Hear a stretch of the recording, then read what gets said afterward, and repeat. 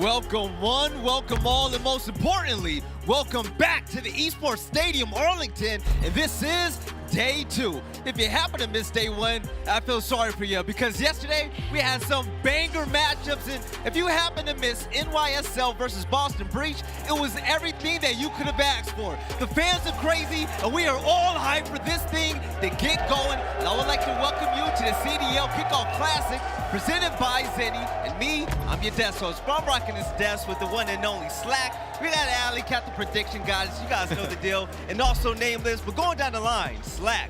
Day 2, we have some stacked matchups. Dude, the tournament always gets better as it goes on. I cannot wait for some of these matchups today. We got the likes of...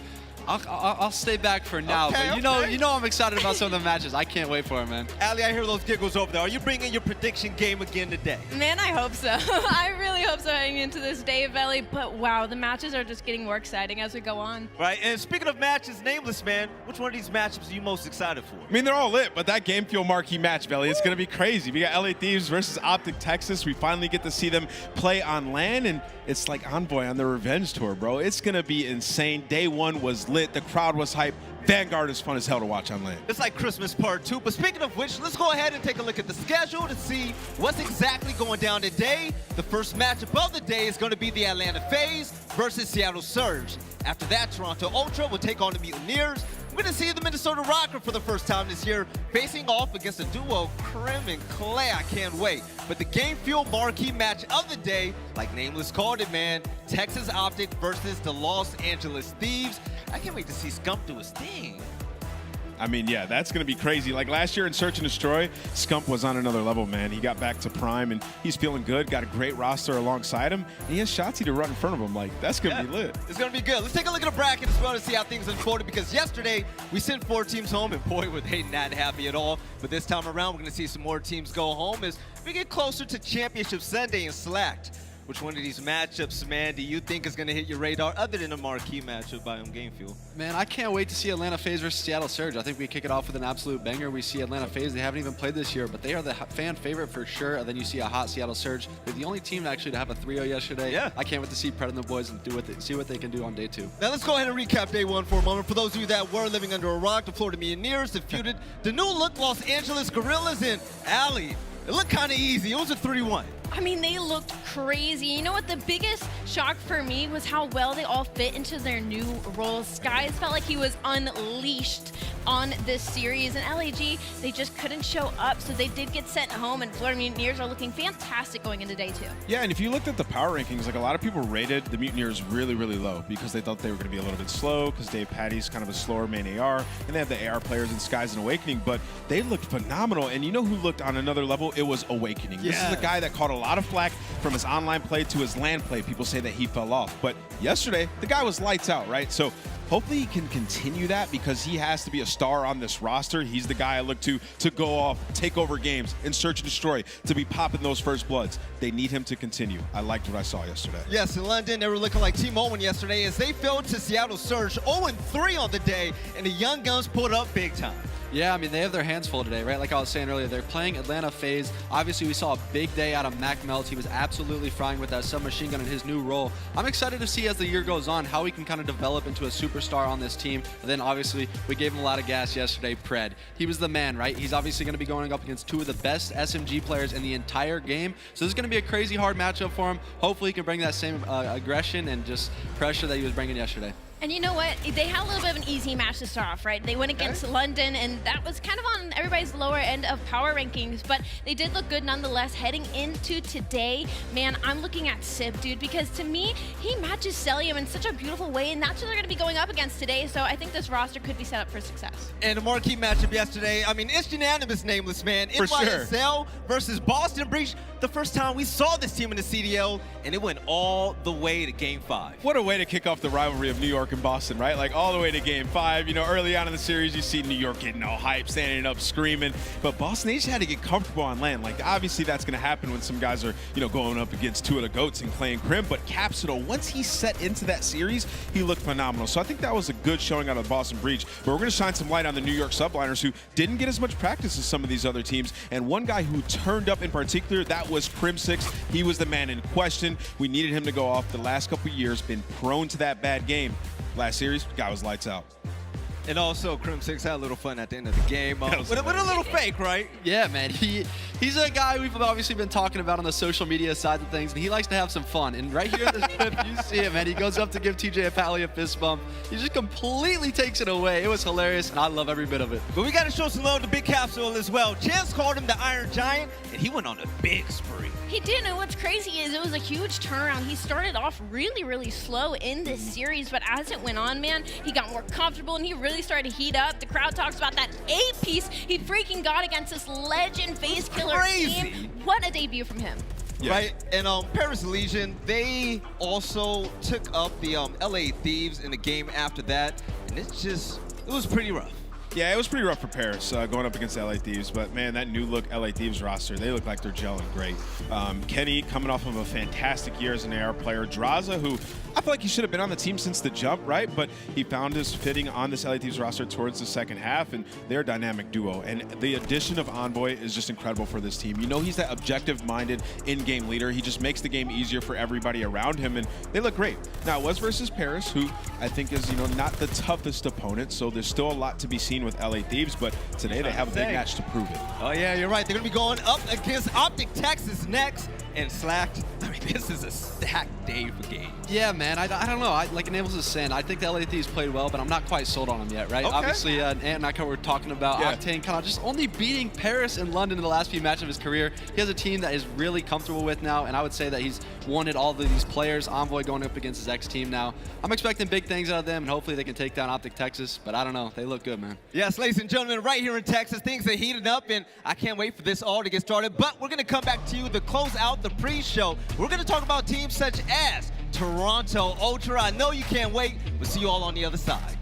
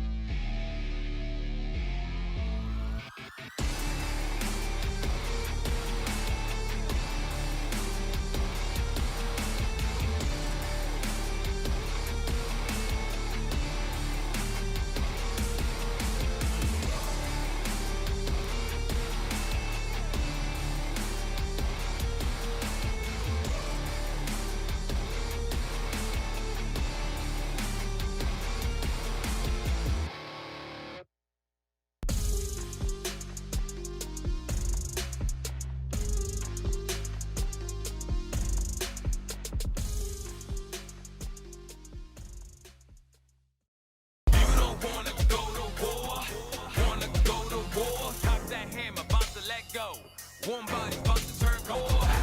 Yeah, I get it, pop it, bread and butter. Let it go, I'm a pro. Temperature to change, wear your coat. We so cold, we ain't gotta glow. You gon' see it when it shows. Step up on the scene, play hard like a goat. Steady headed for the win. We be going in, yes again and again. With a green saying hot, it's a 10. Attack, it's a wrap in the end. We will never win. Steady headed for the win. We be going in, yes again and again. Attack, it's a wrap in the end. We will never win. Steady headed for the win.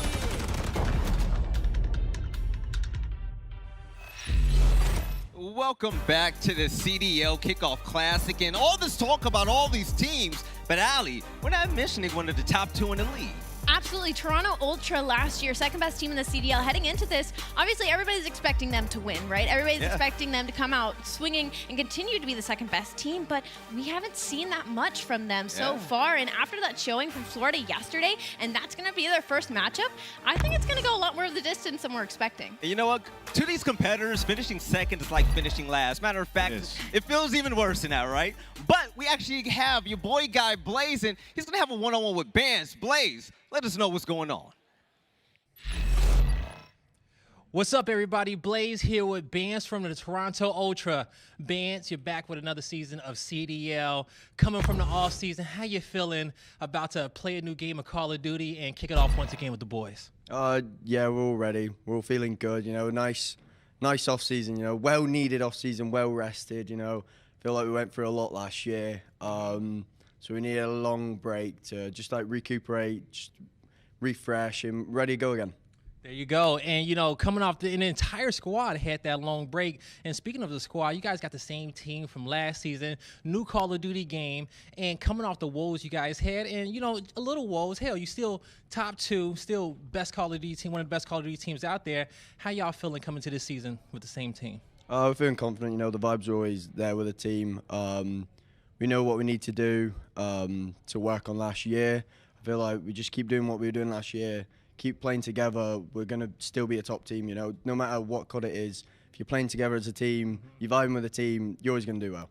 Exactly, right? And y'all have been vibing for a while, and it's been said out there, Toronto Ultra, best teamwork in the game. And now, coming up against your other fellow Call of Duty CDL rosters that's out there, who are you guys looking forward to playing the most? London, 100% London. You know, they've got a good European team this year. We got to show them we're the only good European team. So London. All right, you guys heard it here. Toronto Ultra trying to show London that, hey, they're the best when it comes out there to EU. That's going to do it for us. Back to you guys at the desk.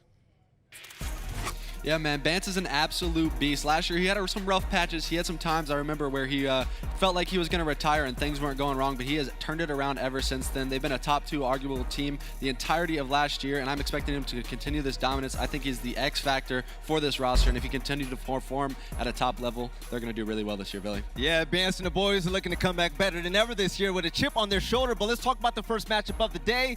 And oh, I can't wait to see him. Atlanta FaZe facing off against Seattle Surge. And Nameless, when it comes to the game field keys of victory, what do you got for us? Yeah, man, this one's going to be a banger, and we finally get to see the Atlanta FaZe, but they're going to have to take advantage of the strong AR matchup versus Surge. You have Arcitys, you have Cellium. Both those guys are absolute menaces on the map. This team is stacked, going up against the likes of Accuracy and Sib. You're going to have to go off. Sib was the substitute player for Atlanta FaZe. You can't let him come out there and do you dirty. And then aBeZy needs to continue the S&D play. He led the team in first blood engagements last season, 39%, had a 1.16 S&D KD, second in the CDL. The guy just goes out there and gets it done. Gets those first bloods, makes it easier for the squad. And then Control was their saving grace the entire season. When it got to the midway point through the series, they locked that map down with a 71% of control rounds won last season. First in the CDL, they're unbelievable. Yes, and the team that they're going against, they're really going to need these keys of victory. And Slack, I want you to help me out. So when it comes to the game field keys of victory, what does this team have to do? This list has to be huge. Yeah, so the Seattle Surge, they got a few things on their plate, right? They obviously need to have Mack continue to play well. The guy was absolutely frying yesterday. He had the 3rd overall KD sitting at a 1.24. That's incredible submachine gun play, and that's hard to do, especially with the talent we have in the CDL. So going up against Simp and aBeZy, he needs to be a beast. And then yesterday, we also saw a big performance from Accuracy in the respawns. He needs to continue that. Obviously, he's the leader and kind of like the quarterback for this team. So when they're playing such a talented roster and Atlanta FaZe, FaZe. He needs to be big for this roster. Then last but not least, they need to be prepared for a marathon series. They obviously have a crazy opponent, and it's not going to be easy. Yeah. Every single map is going to be a tough one. And if you win, it gets done at 5, right? Yeah.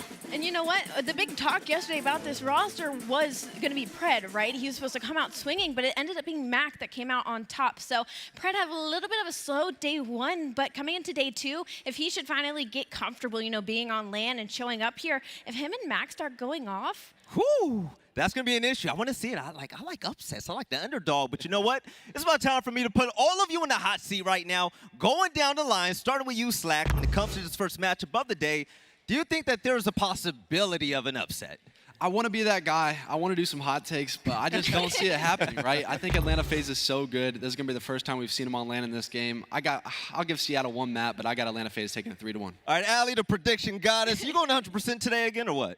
I don't know. Honestly, I hope not. I hope I don't. There's a lot of these teams that in my heart I favorite so much, but statistically and using, you know, my head, it just doesn't work out. So I'm going Atlanta FaZe 3-0, but listen, I think these maps will be very, very close and down to the wire. All right, Nameless. We're talking about a team that's building a dynasty at the moment. Do you think Atlanta FaZe is going to come out the gate swinging? Yeah, I think they're going to win 3-1. I think some of the maps might be a little bit close because Seattle got to play yesterday, but yeah, FaZe is just too dominant in every single role. Like, these guys are going to come out here. They got iced out chains the other day from FaZe. Like, they're feeling nice, dude. So I think they're going to come out and win this one. All right, now it's going to be my turn for the pick, and Slack, man. I'm going to need you to do me a favor, man. Go ahead and hand me some of those glasses real quick. Does any joints?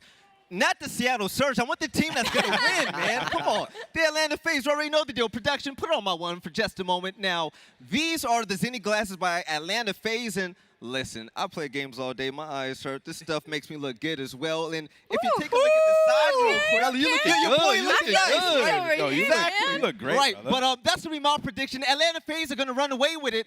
I think it's going to be a 3-1, but still, I want to see Seattle Surge do their thing, and I can't wait. But ladies and gentlemen, it's about that time to lock things down, and I want to say welcome to the CDL Kickoff Classic Day 2. Let's go ahead and get things started.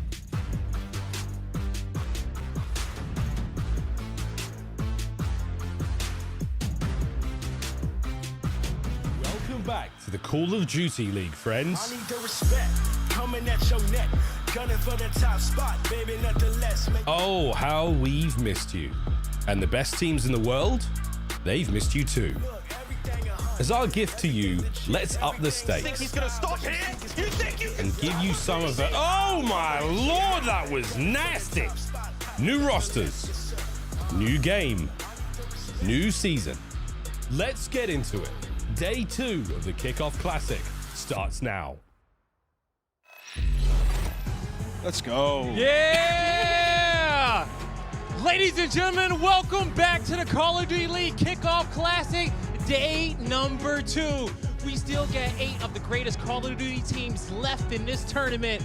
And with that being said, it's about that time to show some love to the best. As we're here in the Esports Stadium in Arlington, Texas, we got to show some love to our 2021 CDL champions.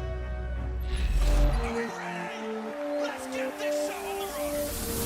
Cellium fights 2 right off the rip, makes it 3. Taken down 1 by 1, last man standing. Oh! It's real early.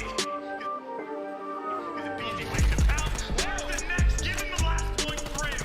Waiting for his demise, and there it is. This is quite literally the dagger in the back of Dallas here. That kill seals it. Atlanta FaZe 3-0. aBeZy will end it. It's 3 in the round as the S&D God takes over. 3 times. So impressive.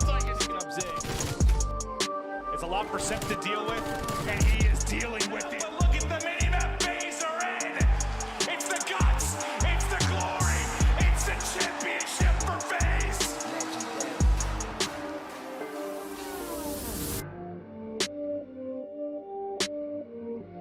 Call of Duty fans, make some noise for Atlanta FaZe!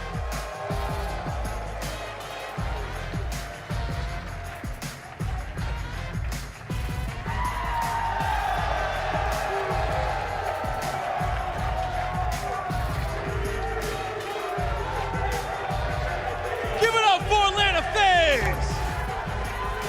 Your 2021 CDL champions!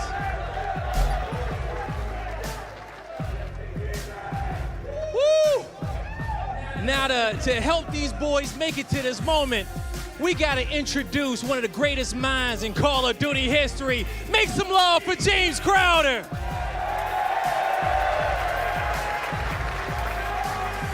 Oh man, Crowder! It's been 154 days since you guys won the 2021 CDL National Championship. How are you feeling from near until now? What has it been like holding that title? It feels great, man. Honestly, we've been, we worked so hard last year, and obviously everything coming to fruition and us winning felt so good. But honestly, we're so excited to be back at the CDL. We have the amazing fans right here to obviously support us. We're just stoked to be back, man. All right, yeah, there you go, man. You guys got it done throughout the season. And with that being said, we are here to commemorate y'all and giving you these beautiful rings because y'all deserved them. And with that being said, let's bring up Arcitys himself.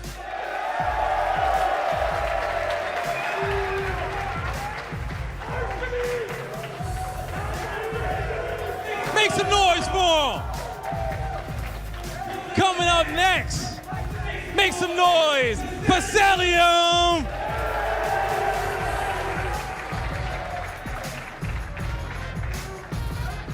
Now we got one half of the Tiny Terrors. Make some noise for aBeZy!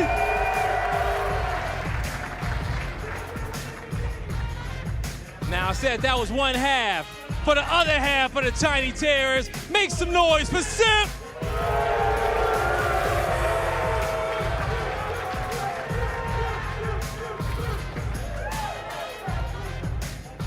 Now give it up for Atlanta FaZe. Replays, go join the squad. Your champions of last season. Valley. I know they looking good up there.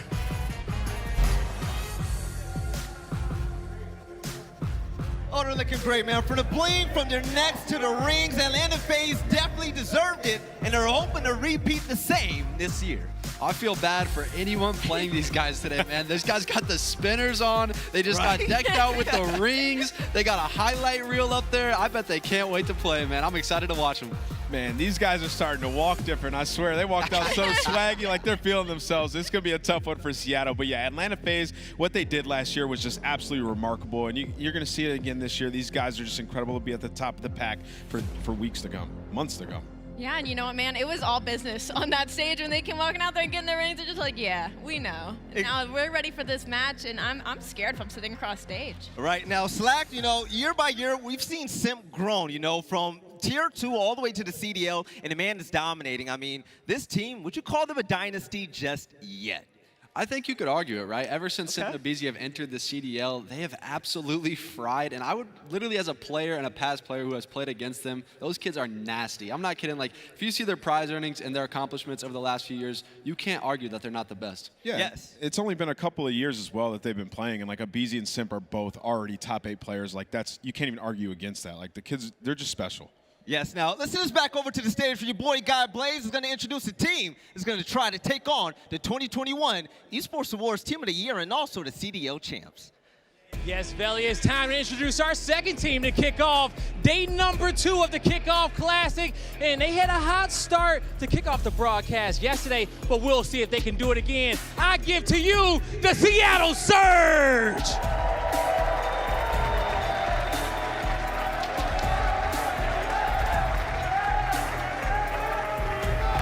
Make some noise for Pred, Mack, Accuracy, and Simp! The Seattle Surge. What we're seeing from this team right now, and who would have guessed it? All they had to do was drop Slack and picked up Pred, and now look where they are. Yeah, they look mad, bro. Really, they look like they mean business. Yeah. Up there. I didn't see one smile, no crack, nothing. These guys are ready to play. I'm kind of scared. Nah, bro. Pred was cracking just a little bit. I saw it on his face, bro. But you know what? That makes me happy. That means he's ready to come. He's comfortable on stage. Oh, yeah. He's ready to fry. Yes, now Blaze, let's go ahead and lock this whole thing down. Yeah, let's lock it up. Leave my boy Slack alone, Belly, okay? The Surge, they ready to throw down up here. It's nothing but business. But we got 2 of the best in the game to break all this business down. With that being said, Chance, Miles, take it away.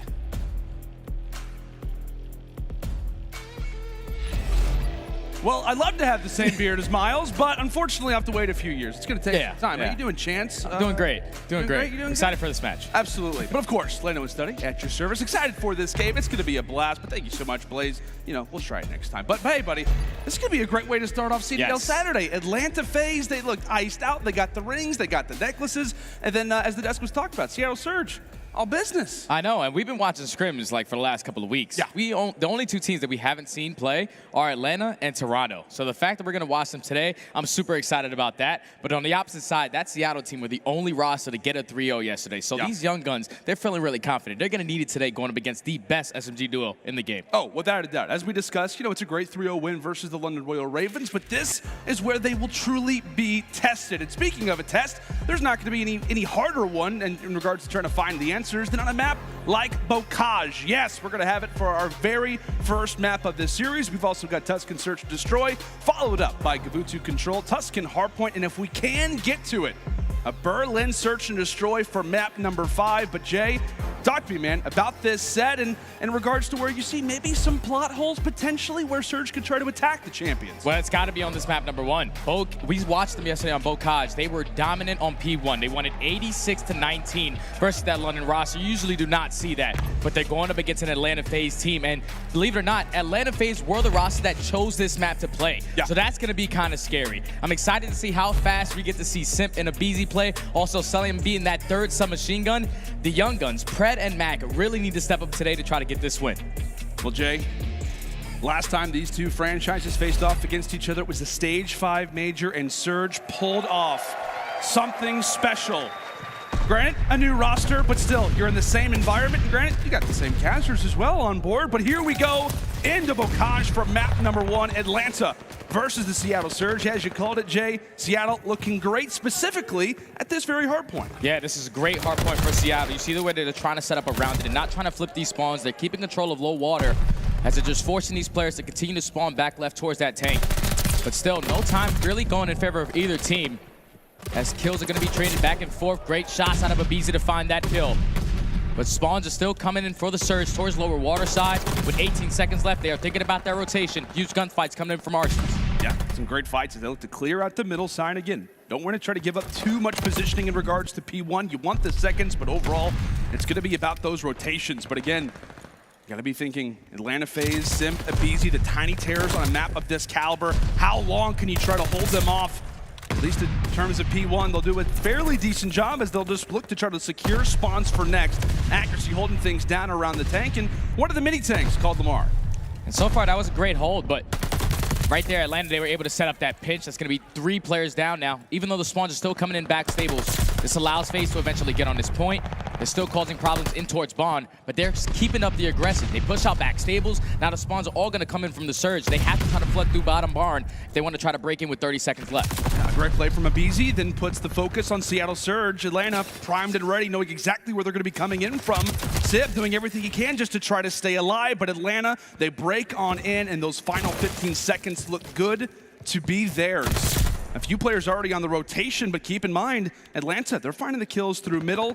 Surge have to back on away, and now time for some chaos. Put those autos away. It's about to be 4 MP40s for both sides. So now they're pushing through tank side. They were able to pick up a couple kills. Great shots coming in from Cellium, but still Surge are able to slow it down. They keep control of this P3 for the time being.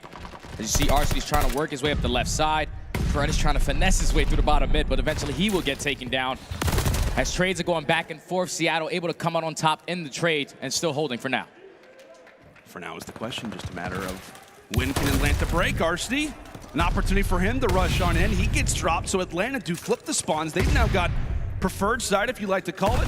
Sometimes, though, teams holding from the front can set up somewhat of a spawn trap, which is exactly what the Surge will look to do. So they've got the time, and they know roughly where Atlanta are going to be trying to attack from, whether it's the street, whether it's the long rotations, or even if you're just trying to pio your way through kitchen, as Sib nearly taking down 2. The final 10 seconds. It has been a bloodbath so far here on Bocage, and we have got ourselves a neck-and-neck game. And you see number 5 on the minimap is going to be Sib. And just to talk about this guy a little more, remember last year he was a substitute player for Atlanta FaZe. But that's going to be a clean 4 dead for Atlanta off the rotation. Now they're going to be fully set up for Barn. They're continuously growing this time right now. on this P4 hard point. As you see Surge trying to attack this through low trenches. They have to try to set up around this back, or at least set up a pinch, as you see number 3 starting to spawn out. Yeah, a big power position right now for Cellium as he'll look to watch this backside flank, but how about the nice nade from Mack? As the break looks to be possible, the final player alive is going to be aBeZy, waiting for a few teammates to come off the spawn, does as much damage as he can. Back and forth we go, and Arcitys picking up right where he left off. Again, big moment for Atlanta in regards to trying to get some time here over a barn. One of the hard points on this map where you can see maybe some more time in comparison than the others. Surge doing their best, but in general, the focus now comes in toward our final hill, the first set of rotations. And based off of that mini-map, it looks like player 4 is going to be here first. Simp was there, but rather Accuracy is there to take him down, not just for 1, but for 2. But much like when you face off against Atlanta, so many waves of players, so many different angles to try and check, as Sib looks to try and hold them off from their spawn side. And Atlanta FaZe still have the back spawns. They were able to take down Sib from that positioning. So now they can start to work through this back L wall. As you see player number 8, he's trying to set up through that pinch. Pred is going to work his way around the back. He wins a huge one-on-one, so now has the potential to flip these spawns. You have to try to pick up these kills towards the back alley. Able to find at least one, but still time going in favor of the Surge. 30 seconds left. This is a great play from them to try to get back into this game. We'll see what they can do with it. As you mentioned, 25 left. Simp says hi to Sib on the other side of the stage for the first time. He's able to wipe him away. Mack does not want to give away these final 15 seconds, at least make FaZe really have to struggle for it. And as the first set of rotations come to a close here, Jay, this is going to be the guy that we're talking about a lot throughout this series. Mack had an excellent day yesterday. Yeah, he was a huge part to the success yesterday. You know, I'm pretty sure the guy had the overall 3rd KD with a 1.24. He's really slaying out, but when you're playing the best, everyone needs to be playing at their best. And a couple players on their side with the SMGs in their hand are sitting at negative. But right now, Atlanta FaZe, they're not allowing Surge to set up properly on P1. We saw how successful they were on it yesterday. Still no hope for them yet right now. Yeah, we'll see what they can do. Cellium prowling around. High step in his way toward a nice little flank, shuts down Accuracy, and so the hill will remain vacant for the moment. Sizable advantage right now for Atlanta as the final 30 will tick away at P1. We'll go ahead and step aside and go to and listen in now with Atlanta. He hit top barn, top barn, top barn, I turn down. Got me, go back, tank on me, back tank. They're gonna be on you, they're gonna be. It's good time. Yeah, try to wrap back. Guys. Already at new. I'm top roof. They're all over new. Barn. Wait, yo, Fred. I'm one shot top barn. Nice, trying to talk.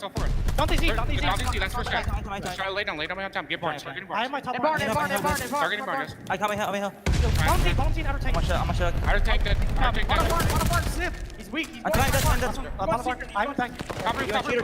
Mack, jumping down. Back door. I'm trying. Nothing barn. Hold your barn. On the barn.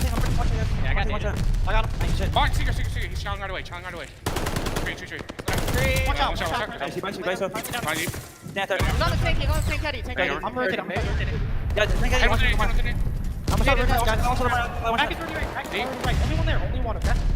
Lamar dead. You're missing Pred. Close. Alright, I'm trying pushing. This is good right here. Back to right. Let's go bridge in like mid. Yeah, I'll go right. Okay. Yo, inside A-bomb, one shot. Same one shot A-bomb. Okay, we can loop. Yo, he's filled. Leave him. I'm marking street. Yo, he's top house. Nice, three dead. Lamar, yep, I'm staying down. Let me stay down, okay? Time. He's gotta be tools. I'm looking at my back window. I have your tools. No. Nice tools, Brett. I'm staying here street. In the back. And that is what makes Atlanta FaZe the best team in the game. You hear how much small talk is from every single player. They're consistently calling out everything that they need to do as Cellium is hitting shots like that. 24 and 15 on a 4, make it a 5.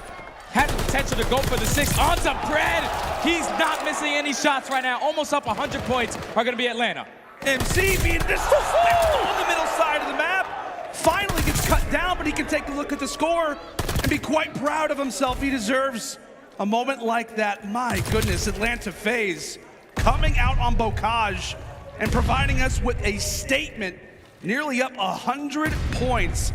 And keeping things in mind, right? Surge, they love this map. One of their favorites is Bocage. And they're learning what it's like to be in the cage with a group of 4 very, very scary individuals like this crew could be. 45 seconds left. Curly inside of the hill, as we'll see what Surge can try and muster up. They'll try to get some clearance. Granted, they do have a little bit of control for the moment. But again, staring at that lead, keeping in mind, 2 minutes on the clock. Starting to face off against more than just one opponent. That time can begin to start to be a factor as Simp turns around, nearly takes down 2. A few in the feed for the Seattle side, but at the very least, Atlanta trying to contest for as long as they can. And this has been good work from Seattle right here to just get a good hold. They only allow for FaZe to break in at the final 10 seconds, which allows them to set up off that rotation. But you see number 3 on the minimap, aBeZy's going to be here. He's able to find one. Unfortunately, the window's cracked, opens halfway, but he finds a second kill as well. And this is where these streaks can be useful as they find that kill in the back. Even though the spawns are still coming in for the Surge, this can be a great hold. They can keep control of L as aBeZy is winning another gunfight. And as long as Cellium and Arcitys can remain in these power positions, so Arcitys falls, then it puts the focus on to aBeZy. The longer they're back here, the more difficult it makes right now for Seattle. As you're seeing everybody go on streaks. It was Cellium at 5, aBeZy and Simp combined right now for 7. They start to falter a little bit, but again, up by over 100 points for the time. And Seattle, a moment to breathe, a moment to try to collect themselves, to try and strategize on what to do next. And Mack, not just thinking about the current hill, but trying to think pretty much what, nearly 3 hills ahead of the game. Atlanta break on in, and that's gonna get them ever closer to that 250-second mark. This is starting to get out of hand if you're Seattle. Yeah, now they're going to a P1. You gotta keep in mind that Cellium still has that strafe from run to work with. 7 seconds needed for Atlanta FaZe to come out and win their very first map of the entire year. Unbelievable plays out of Cellium, sitting at 35 and 21, 31 and 26 out of aBeZy. The fact that all 3 of these guys are running SMGs on a map like this, they're making it look easy as Fred does find 2 in the feed. But up by 100 points, Atlanta FaZe, they should be able to close it out here soon. Yep, only 4 more points. Feels like it's just a matter of time. aBeZy jumping in from the skies. His accuracy does provide a little bit of clearance. See what the Surge can do. Again, not an easy task by any stretch of the imagination, especially against these guys. Have to be aware of so many different things at once, as it'll be 3 dropping for the moment, and that will be the game. Atlanta FaZe responding like much thought they would.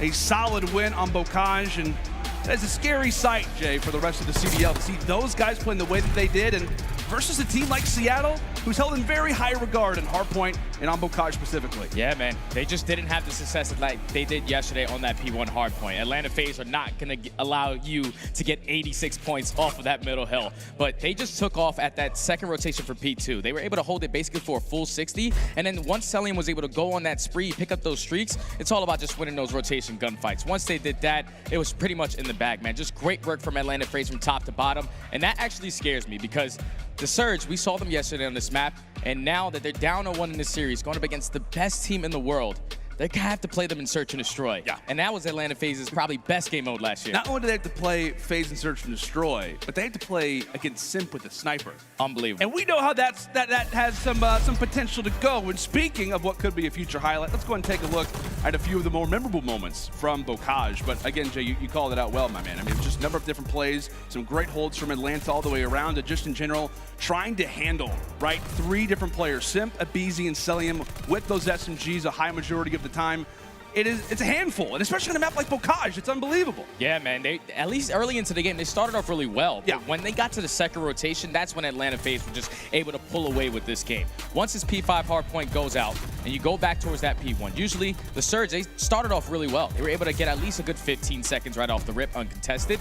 But once Atlanta FaZe were able to flip those spawns and got those stable side, you see the score right here, 125 to 84. And then look how drastically it jumps right after those 2 hardpoints. Atlanta FaZe, they look like they haven't missed a beat as they win the first map there. Yeah, as you said, I mean, hey, they look like they are picking up right from where they left off in the Cold War season, but a great win here on Bocage, 250 to 150. But now the focus comes in toward that Tuscan search and destroy. And, you know, we talked about it coming into the series, how big the momentum could have shifted if the Surge walk away with that map. Of course, they had the ring ceremony. Sometimes, you know, that could hype you up, but it also maybe psychs you out coming into a game. Maybe your mind's not necessarily focused on what's right in front of you, but for them to walk away with that, I think it takes the air out of the tires, if you will, for the Surge, and they're going to have to rebound coming into this next one. Yeah, and this next map is going to be huge, man. Yeah. I feel like we watched them play it yesterday, but they need to slow the game down because we know what the Tiny Terrors are capable of. Late flanks through P5. They have to just make sure they're keeping the map simple,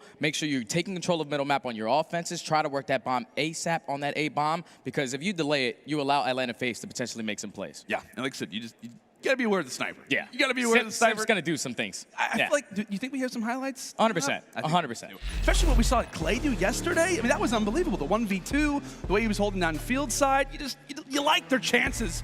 That's without a doubt. We'll have to make sure that maybe Slasher, if you guys are not watching this whenever he pulls out the sniper, but hey, you know, we'll do our best. Oh boy, let's go and take a look at what Social, how they're reacting to that first map. This one coming through from Chris is Cellium with the beams. Look at that smile on his face. He's gotta be feeling great. Like I said, you're on Bocage, you have the Tiny Terrors running in front of you, you got Arcitys behind you. Like I said, MacArthur, Jovel. This guy. He's unbelievable. Great head of hair as well. Hardpoint, he's sitting at 4th. S&D at 7th. Control, he's at 2nd. He's like one of the hardest kills ever in Call of Duty. And the fact that he's running a 3rd SMG on Bocage with Simp and aBeZy right next to him, I don't think there's a way that they can lose that map this year. Yeah, I don't think so either. I mean, it's going to take a very tall task. Yeah. It's going to have to require teams to really do their homework, to really do their research. And who knows, Jay? Maybe teams are already pulling out those notebooks, pulling out those pens, and trying to see exactly how do they do that. It's not going to be easy for anybody to recreate it, but at the very least, you can give it your best shot. But like we said, Surge instantly in a situation where you're going to have to turn things around. You get the opportunity at least to slow the game down for a moment. Totally different atmosphere from a Bocage hardpoint, but what can you do with it? Big moment already for Seattle, and we'll get to fly in for some Tuscan search and destroy. Saw this map a fair amount yesterday, and we'll get to see it again. I'm excited to get into this one, man. Whichever team starts off on the offensive side, it's gonna be the Surge. But look at the way Atlanta FaZe right off the rip are going to attack this. They're sending everyone at this A-bomb, and this can completely throw the Surge off. At least they're going to attempt to at least use their tacticals, but it's going to be a free A-bomb plan for the Surge. Now 45 seconds to work with, 44 retake, as you see Simp trying to work that late flank. On Pred here. Pred knows exactly where the gunfight is happening, but he doesn't have the reaction time to handle Simp. A great first blood, and aBeZy right on cue. The Tiny Terrors causing some havoc throughout the middle side of the map. Meanwhile, Arcitys happens to be on the fuse. aBeZy, the final player alive, dropped as well. And like clockwork, Atlanta FaZe, nobody dies. Nobody dies. Nobody the Tiny dies. Terrors just picked up every single kill that round. I'm pretty sure aBeZy found 3 on the round. So potential streaks are right there for aBeZy. But just what a round right there from Atlanta. I thought that they were going to all 4-man push towards that A-bomb. They give it up, but somehow, some way, Simp wins his one-on-one in the late flank, and then aBeZy just makes the play bottom middle. And then at that point, 4v2, you have 2 players that are completely out to play. Someone stick to the fuse, and we should win the round. And that's exactly what happened. Good round out of FaZe. Just the way that Simp just runs into P5, like, this is my hill. Yeah. I know you're here. I'm going to go ahead and gun you. But again, Pred, getting early experience with what it's like to face off against some of the best that Call of Duty has. And Arcitys pulling out the SMG inside of you. And also having some words for the APAC legend. Actually able to even up now to 3 versus 3. That's a huge kill from Accuracy as he's attempting for the second. He finds it, but Simp there for the immediate trade. So now it's going to be a 2v2. Sib and Mack versus Cellium and Simp. Bomb is going to be down at this B site. Simp is going to go for the pickup and the plant. And he spots 2 players, at least 1 in the backside. Fortunately, he's going to get taken down, so now it's on Cellium in a 1v2. We'll see what MC can try and provide us with. Again, had a phenomenal performance in that hard point, and now called upon early. What a 1v2 would do for Atlanta FaZe's confidence. 30 seconds left. Obviously, Simp dropped the bomb in his death. Lines up Mack for a moment, just happens to evade that final bullet coming in from the auto, but Sib can't say the same. He knows he's there. 20 seconds left. He knows exactly where Mack is. He's trying to challenge. 15 seconds. Ring around the rosy. Mack with just the above him, makes the rotation, and takes him down. A 1v2 that felt like it was 3 rounds long, but Mack able to clean it up. But Cellium gave him a run for their money. Just way to play it patient right there from Mack. It was a 2v1 situation. Sib over-challenges a little bit, but Mack takes his time, throws the jiggle peaks left and right, but then that repositioning right there is what won him the round. Great heads-up play to tie the game up at 1. Yeah, and it felt like Cellium really just couldn't get out with the bomb, right? Obviously, he's trying to make his way potentially toward ramp, but always having somebody staring at your position. Cellium felt somewhat trapped, but did a great job, all things considered. A 1-to-1, and much like we've seen so far, bomb attempted to be planted. Meanwhile, Simp trying to cause some havoc. The near missed shot punch, but Mack's able to deliver the goods and get the trade in the end. Majority of Atlanta established toward that A site. Meanwhile, the plant is going to be successful over a B. So now it's a 3v3 retake. 40 seconds left. See Cellium and aBeZy. All 3 players wrapping back through church. It's a great setup out of the Surge. They basically have every crossfire, or at least everything watched. First engagement's going to come in from Mack. He's able to win it versus aBeZy. The trade is going to be there. Now it's going to be a 2v2. 20 seconds left. They spot accuracy in the back, but look at the repositioning coming in from Pred. He's able to hit down the alley. Takes down 1, trying to go for the second, but Cellium's going to win it. And with 12 seconds left, this should be a round to the Surge. Just a great rotation towards that bomb site to catch them completely off guard. Cellium does pick up that kill. He does have a 3-speed to work with, but just a great heads-up play right there from the Surge to take the lead here, 2-1. And those are a lot of the same plays that we saw them do yesterday, Jay. Kind of in these high-pressure situations, they just seem, despite being a younger roster in which you have 2 rookies, of course, making their debut yesterday, a lot of heads-up plays given some high-pressure moments. Yeah, and it was huge because once Simp picked up that kill from top church, that was Pred that was immediately there for the trade. And no hesitation, he did not go side church. He just went straight to that B bomb and immediately worked that bomb plan. He put it favorite on their side, eventually closed it out for the Surge. But now they're on the defensive side. Here we go with Atlanta attacking through the middle of the map. It's looking like it's going to be another A rush play. It looks like they're going to send 2 through P5. Pred says, yeah, Mack, I'm going to need you for some reinforcements. This guy Simp seems to be a pretty difficult kill in one of the more annoying spots over at this well. And you got to think, Simp's got to be aware of this. He's just waiting, checking both corners. Falls down, plant is going to be successful. Meanwhile, Arcitys does get caught in the crossfire just a little bit ago. And there's the engagement we've been waiting on, but Simp doesn't check his back, and that's where exactly Mack can strike.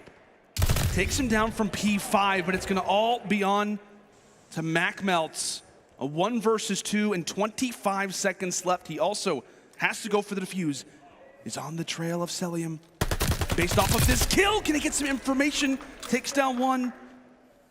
Mack versus aBeZy. Only 10 seconds. Where is aBeZy hiding? Does he check the right corner? He doesn't. 2-2.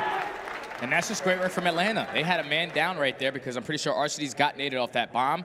But then once aBeZy works that bomb plant, Simp played the late flank so patient that he was able to at least get 1 before getting traded. But as that was happening, aBeZy won his one-on-one across the map. Cellium won the one-on-one to top church. And it was just too late for Mack Melts to try to hit that late flank and get that defuse by picking up both kills. Good round right there at Atlanta FaZe to tie it up. Yeah, and really, I mean, as you called it, Simp just kind of becomes that target that, you know, we talk about fights that kind of exist throughout the remainder of the game. Pred, very primed and ready for that engagement. Great patience there out of Simp, but on the other end, it is Sib with the great and early snipe there onto Cellium. Doing his best to try and shake the Atlanta camp. There's one more toward the field side. Can he go 2 for 2? Missing the shot, gets a second opportunity, but it is all clear toward the field end. And now it's gonna be all up to Pred. He can find some great timing here, and that'll be 2. Cannot find the 3rd. Simp will be there for the exchange, but some crazy sniper play. You had the young guns making some highlight moments. but it's FaZe who grabbed their third. So right there with Simp, he opens up that first blood, but then he gives up that left alley. And as soon as he gave it up, aBeZy took advantage of it, pushes straight up to the statue, gets the guy off bomb, and then just ego chows a sniper. He's aBeZy. He's the MP40 in his hand. He's like, you're not going to snipe me. Easy two-piece for him. But Pred almost made that possible, but it was a 3v1 situation. You just had to be there for the trade. Simp in a great position to eventually get it. Atlanta FaZe, 2 rounds in a row now. You think they're playing right now with their rings on? No. You don't think so? That's uncomfortable. I would agree, but, you know, I feel like that'd give you even more confidence if you got the ring on. 100%. Especially if you got both rings on. Yeah, but the Tiny Terrors, they have little fingers. That's true. You That's know? fair enough. It's okay, though. Fair point, to Jay. the game. Simp able to open up with the kill onto Simp this time around. We've been waiting for this young man to pull out the sniper. Finally gets his first one of the year. As the bomb is going to be planted on this A site, you see all of Surge just taking their time in church, trying to set up at least a nade kill. But now in the 3v4 retake, they're trying to attack through middle. Accuracy evens up the numbers at 3. That's a great start in Pred. Putting aBeZy on skates, as now it's all up to Arcitys, and Simp gets away with one. Arcitys, another opportunity to take down Accuracy, cannot find it. Pred falls, and now it's a 1v1. He's on it. Accuracy, he's on the defuse. He's on it. Simp's not even going to check it. Accuracy, the veteran-like play, says a 1v1 versus Simp. Nah, Iceman. I got it. That's just great work, man. Another retake. So far, every single round, the team that has won it, they have been down a man. Like right there, they get first blooded, but they still attack the middle of the map and win a majority of those trades. Pred with a huge one-on-one in the middle of the map to at least have the advantage there. But Accuracy, he's doing what Accuracy does, man. Hop to the defuse, clutch it up for your team. And I know, again, it's the Kickoff Classic. You know, when we talk about, it's the first event of the year, the little plays like that have got to make you smile if you're a Seattle 100%. Surge fan. To see Pred doing things like that in the middle side of the map, as we said, it's early. Have whatever conversation that you like, but little reactions like that got to make you feel quite good. Quite a bit of noise happening over at Field, but when in reality the plant is actually going down over at B. Atlanta officially getting the indicator on their screen. Had to focus their attention toward the other side, and Pred picking up right where he left off from the last round, finding 2 to kick things off. Simp with the third. Arcitys, the final man alive, and Mack cleans him up. Debate over at A, and the plant successful at B. That's beautiful work right there out of the Surge. They had Accuracy go left side towards that A bomb, use his tacticals, basically cause some havoc on that side of the map to keep Atlanta FaZe there. And it allowed his teammates to just push straight through B, allowed him to set up off the rotation, and Pred, sitting in the back of the spawn on that head glitch, finds an easy 2 kills. No one dropped right there from the Surge. That was just a great play call from them. Yeah, an excellent play call there from Accuracy or Sib or Mack, whoever really wants to make the call. All these guys do like to be involved in the comms from time to time, but Surge grabbing the round count advantage at 4 rounds to 3. What can they do with it now that Atlanta sits with the objective in their hand? The smoke tossed out, and are Surge going to be aware of it? It will be, in fact, the flank. aBeZy for 1 quickly gets traded. With the bomb being positioned where it is, it instantly puts some attention onto Accuracy, but he drops as well. A great kill coming through from aLLeY. So now in the 3v2, bomb is going to go down at this B point. As you see number 5, which is going to be Simp, going to sneak his way through, not able to pick up the kill. Bomb does not get planted, so now it's all up to Mack in a 1v3. Eventually it will get dropped. He's able to at least make it a 1v2, but the trade is going to be there. Atlanta FaZe win the round, tied up once again. And just really in that moment, right, for Atlanta FaZe, you're in the middle of trying to go for that A plant, and there's a smoke. It's like, okay, let's make the wraparound, but really, I know we didn't get to see it, but that one engagement in which Accuracy ends up getting taken down by Arcitys. You think if Lamar wins that fight, he's probably around the tank, the pillars end. Yeah. If he wins that fight, totally shuts down the opportunity for that plant to even be a possibility. And who knows, maybe things start to be a little bit different. But that's just the thing with Atlanta FaZe, right? These crucial 1v1s, these guys are winning them such a high majority of the time. But Atlanta, a big round for them as they will even things up at 4-4. Much like we've seen, that plant somewhat successful, does go down over at A, but it is at least lives being sacrificed in order for that objective to be placed down. Cellium and Simp up, checks his corner, now at 2v2. 30 seconds left. You see Sib, he's still sitting in, watching that middle alley, watching all of bottom middle.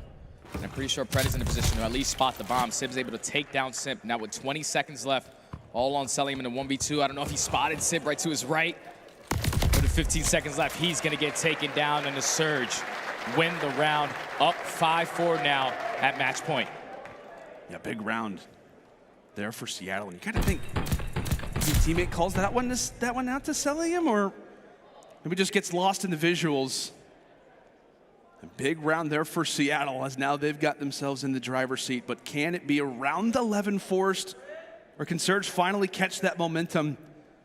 Can they even the scorecard up? What a massive win this would be for Seattle, taking the defending world champions at least to a map 4 guaranteed. But here we go. The smoke is out, and Pred, he's on the prowl, ready to try to find one onto Arcitys, but it's the nades that tell the story, at least at the start of this bad boy. aBeZy getting taken down. Simp there for the trade.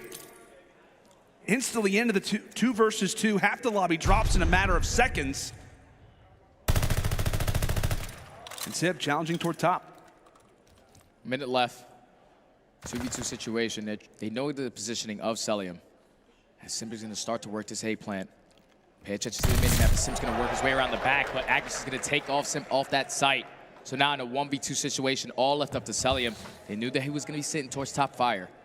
40 seconds left. He spots one bottom middle, makes it a 1v1. Accuracy, Mr. Iceman versus Cellium. He's going to wrap towards middle alley, and Cellium's able to win it. Huge, huge 1v2 to keep Atlanta FaZe in this. We got a round 11. Oh, come on. Come on. I want to see that one again, at least at some point. Great reactions there out of Cellium. Now to send us to a round 11. Laser focused is young MacArthur, as it will be Seattle on the attack.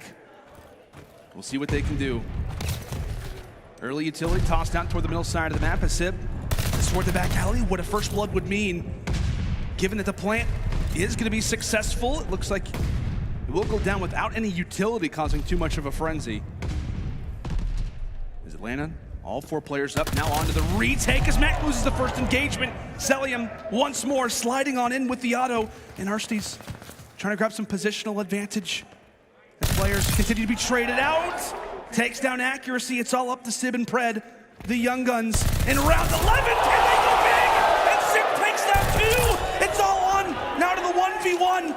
Arcitys hops on the defuse. Sib, is he going to try to challenge? Can he come around the corner in time? And you bet he will!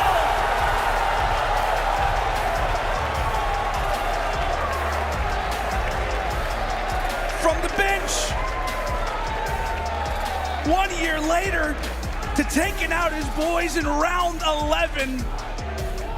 Simp with the clutch. And now we've got ourselves a 1-to-1 game. Unbelievable, man. Unbelievable. They worked that 8 bomb plant so fast. And then, once Cellium wins that huge 1-on-1 versus Mack, at that point, Sib was watching that left alley, but he gave it up for some time. So they allowed these players to push on towards the bomb site, but he got great timing in that middle alley. No one tried to be a hero there towards the end. They knew that they still had the clock on their side. They just had to make sure that they weren't on that bomb. But he turns around perfectly, he finds 2, and then just plays the clock beautifully, man. Great plays out of the young man, and you gotta feel for him because this map was huge. If they would have lost this, they're going down 0-2, have to play a Gavutu control. Yeah. But wow, this young Surge team is here to stay. Yeah, man, they're showing us why so many teams have held them in high regard so far throughout the offseason, and everybody's top 5. And the rookies having some great plays toward the stretch. Atlanta sending it the distance, but such great plays toward the end. But Jay, walk me through what was a very, very fun Tuscan S&D. This was just a back and forth map between both of these teams, but I feel like Seattle, they were so much better at making their adjustments mid-map, mid-ground, because we saw even that play where accuracy goes by himself at that 8 bomb, he causes so much mayhem on that side, they get a free B bomb plant. We didn't see Atlanta FaZe try to attack that strategy at least once. That was just great work from the Surge. You can tell that they've been putting in the work and definitely showed here. Now they tie the series up at 1 apiece. Yeah, man. Like I said, we get to see that play at the end there from Cell, and like I said, Sib, some excellent plays here toward the stretch. As we said, it's not just 2, but it's in fact a hat trick in this round 11 takes down Cellium, takes down Simp, and takes down Arcitys to give his team a lifeline in this series. Gavutu Control is going to be up next, but like we said, man, Seattle Surge on the brink. We talked about how important that first hard point was. They needed to take it if they wanted a chance. We come into the Tuscan S&D, comes down to the wire, but they're able to secure it into the biggest of moments. Sib, it's got to feel good, right? 100%. I know that he was on that stage, right, whenever they won back in Cold War last year. He was on the stage, you know, dabbing the guys up, telling them congratulations. That has to feel pretty sweet. Yeah, to be a substitute player for the best team in the game and then to play them the following year in your very second match, their first match, and to make a play like that to win it 6-5, tie the series up one apiece, the young man's here to stay, man. I'm glad that he's in the league. Yeah, that's without a doubt. There's a lot of people talk about how, you know, it's going to be difficult to kind of handle this guy's ego or the attitude problems that he has, but I've had a few opportunities to talk to the Seattle Surge GM, and he's like, we haven't experienced that, and obviously teams have clearly overlooked his potential, and as we said, the rookies, everybody for the Seattle Surge really seems to be ironing things out. But folks, we have got ourselves a 1-to-1 game, Seattle versus FaZe, a great one, all ready to kick things off, and when we come back, it is time for Gavutu Control.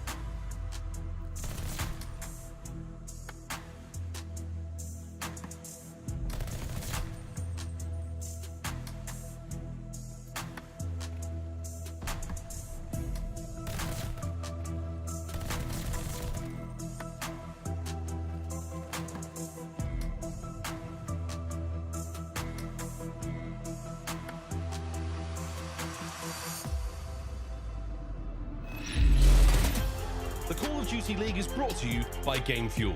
Victory in a can. League Kickoff Classic presented by Zenni Gaming. If you're just joining us, oh boy, did you miss out on something special. We're taking a look at our Game Fuel tactical play. Jay, Sib, making the routes, making the plays in the clutch to give the Surge a chance in this series. Yeah, this is just a great round from Sib, man. He knows that there's still 20 seconds, but once he finds his two-piece, his teammate does get traded, but the clock is on his side. You have to check it in about 5 seconds, and he plays it beautifully. Turns the corner just in the nick of time before Arcitys is able to get the defuse to tie the series up for his team. And that was such a huge play for the young man. Keep in mind, this is his first time in the CDL. And you see the tweets here. Sib is that guy. CDL 2022, that three-piece from Sib. The guy just went off right there. For such a young player to have a moment like that versus the best team in the game, oh, I'm excited to see what he's able to do this next map. Yeah, man. Like, so we've seen sparks of it. And that's the best thing about this Kickoff Classic for teams who are, in that rebuilding phase, teams who went back to the drawing board and said, hey, let's kind of rephrase the roster a little bit. Let's infuse it with some young talent. You want to see these guys come out and have some special moments. Obviously, for Boston, you got to see Cap, Cap, have some amazing plays yesterday. And for Seattle, you've seen some great moments from Pred. You saw Mack yesterday absolutely dominate. And then right there in that final play, Sib going huge in the round 11. But now it's time. We're switching things up. It's a different game mode. We got to talk about control. And the only problem for Seattle is that they have to be facing off against the best team on God's green earth at the very moment. It's Atlanta FaZe. You take a look at the numbers, Jay. It's pretty terrifying. That's really terrifying. They're all scary. top 10. It really is. 71% control wins. Control round wins last year was the best in the CDL. And now they're going into a aBeZy control, where we're going to be able to see Simp as that third AR. aBeZy should be the main submachine gun for their team. But right into the game we go. We're going to have Atlanta FaZe on the offensive attack. It's looking like they're going to go towards this B point first. Opens up that first blood onto Pred, and this is going to completely open it up right off the rip. Yeah, this is telling you what? Confidence is probably one of the words that describes this particular play. Atlanta want to try to force the issue out nice and early. I mean, if you get a B capture off the rip, you are sitting pretty for the rest of this round. And Sib looks to pick up really from where he left off. Unfortunately, he's not going to have nearly as much team support as he would like, as he'll be able to drop there onto one. Arcitys hanging out at the tank. And this is going to be one of the more annoying spots on Vanguard, right when that player sits at the very back of the tank. You have to try and force the issue out. Both players run out of ammo, but thankfully, accuracy was there for the trade. And meanwhile, while all those fights are going down, the rest of Arcitys teammates are all at A. Yeah, so they already have one ticket progression on that point, one ticket progression on A. As Simp does find the two-piece in towards mid, finds the third as well. Just pay attention to the mini-map, though. You see Mack all the way pushed up in their spawn as Simp is continuing to just spawn kill them at Red Tower. As the second ticket progression is going to come in at A, they should be able to complete it and extend his time by a minute. Are you sure this guy's not a main AR? Like, what in the world? These reactions. He's really good at Call of Duty. I would say he's pretty talented. Oh, okay. One more player. Caster Curse slightly maybe involved. Rest of the teammates, by the way, are all 1 and 2 as aBeZy finally picks up his second kill. Simp was just going in for a joyride. He's like, hey, this Automatan is pretty cool. I think I might like this gun for the rest of Vanguard. But we'll see. An extra minute added to the clock. Nearly halfway there are the Atlanta FaZe. His accuracy is at least able to wipe away 2. Keeping things in mind, aBeZy still inside of the tank. So at the very least, as aBeZy sits here, does not get yet that second tick of progression, just falls. He's at least trying to keep the time paused at 1 minute and 37 seconds. Whew. We'll see what they can continue to do with it as aBeZy, much like Simp's situation, as he does get taken by the nade, says maybe I'll have to put the MP40 away more often. You see Cellium, he works his way all the way through the back, finds the first kill. Unfortunately, he's going to get taken down, so that allows for the Surge to get on towards the speed point and decap that third progression. You see the positioning from Pred, trying to set up for a couple spawn kills as they're trying to push through beach side. Going to be behind one. Unfortunately, he's going to stop shooting, not able to pick up that kill completely. And he's going to be able to get dropped. Great plays coming in from Cellium, and Arcitys to just stay alive there. Atlanta FaZe have control of ring now. And that was just such a huge moment, right? If Pred's able to stay there, take a few down, then we're starting talking about the life count situation, which is exactly what Seattle will look to try to hold on to. We're talking a lot about Pred, but Mack currently sits on 5 in a row. As you said, Jay, they've got ring control. Pred doing everything he can to try to keep him off of it. 9-13 in lives. Atlanta still hanging on, but as long as Surge sit toward this cliff side, it allows for those spawns to be toward the back tower, toward the backside of Beach. And with those autos staring at you, this is not going to be an easy task for Atlanta to break out of. And Mack, he was there for about 2 minutes uncontested. He was continuously spawning these guys towards beach side. He was able to go on that 6-3, pick up that strafing run, not able to get the glide bomb. But this has been a great defensive hold from the Surge. Even with the early tick of progression coming in from Atlanta FaZe, they have fought back into this round. That's 3 kills in a row, make it 4. 2 players left for Atlanta FaZe. The first round is definitely going to go in favor of the Surge. Yeah, it absolutely looks to be that way. Final 2 players going to be Cellium and Simp. Not really on any streaks at the moment, but maybe don't want to feed any kills, given how that round 5 could possibly go if we can end up going the distance. But a well-played round from Seattle. I mean, based off the way that round started, Jay, Atlanta FaZe getting as much progress as they did at B. Then we talked about how bottom ship, they're able to get that one fairly early. Simp goes on the spree, nearly earns the streak. It was looking somewhat dire for the Surge, but they rebound, they remain composed, and they're able to walk away with it. Yeah, I think a majority of that round was all on Mack. The fact that he was continuously pushing towards that ship side. Once he gets control of Cliff, you're spawning him all the way out towards beach. And not a single player of Atlanta FaZe, at least they weren't trying to double challenge him. He was just picking them apart as they were just running out of their spawn. Just keeping the kills lead in favor of the Surge. But you see the pressure coming in on this A point now, as Pred is going to open up with the first. He finds a second in the middle. As it's going to be a third Atlanta player in towards bottom. He's going to be able to get him as well. That's on a 5-3. He's feeling confident. He just jumps out. But just great work early on from Pred. He just did a stage dive right there. I mean, basically, Pred just jumps out of the boat. Wants to try to find a few more, feeling himself. And maybe that comes back to bite the Surge for at least a little bit. 1 tick of progression gained. But a good start from Seattle regardless of it. It's going to continue to be a head bash over at this A point. A much different strategy from the Surge. Given how Atlanta started, it was all about the unorthodox, it was all about B. Take a look at that player number 6. While the fights are going to be going inside a boat, accuracy, trying to get top ring control, wants to have some eyes at that B point, maybe try to aggress it, or at least be thinking about trying to set up somewhat of a crossfire. And now, as they'll pick up a few kills, accuracy is now going to be established in that position, and with that, 4 down, Jay. And now Atlanta FaZe all spawning out towards back red tower. You see the pressure coming in from both points. Taking spread on the flank, able to take down one. He knows positioning up the second. Shots onto Cellium, able to find him as well. One more player on this 20, takes him down. Pred is having himself a map, 15 and 9 on a 4 spree. That A point nearly captured. Røkkr at another point, and Pred continues to pick up kills. Right now sits on 4 in a row, and Atlanta, somewhat of a scramble, but player number 3, that's going to be aBeZy. Finds a huge 1v1 just to keep things going. Pred, it's not slowing down. Able to find 6 in a row before dropping as accuracy's trying to stop the clock. Again, not a single point successfully captured yet from the Surge. And with 30 seconds left, they're going to have to come up with some sort of a plan. Player 4, Simp, in a primary position, as that's going to be 2. Make it 3, dropping for the Surge. They've got 1 toward the top. That's going to be Pred, the playmaker, as they'll have to look for picks. It's not going to be an easy task. Surge primed and ready. Accuracy looking to gun from the top. aBeZy looks both ways before jumping out toward the top side of the ladder. Clock stopped at 11.6. He jumps inside of the point. He gets dropped. Cellium, not much to reply with, and that will be the A point at the hands of the Surge. 5-15 in lives. And now if you're the Surge, you can just simply play TDM. They take him down, so now no more respawns coming in for Atlanta FaZe. This has been a great round of how the Surge has set this up.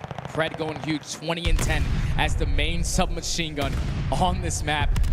Usually don't see a stat line like this, but the young man's he's having a day.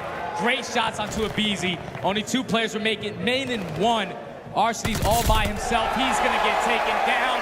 And you see Pred, he's shaking. He's feeling really confident. Surge up 2-0. Bringing the thunder. We love to see that from Pred. And as we said, man, you're smiling if you're a Seattle Surge fan. You're smiling when you're seeing plays like that happen. Some great plays coming through from Pred, as he'll remain with that streak coming in toward this round number 3. Atlanta FaZe gonna have to come up with a different plan of attack, as this could be their final round here on Gavutu. Very well might make a quick exit. Last time we saw him on attack was the fast push toward B, and that's not the way to start this one off. The streak is gone. But he still does have that straight run to work with. Even when he drops, his teammates find 2 of their own, as Sib is keeping control of top ship. And this is where it can get scary for Atlanta. You're allowing them to keep control of this. They still have ring control. Sib's still picking up kills there. They find another 2 in the feed. Atlanta FaZe, they just need to get together, play these trades, and get on this 8 point. Ooh, Sib. Good shots there with the pistol, at least to make him weak. So 4 down, a moment for Atlanta to really sink their teeth into this map and really start to establish themselves. So they've got 2 at A and 2 at B, specifically aBeZy. Gonna try to cause some problems inside of that cut. Pretty much do a similar play to what we saw Pred do last time around. The Pred able to handle aBeZy. Meanwhile, that A point continues to move on forward. Now the early engagements coming through from Seattle as Sib. A great 2-piece there with the auto and bottom ship. This has just been great work from the Surge. They continuously just putting the pressure on towards ship, winning a majority of these trades, and it's only 40 seconds left. 1 tick of progression in at this 8 point for Atlanta. They have to try to break through Cliff, but Mack is going to be here causing mayhem. As he takes down 1, he will get traded. And they're just continuously filling the gaps. Great shots coming in from Arcitys to take down Pred. That's going to open up the A site. Yeah, it's going to open up the site for the time. Again, live count very even for the moment.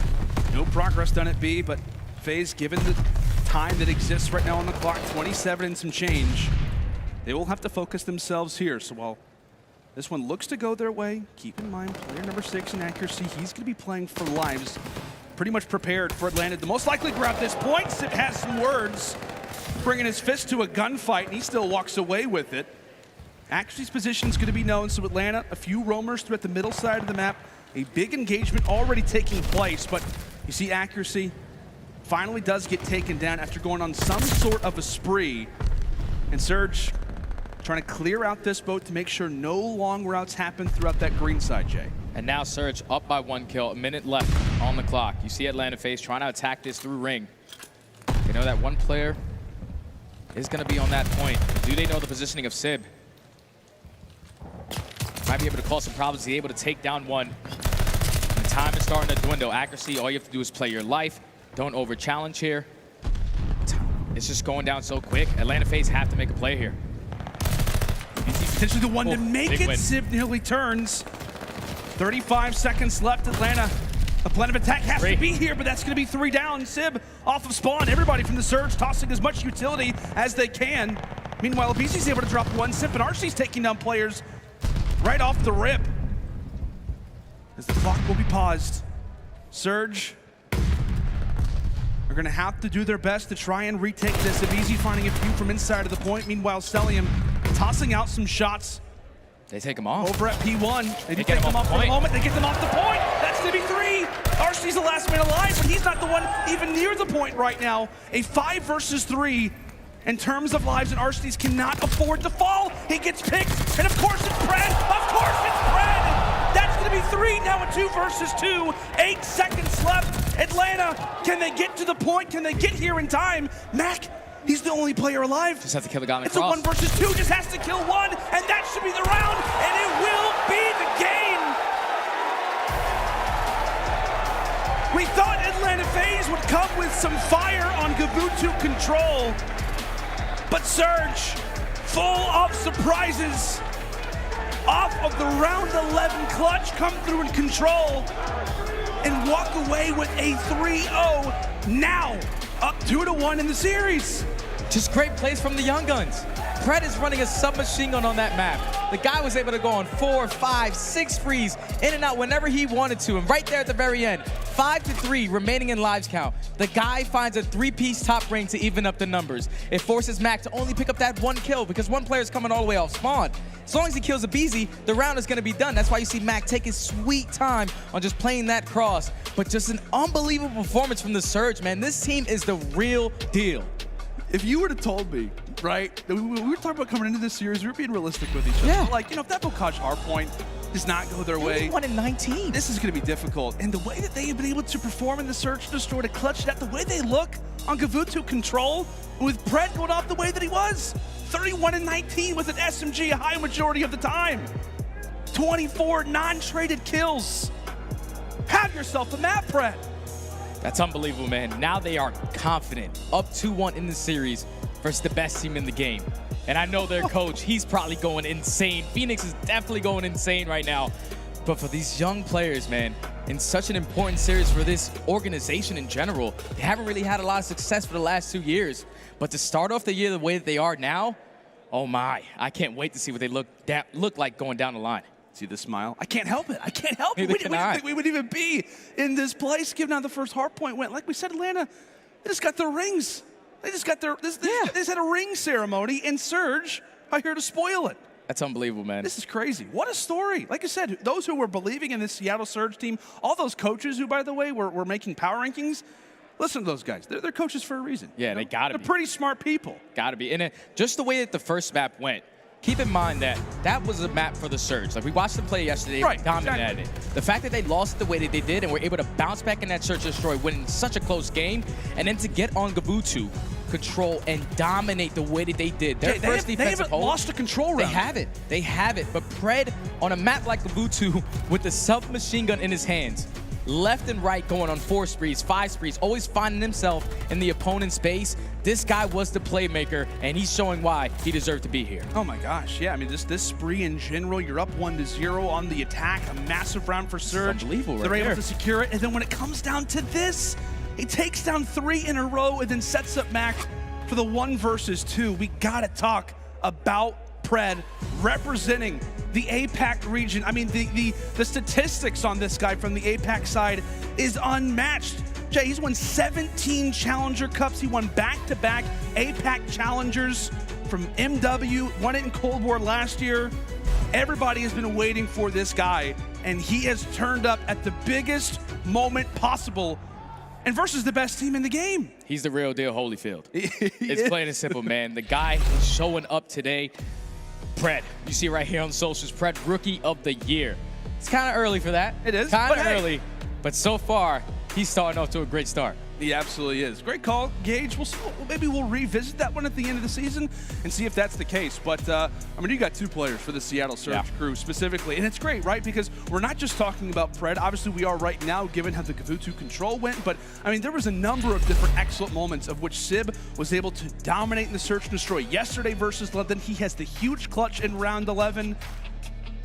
The flipping of a script, if you will, for Seattle, given how the last 2 years have gone. I mean, the front office, the coaches, the GMs, everybody has got to be so stoked with the way that their team is playing. But the job is not done. You can never count out Atlanta FaZe by any means. Being up 2-1 is great, but the job has yet to be finished. It's yet to be completed. And now it's time for Tusk and Hardpoint. This is going to be insane, man. This is going to be a great map between both of these teams. Now Atlanta FaZe find themselves with their backs against the wall. They need to try to come out here and win this map to force it to that game 5. And just the way that they lost that Gavutu, I was not expecting that. No, yeah, we were kind of Surge- assuming that was going to be like an auto, Yes, you know, an auto win for FaZe. 71% round win last year. They had every single player top 10 in KD for the mode. Not only that, but FaZe last year in Cold War for just in general control, that was the best that we've ever seen a particular team at any game mode in CDL history. 80% of the time, they were winning controls. They come out in their very first series. Granted, not 100% official. It's the Kickoff Classic, but still, that's going to be shaking up the Atlanta FaZe camp. I mean, 100%. Given how dominant they were in this mode last year, to come into this, thinking, hey, we're gonna walk away with this series. We're gonna feel confident. They're probably thinking in some ways about the next match as well. Oh, Vanguard, it's a different year, baby. Yeah, it's a different year. But we got to talk about one guy in specific. I feel like at this moment, talking about a few different players. I mean, Sib's had his moment. Pred has had his moment. I feel like it's just a matter of time before Mack Melts arrives as well. Yeah, Mack had his day yesterday. I'm pretty sure he was sitting at like a 1.24, and that's it right there. Day 1, top 5 KDs, Awakening. Look at him, 1.43. But Mack, he was really the starting point, at least early into that Gavutu control, because he was continuously pushing that ship side. Like I said, when you push towards Cliff, you're continuously spawning them towards Beach, and Mack knew exactly what he needed to do to allow his teammates to get pushed up on the map, to take control of Ring, to keep control of the middle of the map. He was just playing so well, so fundamentally correct right there for his team to close that out the way that they did. And we all know Mack, right, to be a very, very smart player. That was talked about right whenever he was added to the New York Subliners back in Modern Warfare. They said, hey, this guy's really smart. He's great with with the comms, and we saw how dominant he was. He helped deliver a home series championship for the New York Subliners. Then comes into last year, you know, kind of flies underneath the radar. There's some rumors that he was going to be dropped for a certain time in the midst of the roster drama that happens with New York. Does not rejoin the team coming into this next year. And then there are some questions, right? Mack had that, I think he had like one crazy stage, like back in stage 3 or stage 4. We all remember like the back-to-back 40 bombs that he dropped in that one particular series in those 2 games of Hardpoint, but really didn't have a whole lot of discussion about this guy last year. And for him to come out the way that he has, he, I believe he also denied different roster spots, asking him to be the flex. He said, no, I want to run an SMG. Stock was low coming into the year, but Surge, they just continued to be on top of things, grabbing rookies, grabbing a vet at accuracy, and a guy like Mack, who has got all the talent in the world. Yeah, he looks like he's back in MW form. Like, he's so confident with this SMG in his hands. And then even on Gavutu, when he has to pick up that AR, he has the experience because he did it last year alongside Clayster. So the guy's just ready for any given moment that he needs to be able to step up for the team. You see his control KD at a 1.05. That was last season with New York. But right now, with his SMG in his hand, he's been playing lights out since this tournament started. Yeah, he absolutely has. Again, he was causing tons of problems for the Ravens yesterday. And we'll see what he can do coming up in this next Hardpoint. Got to check out some social media. Shout out to Infinity, by the way. Also says, seeing Civ and Pred do so well on this Seattle Surge roster is heartwarming. Some serious talent to be found in Challengers. Cannot agree. Great EU Challenger caster in Infinity. He's been able to watch these guys a very, very decent amount, and to see the talent on display from Challengers, it just goes to show that it is working, right? Whether from Europe, whether from North America or APAC, the talent speaks for itself. And the young talent has elevated the Seattle Surge, a roster not often in positions like this, now to being up 2-1 versus the defending champions. Here we go. Tuscan Hardpoint. Can Atlanta send us to a game 5? As they'll have the preferred side here for P1, and that's 3 straight in the feed. That's a good start. They get 3 down, already 10 seconds uncontested. You see what Seattle are doing. They do not want to try to flip these spawns, but they are able to find 2. So now the pinch is going to come in from the middle side and from church side, but Arcitys, great shots, able to find 2 on the long side of the map. aBeZy with the 3rd. And so far, this has been a great hold from Atlanta FaZe, uncontested. Yeah, 27-0 start. Surge may have to just instantly start thinking about some rotations, realizing, saying, hey, I think this P1 may, in fact, not be going our way. As Arcitys, now sitting on 5 in a row, does end up getting picked off. So take a look at Simp, who's already found himself at the next hardpoint. The early engagement versus Mack, he's able to take it. Simp there on the return. At the very least for Surge, that's 1 wave down. Still very many Atlanta FaZe players trying to hide on out. That'll be 3, make it 4. At least in terms of the feed. Great plays coming in from Seattle, but you still have plenty of players lingering around Church. In fact, they have spawns now as well. Yeah, and one play that I really want to pay attention to on this map is going to be accuracy. He needs to make sure the rotations are there, because that's what was lacking, at least the first map. Once they were spawning out and they had to try to break in, Atlanta FaZe was so good at just holding it down. So with Surge, so far keeping the spawns in their favor, almost being able to tie the game up. But with 25 seconds left, you gotta start thinking about that rotation. You see accuracy on the minimap. He knows that P3 is a money hill. And Seattle have to be careful as well, because they're still spawning toward the backside of the field. So the last 15 seconds, as Cellium tosses a nade from the middle of nowhere, it's able to land. So that means that Simp has to stay on that point. Early rotation is in. Cellium wins 1 versus accuracy. aBeZy takes down Mack as well. FaZe set up for one of the better hardpoints that we have in this game. Breaking Fountain is no easy task, especially when you have all 4 Atlanta FaZe players locking it down. But that's a good way to start, as Simp is going to win that gunfight towards roof side. So now you see the pinch starting to come in. All these players from Atlanta still spawning in the back. Simp going to attack through top fire. He's able to take him down, and Surge able to break right through the front side. Now all of Atlanta starting to spawn out towards roofs. They're trading back and forth. Time still in favor of the Surge. 52 to 56 with 30 seconds remaining here. This has been a good push from the Surge to not allow Atlanta FaZe to get all this time. Yeah, and you just see they're continually throwing a body at the point, not trying to allow for Atlanta to really regain too much health, regain too much HP. They're able to contest for a decent amount of time, but in general, one of the more difficult hills to break in the entire game of Vanguard, as Simp once more taken off of the rotation. Final 5 going to go to Atlanta. A solid start for them through our first 3. And that's a huge kill from aBeZy onto aCRC. Now this opens up flat side. Already have a 20-point lead. He will get naded. This opens up for that pinch to be set up. See a couple players from Atlanta spawning in towards the middle of the map. They do have top church control. Here comes Simp, able to take him down. That's going to be 3. Last player is going to be Simp. He drops, and now Atlanta FaZe break in. You have to be careful of player number 1. Mack aware of it. Does not want to try to give these spawns up. Does not really want to allow for anybody to push toward the backside of church. Is he going to expect anybody in the field? He's not. Great clearance gained there from Atlanta. Simp is able to at least take down 2. He'll head toward the top side of church and look to establish a pinch. This is great work from the Surge. We'll see if it can work out for them. A few fights happening in pretty much every direction. They know exactly where Sib is lingering. He falls as well, and Atlanta continuing to walk away with the majority of time on these hills. They just have to win a rotation gunfight. Like right there, when aBeZy gets that kill on the aCRC, it basically gives up plat. It breaks the setup of the Seattle Surge. And off the rotation, once again, they're not winning these initial gunfights. It's going to be a clean 3 dead. Sib with a huge gunfight onto Sib, but it's going to be immediately traded. So Atlanta FaZe are going to be starting with initial time here. No idea how Sib took that gunfight, but P5 is an interesting one. Command Center, here we are. Get your nades cooked, get your utility ready.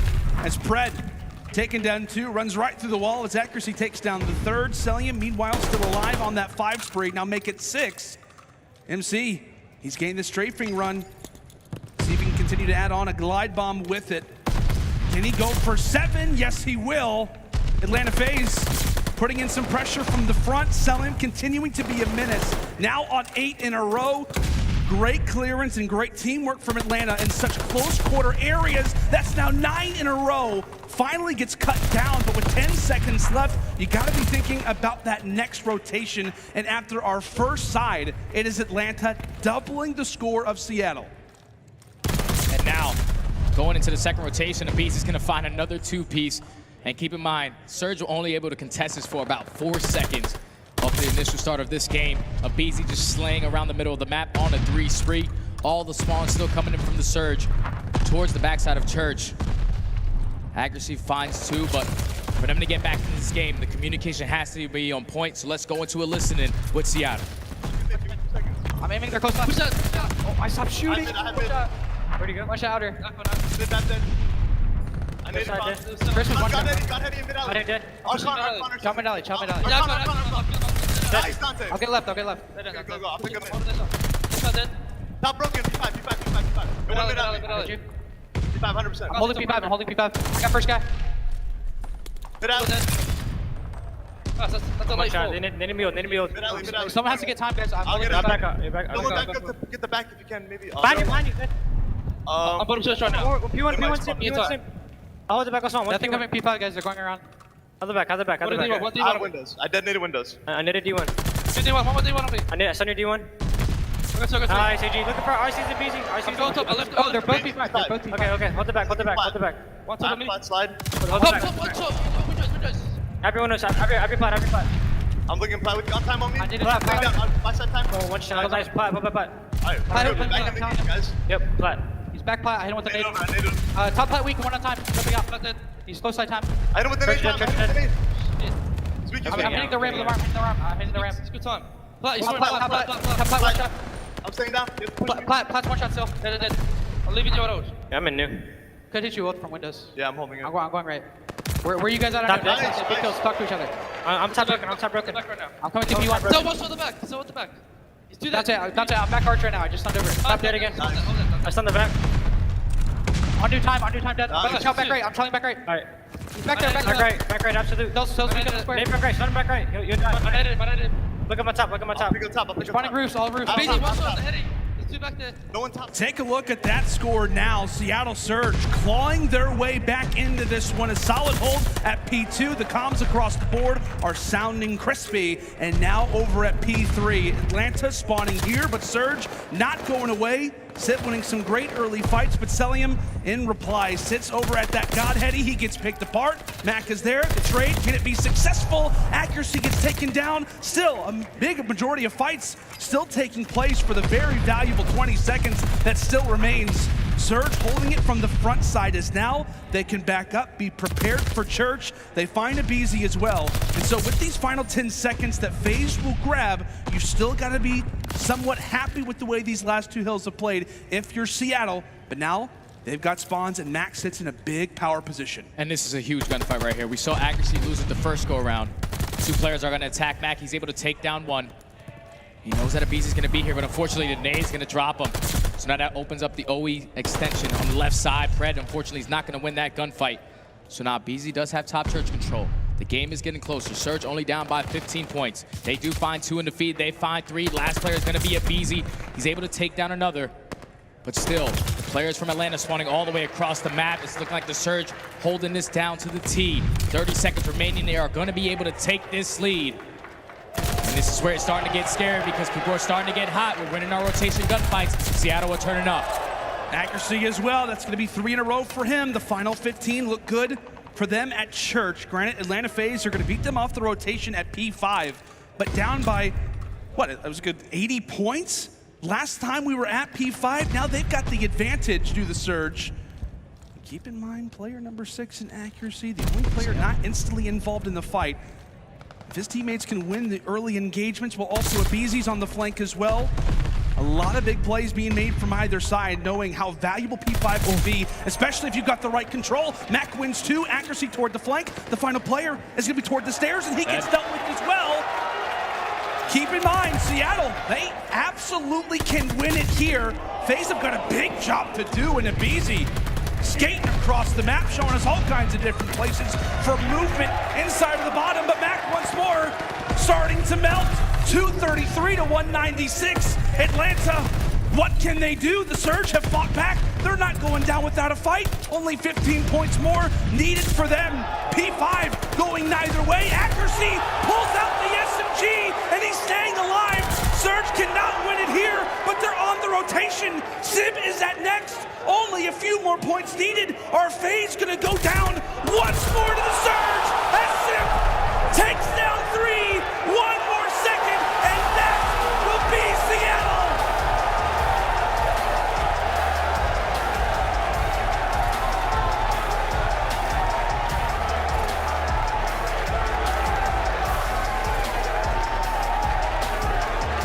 You have got to be kidding me. There is something about this stadium, there is something about this franchise that just has Atlanta FaZe's number. I'm at a loss for words, man. We've been here before. I'm at a loss We've for been words. here before. This is a brand new roster from top to bottom. Clean sweep going into the year. 2 rookies stepping up to take down the best team we had all year long last year. And the way that they got it done, 6-5 search and destroy, 3-0 in the control, and to be down 70 points in this hard point, and to just dominate the way that they did. I told you, in the first half of that game, they were not winning their rotation gunfights. The second half, we saw them set up properly. Sib was early to P3, causing so many problems for Atlanta FaZe. Every single time Atlanta FaZe was set up on the roof side, they could not get a good chunk of time there. Seattle Surge, they were just not gonna let this one get away. Everyone turned up at the right time, but the young guns, Sib and Pred, 31 and 20, 32 and 25, 20 plus non-traded kills. Seattle Surge, oh man, I'm excited for this roster, man. They just put the entire CDL on notice. As we'll get to take a look back at some of the highlights, but again, it was the start for Atlanta, up 60, 70, 80 points, somewhere around there after the first set of rotations. And Jay, something clicked, something changed on this second side. Again, they were down 70, down 80 points, and I don't think Atlanta gained more than 40 or 50 throughout the entire last 5 hills. Atlanta started solo pushing a lot. They were just getting picked off one by one, leaving players to be the only player up. Like when aBeZy was top church by himself, once he gets taken down, all of his teammates are spawning out towards middle. You're just allowing Surge to get fully set up. They know where you're spawning, and they're gonna get the job done. Early into this game, though, we saw Cellium go on an 8 spree, and he was really taken off. But when the second half of rotation started, Sib and Pred really turned up off the rotations, winning huge one-on-ones across the entire map. But to really come back in this game with such a young core roster, versus the best team we had all year, the confidence with this team is going to be insane throughout the rest of this tournament. Seattle Surge spoil the ring ceremony. The world champions come now into Vanguard and lose their very first series on LAN, and to a team that did something similar last year at the Stage 5 Major. Granted, a totally different roster, a totally different team in general, but the Surge do it again, winning this series 3-1, and that's it. That's all we get for Atlanta FaZe. We were hoping to get a little bit of a teaser in this match, maybe setting it up for the next one, but the fact that they come in, really only win one map and get knocked out, if there was ever a doubt that the CDL is more competitive than it's ever been, I think this series is a good prover for that. 100%, man. Like, and if you're Atlanta FaZe, I promise you, they would never crumble like that again. Usually when they have a match like this that happens to them, they always come back bouncing strong, but just the way that Seattle Surge played, man, I know the coaches and the players had them ranked 4th. I have to put them in my top 3 right now. They're playing so good. Yeah, absolutely and incredibly impressive. What a wild game that was. A massive props to both Seattle Surge and Atlanta FaZe for what an incredible series that it was. We're going to go and toss it now to Blaze, who's there with our Game Fuel Victory Spotlight. Yes, Lando, thank you. We're in with our Game Fuel Victory Spotlight. Seattle Surge came out to play spoiler today. We got Pretty Boy Pred on the main stage, his first LAN event ever. And my God, you did something that, let's not sugarcoat it, people was not expecting you to do. How you feel right now? Right now, man, it's a real feeling. You know, like we've been practicing a lot, so for us, this wasn't something that we weren't expecting. It's not like a big surprise. We've been playing so much hours of Vanguard, man. Like we've been grinding. So we come into this, we treat everyone the same, and we just do our stuff, and you know, it all pays off. Yeah, man, we saw it definitely paid off today to kick off the broadcast. Now, you talk about the preparation and what you have done to prepare for this event. Tell me about your coach, Phoenix, and how he helps you guys get ready for this one. Sam, he's a great model for us. Like he just literally, like he will always calm us down. That's the main thing about him. He gives you the most support out of anyone. Like anyone that I know, he's the most supportive person I know. So like coming in for me and Dante, especially being first time in the league, having a support system like that means the world. So having him there is like a backbone for us. So if things don't go wrong, he's always there. If things go great, he's definitely there. He's definitely there, gassing up the squad. And speaking of the squad, because Simp absolutely went off, okay? Accuracy won big 1v1s, and let's not even talk about Mack's consistency. Tell me about how your team helped you guys win this matchup, because that map number 3, Control, you guys looked absolutely dominant, not even losing a round so far. I mean, our team, we just trust each other to do our jobs. That's the main thing. Everyone trusts each other to do their job. And I feel like that's the most important part. We all have good trust in each other. All right, everybody, Seattle Surge, they trusted each other to get the job done today. And with that being said, Belly, take it away. Thank you, guys. Appreciate it. Accuracy with the plays, Mack popping off. We know what Simp's about, and Pred going crazy. Hot damn, this team looks good. But Slack, let's go down the line. Let me hear your thoughts right now. Seattle Surge, they did what none of us thought was going to happen on that main stage. I'll be the one to say it. I'm going to eat my words right now. They are the real deal, man. I am so proud of these guys for them to come out and play like they did. And like Pred was saying, for him and Sib, their first time playing on LAN this weekend, they did their thing, man. They look really good, and I got to give a big shout out to both of them. Pred, that guy is an absolute beast. It's his first time coming over from APAC. For him to do what he was doing in Challengers and dominate here was very impressive. And the same thing along with Sib. These guys got a bright future. I can't wait to keep watching them. aLLeY, the disrespect on the main stage. FaZe has got their championship rings, and then Seattle Surge just gave it to them. And you know what, going into this, I said my heart went to Seattle, but the stats, you know, on paper at FaZe, I mean, they're disgusting at scrims, right? And have them come out here and smack them around like that. After that map 1, dude, we were all like, oh no, like this is getting scary. But Pred, such a turnaround from yesterday. He got his jitters out, dude, and he came out to play. And the big question mark was him and Mack, right? If they could match up with the Simp and aBeZy sub duo.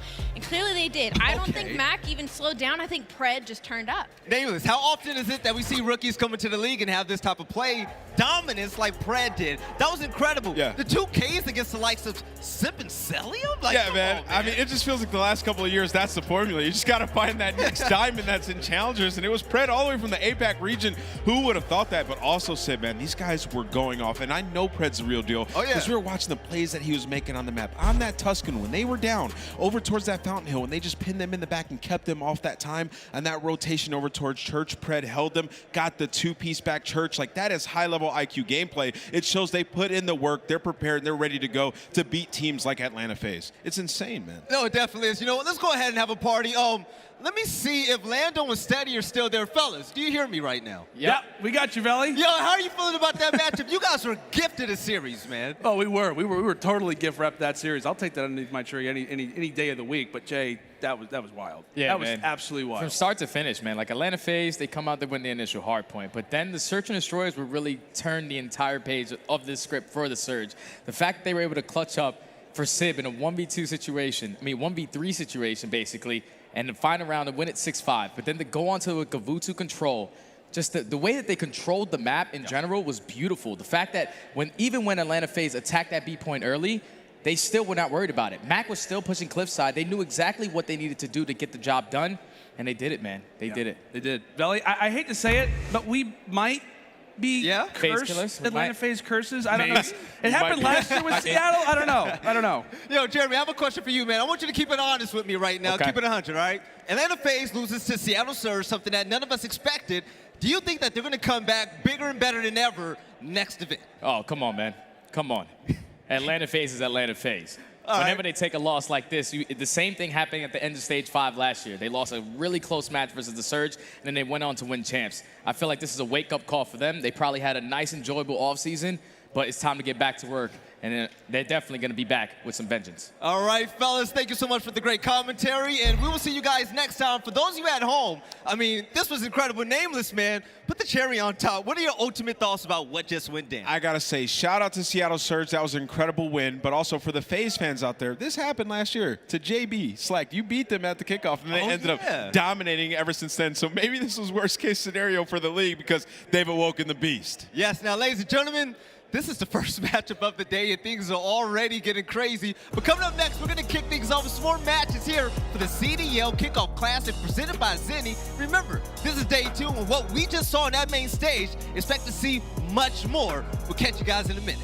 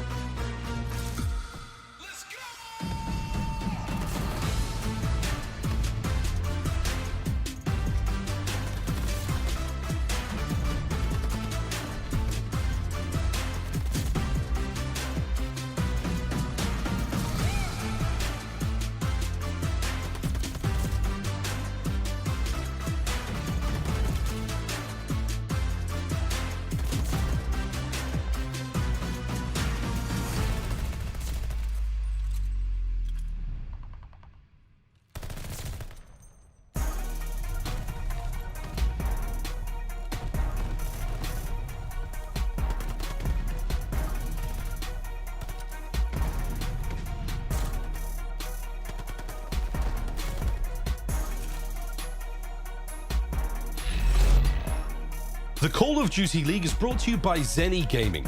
Armor your eyes with Block's gaming glasses starting at $24 by visiting zenni.com/CDL.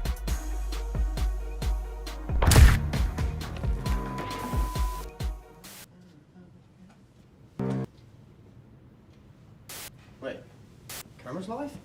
Yo guys, squad spawn on me. Look at this. Camera's on. Oh yeah, the camera is on. Look at this geezer in his jammies, man. Get out your bed, man. The matches are on. Jesus, look, it is true. Stinking. Everyone out there, we appreciate the support. Wait, we need to be on main stage now. Our game's on. Let's go.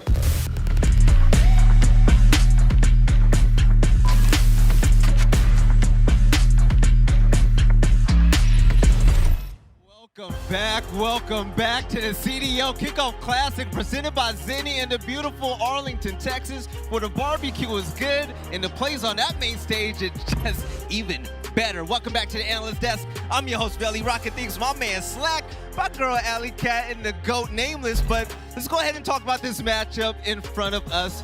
Whew, still, that last series is on my mind. That is absolutely insane. But when it comes to this particular matchup, let's talk about it. The Toronto Ultra, when it comes to the game fuel keys of victory, Nameless, man, what's going on? Yeah, let's get into these game fuel keys to victory, man. Toronto Ultra, we're yet to see them play. I'm so excited for this match, and the keys are insight. He's got to keep the momentum going from his rookie season. Last year, he burst onto the scene like a rocket. This guy was lighting it up as the main AR. He was HP 7th in the rankings. S&D was #1 in control. He was 5th, like top 10 overall on everything. The kid's a monster. And then also consistency is key for Cammy. This guy is a superstar in our league. He had crazy clips last year. He's an aggressive flex player. And his HP KD last season, 1.15 in wins, 0.87 in losses. So he's definitely the X factor for this team. And then use the champs loss as fuel for the season, right? That's a tough loss. They thought they could have took down that W. So going into this one, they can only get better. Yeah, ultimately, Slack, when you take a look at this team this year, do you think that they're going to continue to have a top 2 type of season, or what's your thoughts? I think so, right? Last year they started a little rough. It was kind of like a rough patch for them figuring out the teamwork and getting things going. But I think over some time, they'll be able to figure it out, and I'm excited to see what they can do at this Kickoff Classic. Yes, Allie. Let's talk about Insight for just a moment. I mean, Insight's been popping off. Do you think that this year he's going to be just as big as a factor for this team? I mean, at least in S&D alone, I mean, you look at without it, they go into negative, you know? And so that's all eyes are going to be on him going into this S&D. And this is a team that has stuck together. And like you said, their teamwork is on point. So should they continue it, I think he'll be a big factor. Yes, now Toronto, they lost last year in the finals against Atlanta FaZe. And Tina, we just saw lose to Seattle Surge. But they're going against the Florida Mutineers. And Allie, yesterday, I feel like Florida Mutineers, they're going to have to come off of a hot start, just like they did yesterday with Skies dropping 45. What is your opinion when it comes to the game fuel keys to victory? Honestly, I think Florida should just keep doing what they did yesterday. They need to come off to hot in S&D, especially with the likes of Insight on the other side. They won map 2 in S&D 6-3 yesterday, but they were 2-7 in First Blood. So maybe the aggression out of Skies and Awakening, we need to see them winning their ones, you know? And we need to see them winning that first engagement and then get better at rotating. They are really not getting that good at breaking these hills, and they won less of half their rotations. But again, they still won, and they were out slaying by a lot. So I agree with that point a lot. And Big Weight, he just needs to keep doing what he's doing, man. What a debut yesterday, and obviously hot off that momentum, dude. He's going to come out and fry. Yo, Nameless, you think we're going to see another upset on that main stage? I mean, it's tough to call, right? Because we haven't seen Toronto. We know that they took a little bit of a break, haven't been practicing as much. But when it comes to Toronto, their teamwork is just on another level. So, you know, they play at Creddies, right? Like, Bance is going to be in corners. Kleenex is going to be in your face. He's going to be playing corners as well. So it's really going to be on the Florida Mutineers, like Ken Skies with an SMG, Awakening with an SMG on those smaller maps. Like, not get annoyed by it, play together, get those trades. That is going to be huge. So we will learn a lot about this Florida team and how they play against Toronto. But you know what? It's enough talking from us here on the desk. Let's throw this over to the main stage where your boy God Blaze is bringing all the hype, and he's ready to introduce the teams. Take it away. All right, Call of Duty fans, what a day it has been so far. It's time to keep up the action. Let's get our second series underway. With that being said, it's time to bring out the best boys in the business. I give to you, Toronto Ultra.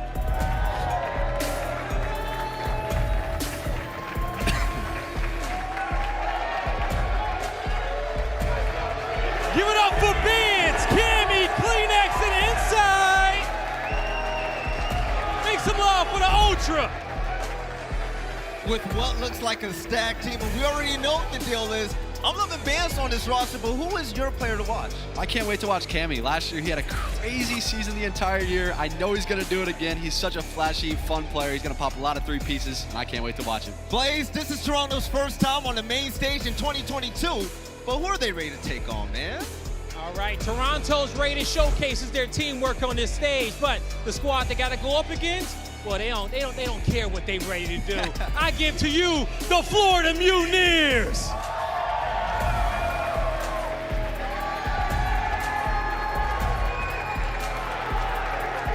Show some love for Awakening, Dave, Patty, Skies, and Vivid. That's the Mutineers. Big Wank joining the lobby once again. I'm ready to see the pop-ups go down. aLLeY, who do you like on this roster? Who do you think is going to have a big impact? All the way across the board, man. Honestly, I talked about Vivid a lot yesterday. I loved his positioning throughout the series. Even though he didn't put up big numbers, the route man certainly got paid duty, filled the holes for his team. And again, Dave Patty in that main AR position, he clearly played lights out yesterday, and I'm just so interested to see what he'll do today against a team like Toronto Ultra. Blaze, we're tired of waiting, man. Let's go ahead and get this thing started. All right, let's get it started, because as we know, anything is possible today, and with the best fans in the world in this venue making all this noise, you guys are in for a great series. Let's get this second one kicked off. All right, welcome back to the desk. And Nameless, I talked to aLLeY about it, I spoke to Slack about it, but who's going to be your player to watch on both of these teams? Well, I'll be looking at Big Wake. I mean, we saw him going off yesterday. I haven't been able to call him Big Wake in quite some time because of how he's performing towards the latter half of last season. I'm looking at him today to continue what he was doing yesterday, man. This kid is a force to be reckoned with. When he burst onto the scene, he was frying everybody. His awareness was level 99. I need to see it once again today. Yeah, now Slack, all right, both of these teams, man, I mean, is there a clear-cut winner? I mean, Toronto Ultra, looking at what they did last year, I mean, they clapped, right? I'll be honest, based on what I saw in the last series, Atlanta FaZe kind of came out of the gates hot, right? But then they slowed down throughout the series. I think it's a new year. It's a new year, right? We're going to see Toronto going, I don't know, man. I'm liking this Florida team I saw yesterday. I expect big things out of them again today. All right, aLLeY, what's on your mind, girl? Dude, I'm just excited to see Toronto Ultra. I've seen literally nothing from them, literally nothing, except maybe like a handful of scrim stats, right? So like now it's just a big question mark of, are they frying at this game? According to most coach power rankings, they're still top 2, top 4. So yeah, I'm just interested to see if they're going to perform that way as well here today. The biggest thing to look out for in this matchup has to be Insight versus Dave Patty. Like Dave Patty yesterday, he had a great performance in his first series, but he's going up against Insight, who can be extremely annoying to play against. Like the guy's shot is incredible. He plays those annoying spots. You saw the spots he taught us last year. Like Raid has been out for 10 years. He taught us the tree spot. So like Dave Patty, he has his work cut out for him. It's a big dog he's going up against. All right, so now let's go ahead and do predictions. Now, for you, do you think that Florida Mutineers are going to run away with this and have a repeat of yesterday, or do you think Toronto's going to show the role what they're all about, Slack?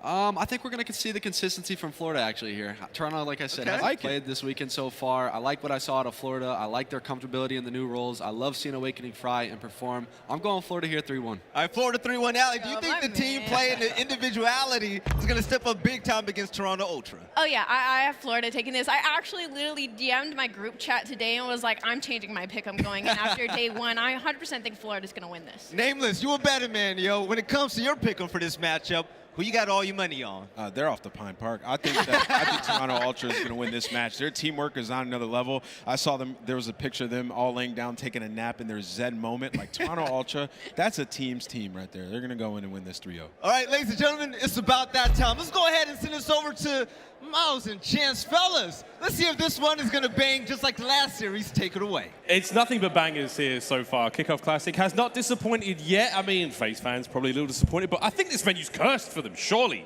Back to back? Anyway, I digress. Ladies and gentlemen, this is going to be an absolute treat. Hiya! Let's get on with this one. A lot of fun to be had ahead of us. Florida Mutineers, consistency may be the key for them, but Toronto Ultra, they're our second place, you know, I don't know what to call them, like good team coming into this one. Yeah, so like second overall in the power ranking, surely based on last year, but FaZe was #1, did not pan out for him, so there's really no telling. And for Toronto, I have heard every rumor under the sun that they look fantastic, teamwork's on point, that they are not having success. I've heard Insight is still one of the best ARs. I've heard he's struggling.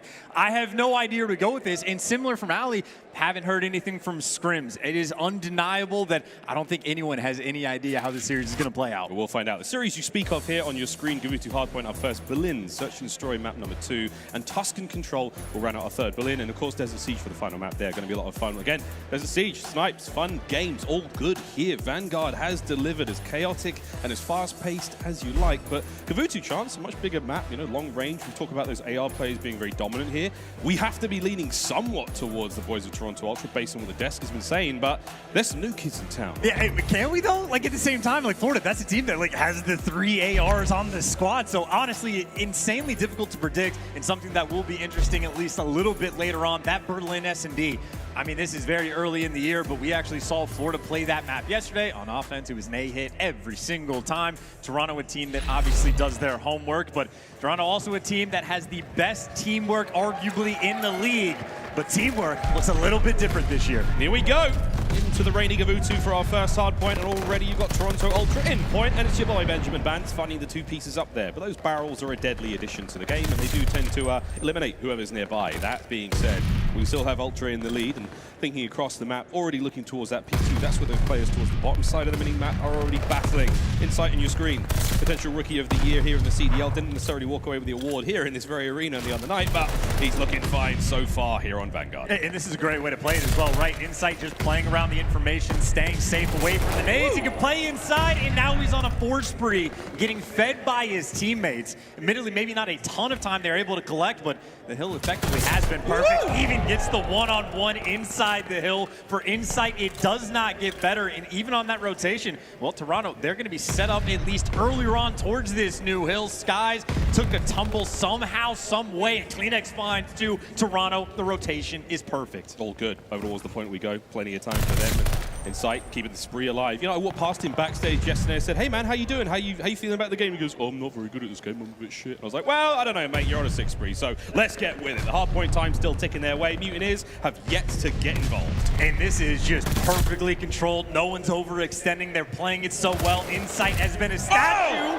Bance has been Muhammad Ali, and now he's pushing out the spawns. He's going to be flanking too, potentially, right after he gets the calls out from Insight. I don't believe Insight connected with at least the glide bomb. Woo! But Benjamin Bance connects with the 2, and look at the score line and the rotation as well. Toronto, this has been perfection. Yep, floats like a butterfly, stings like a Benny B, and now we still have hardpoint going the way of Ultra. Rotation now going down. Mutineers, they're going to be in position to make something happen here. Vivid flying forward as we go over towards the amphibious little lander. That's going to be an open hard point for now. Both teams going to contest at range. First in, best dressed, Florida Mutineers. How long can they hold it? Oh my word, Cammy right off the top. An easy kill for him. Insight at range takes care of Skies. Up to Dave now. What's he going to do? And the answer is nothing. It's another 5 here for Kleenex. This has been picturesque. He can't get this 6, but everything Toronto has done. This is textbook of how you want to play Gavutu hardpoint. Again, every rotation on point. They're not being hyper aggressive. This is controlled gameplay.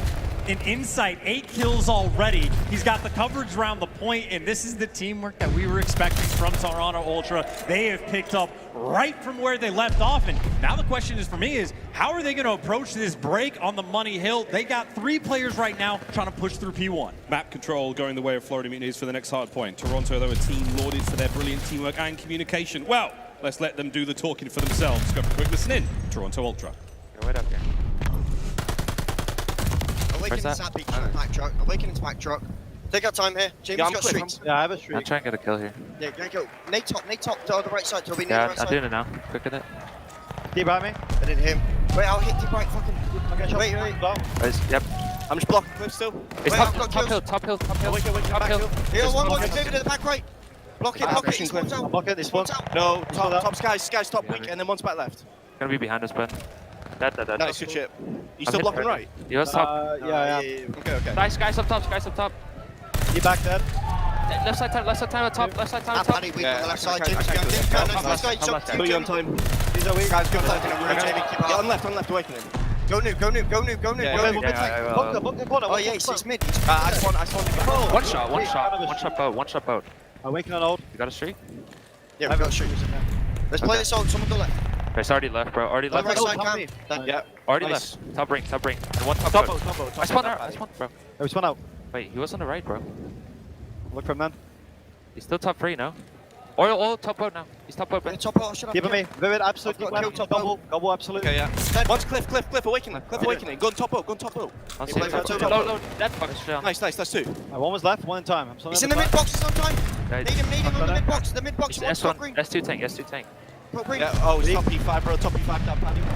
Clean comms and a developing lead now here for Toronto Ultra. And Chance, the crowd couldn't hear it, but tell them how good it sounded. I mean, it was absolutely textbook communication. They're also out here teaching, right? You hear the comms when they're trying to break that hill that say, inside, are you blocking? And you can block those spawns from P1. It is like a line side block. If you're actually looking at the spawn location, it will force them to spawn behind you. If you ever look away, well, they get a spawn right in the back. So Toronto, they certainly know how to play this game. And again, everything so far has pretty much just been picturesque. You couldn't ask for anything more. Yep, all good so far for Vance. 15 and 11 now on a 3 spree. Back over towards the first hard point we go. And again, it's back into the rotation. Doing what they possibly can now is davePaDi on the far back side of the map. Cleanex cuts him off, catches a big wake as well. Can he find Skies? No. Big shots there, but still hard point hands in for Toronto Ultra. A few players now making their way in through the center of the map, coming from Florida Mutineers, but Vance once again, clean reads. Can he take care of big wake as well for the 5th? As the teamwork so far flowing right now, and davePaDi from the top rope trying to push Vance back, but it is just enough as he will take him down. The pressure still mounting Shots, but you've got a solid hold here still from Ultra. I mean, I'm just waiting for Florida to force any sort of pressure onto Toronto. It is seemingly just every perspective we see from an Ultra player. Casual, just pre-aiming, waiting for the gunfights to come to them. The double challenge is on point, and I think really they are just taking Florida to task. The teamwork has genuinely just been that good. A clean and easy game for Toronto thus far, but as it stands, the exact same situation just about on this rotation over towards P2. Cammy gets top boat first, and he gets flanked, and look at the comms. His teammates feed him the information, and they just add to everything. Finally, Vivid able to pick up 2, and it looks like Florida actually managed to get to P2 first. Maybe a moment, a respite, a breath of life for them to try to get back into this game, but as it stands now, down by 90 seconds. Couple of sweet kills though, helping them out. Awakening can't quite catch the other one. There's one more invader on the outside of the boat. There's going to be Awakening, Insight, trying to make his way up top now. Vivid with a good line on the bad timing. Here he comes. Catches him out. Another one up top. Vivid wins the second. Great job out of Vivid, holding on to the spree there for a few moments. That was a 5. Gives his team a nice bit of time, but Cleanex, the Great Dane now, trying to make his approach through the bottom side of the boat. Awakening once again from the top side of green. He's going to find those kills as well. It's good work out of the Mutineers. Pulling this one back, slowly but surely. And after that clean 4 down, right, well, the main thing you have to do for Florida is worry about that rotation. Vance, I mean, he might not know it, but he can just fly on through, but davePaDi actually is there to watch the cross, so Florida not letting anything slip by. We talked about how perfect Ultra has been pretty much throughout this entire game, but davePaDi winning another big one-on-one. They were down by 90, but now you got a 5 spree. Now you got the clearance on the hill. You're pushed out P1, and even look at number 8. They have cut off the middle of the map. All their bases covered. This is set up for a perfect full 60. See how it goes though. Pressure now on davePaDi. Top mid cleaned up. Still hard point going the way of the Mutineers. Will it be a full 60? Let's find out. Ben Vance, he and Cleanex now approaching the hard point. Awakening. Potential cut of kills here. His teammates, they're finding them though. Awakening finds one up top. Cammy though, from the backside, a nice 2-piece for him. Into the hard point he goes. No, Awakening shuts it down once again. Can Vance take care of Awakening? That's hard point. No! Awakening once again finding those kills. He's holding it down now, keeping the Mutineers with a foothold here on the beach. An interesting spot, by the way, as well. You actually flip those spawns, so you don't get the full 60, which isn't great, but if Toronto Ultra is spawning on the right side of the map, at least that grants you that rotation. Now, the first go around Florida, they did get the full setup, and it was about 30 seconds before Toronto found the break. Obviously, with this situation in Florida, they cannot afford to have the same thing happen again. They need to win these gunfights on P1. Number 7 on the minimap, davePaDi, he needs to keep control of that boat. You cannot let these players pass. You need all of this hill time. Skies in the hill. davePaDi, current captain of the ship, trying to hold these players down. Oh, Benz has managed to slip through. There it is, the damage already done. He's made it in. Can he find any more in the backline here? Vivid's up next, does win it on the backside. So, safe as you like. Cammy and co now making their way through the beaches as they storm forward. Can they find anything? Skies up first. There's the shots as Cammy gets much closer, but the pinch is there. Good work, Mutineers, good comms. Holding the point down still. Vance from the backline can't get anything done. It's 4 dead. As you can see the spawns though, as tight as you like, and look how close they are to the hard point. Ultra, this is your opportunity to get in there, but you have to slow down the hold here from the Mutineers. It's been ideal. 1 player left, and then you should be able to call it quits. Spawns are still there, and Toronto, as many kills as they've got, what a battle, and how long it took to get in that point. I mean, we heard in the comms, they taught how to break this hill. They just do the exact same thing again. Someone was able to break through. I think it was Vance on the cliff side. Unacceptable from Florida. You have to make sure you pick up that side of the map. And as soon as they block those spawns and then secure them for the back, the break is that much easier. I mean, that is 2 back-to-back money hills that Florida just could not handle. Now the situation they are in is that much more difficult. Such a long way to go, but at the same time, you can also lock this hill down for a full 60. If Toronto were spawning on the bottom left, it is not fun to have to flood through. Awakening, watching the cut. Number 5, Vivid, doing the exact same thing. And Skies, he gets to post up. This is an incredibly difficult hill to break, flooding through the front. Trying to flood through the front still. Insight bans Cammy, kills all around. Insight's going to find himself 3 in a row, and that could be enough. It may be enough to get on the point indeed, as Ultra finally managed to get themselves that bit closer to the win here. As Insight's 3-piece comes to a close, the hard point is all theirs. Vance, I mean, he just goes and picks up 3. It's so tough to get inside. They use the streaks just for that small opening. They find all the kills. Toronto, every single hill that they needed to break, they get the job done. The stamp on the game. Map number 1 for Toronto, and I gotta say, they made it look easy. At times, it was a little shaky. They took their sweet few moments getting in hard points. The breaks weren't as clean as you'd like at moments, but hey, man, it has to be said, a team with such brilliant teamwork that we gave so much praise to in that 2021 season, it seems they've started things off in the right way, Charles. I mean, really, that game, I think for what the first half, Toronto Ultra basically didn't deal with any sort of pressure, built up a very nice lead, and then the second half was almost the opposite story. They had to deal with the pressure, dealing with the breaks, 3 hills back to back to back, and well, every single time they're able to get through. So that answers a big question for me. How good is their teamwork going to be? That was completely on point. They have not lost a step. I think the only step we could say they possibly lost, and again, this is kudos more to the Mutineers, that the slaying compartment, they really picked things up in the second half of the map. More kills for them as we look across the stats here. A bit of a slow one from Skies at 15 and 26. I think Insight as well, he started things off really, really hot. It was a nice spree for him, 6-7-0, and at the end, 23 and 17 for him. Big work all round. And even looking at just those non-traded kills, right? Most players in the lobby, and this has been typical, are very close to their total kills. The non-traded right around that same ballpark. Skies, though, only 8 non-traded for the 15 total kills. So half the time he's getting 1, immediately getting killed straight after. So bit of a low-impact game, but also the hill time, it is worth pointing out, Inside, I think he was like the super sponge inside the actual hill. He just collected 2 minutes and 18 seconds. So that's what you want from Toronto. Get that main AR inside the hill, let him just be the laser beam, and everybody else gets to clean house. Again, just perfection from game number 1. That hill kitten was purring indeed. Look at the highlights now from that opening match here on Gavutu. Why are you shaking your head? I think it's a lovely term, as Toronto Ultra will take the lead here in this series. Mutineers, though, plenty to be seen from them still. We've got a long series ahead of us, and again, if you have just joined us, it is a single elimination tourney, so it's a best of 5. When you lose, you go home, and we don't want that. A lot of the fans here in the crowd. We know there's a lot of Mutineers fans. We heard you at the start. You guys are real loud. Except for then, that's okay. Yeah, drop the ball on that one, I gotta say. Maybe the tough map one is gonna be a little bit draining, but just highlights from this one. Again, clinical effort, but I will say that Berlin S&D we are going to next is incredibly interesting because Florida had a situation where they were like 2 and 7 in the first blood, so they could not find the opening kills, and they won the game 6-3. I mean, they just bullied out the A site on offense every single round, and it'll be interesting to see if that plays into the mind games, right? Is that going to be Toronto makes the adjustment? Are they going to go for heavy stacks? And also, I think in terms of creativity and search and destroy, maybe a handful of rounds, 5 or 6, where the smokes are getting utilized effectively by some of the teams. Toronto may very well be the case of every single round. They might have just a bag of tricks that they are going to be using.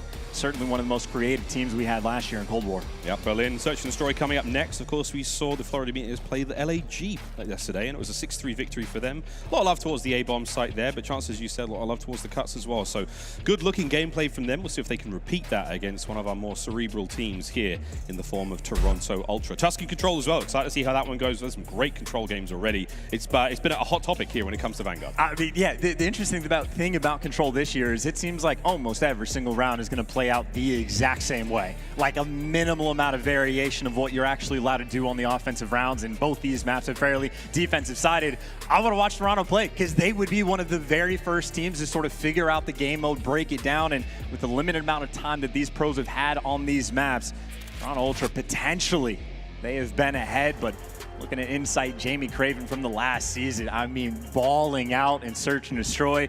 The first game he had on Miami, he's breaking records. So he had quite the introduction. And of course, the respawn, not too shabby either. And I think his KD, honestly, from game number 1, roughly the same with all of the hill time to back it up. It really was a standout season from the young rookie. His debut in the Call of Duty League shook the foundations itself, and a second place finish at playoffs as well and at champs. It was one hell of a show, and if you were there, you know what we're talking about. Truly crazy. But again, the opportunity to right the wrongs of last year, and they're already off to a better start than their rivals Atlanta FaZe, but they have to get through Florida first. I mean, if I remember correctly, Atlanta FaZe won map 1 in fairly fashion, and it didn't go too well after that. So there is a lot of Call of Duty left to play, and again, it is almost impossible to predict most of these teams at the moment. All the evidence we have seen just an hour ago, but Berlin, I will say it again, we watched Florida play it yesterday. I'm very interested in to see how Toronto responds, or if they just try to play their game and go for more standard setups on defense. But I am expecting Ultra to be very keen on utilizing the smokes, potentially more than any other team. Let's see how they go. Ultra AF has been the hashtag for the longest of time. Let's see if they can bring it in game right now and push the lead to 2-0. The comeback could be on the Florida Mutineers. Here we go.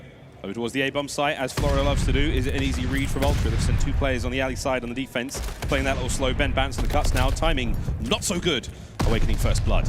They just sat there and waited for it. That was the trap. Here's the bait for the trades on Insight. Insight with the snapper, but he does get traded out. And once again, Florida, I mean, this time they get the first bloods, but bullies over towards A. Yep. And the opening on the flank is not there. That is tried and true Florida. They have not mixed this up at all. And for good reason. I think they've won pretty much every single offensive round. Indeed, their final kill there. Cammy finds himself on the wrong side of the tracks. aBeZy lying in wait. Young rookie once again making his debut into the CDL.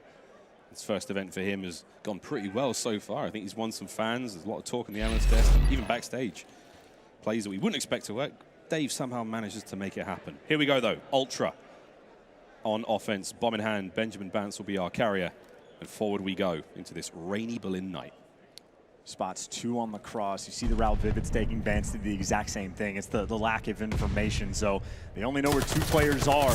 And the first blood, Awakening actually able to pull it off down low. And aBeZy there for the follow-up. Already a 2 versus 4. And that player able to get out with his life and Awakening. He's got eyes on everybody. Florida again, full speed ahead. Big Wake going toe-to-toe with Cleanex. Insight comes to get the rescue, and that's a big kill. 2v3, Skies from behind finds 1, potential for the second, but he's going to dip on out. Here comes the teamwork. Cleanex manages to get him in the end. 1v2 situation, and Cleanex, oh boy, stay away from the light, my friend. He is hurt, tagged up with 45 left in the clock.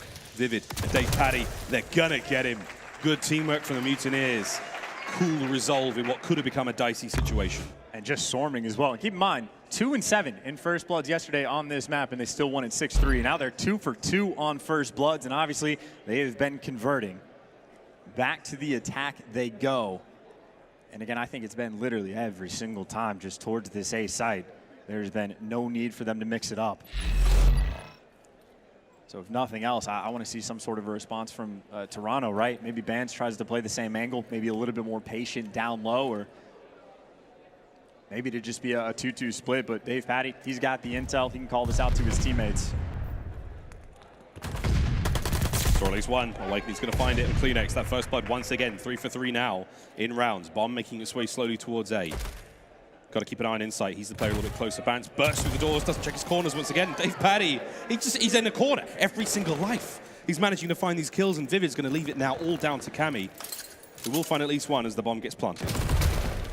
Just done. I mean, just suffocating on Berlin.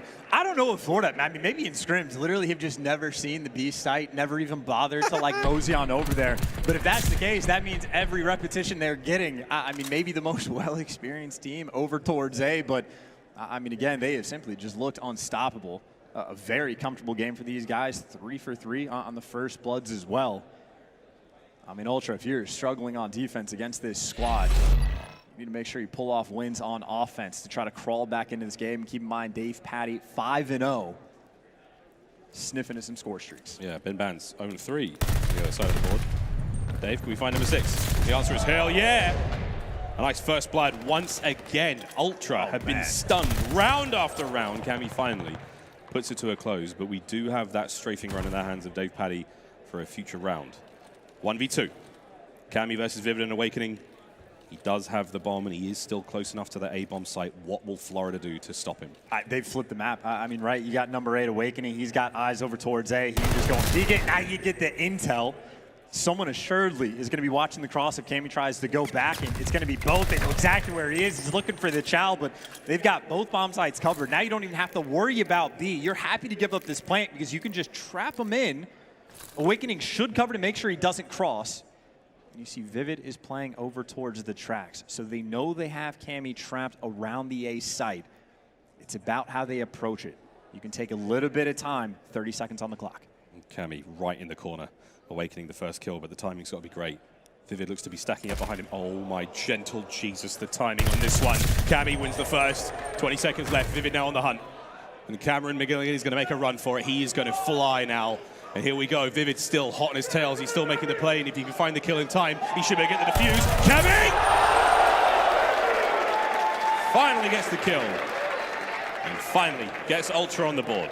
1v2 clutch. I mean, you will take it. By the way, very creative strat right from the get-go, right? They just triple hit up through mid, try to bully out fire. Didn't pan out, but Cammy for the clutch, and again, he knew he was trapped, pick a corner, find the kills. Maybe the time it helped out a little bit, and funnily enough, it was the aggression he had after. Vivid is one of the fastest players in the league. Cammy just simply outran him, did not waste any time.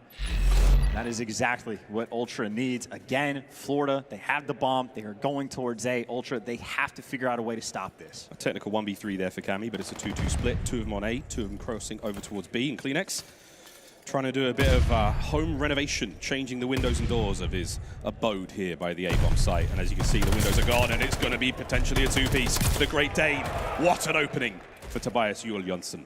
Just fantastic timing. Whatever made him make that call. He's flying forward. He wants it. Vance wants it too. Maybe a little over-aggressive, but you know where both players are. The last guy's trapped down low. Woo! Skies for the 1v3, but drop instantly.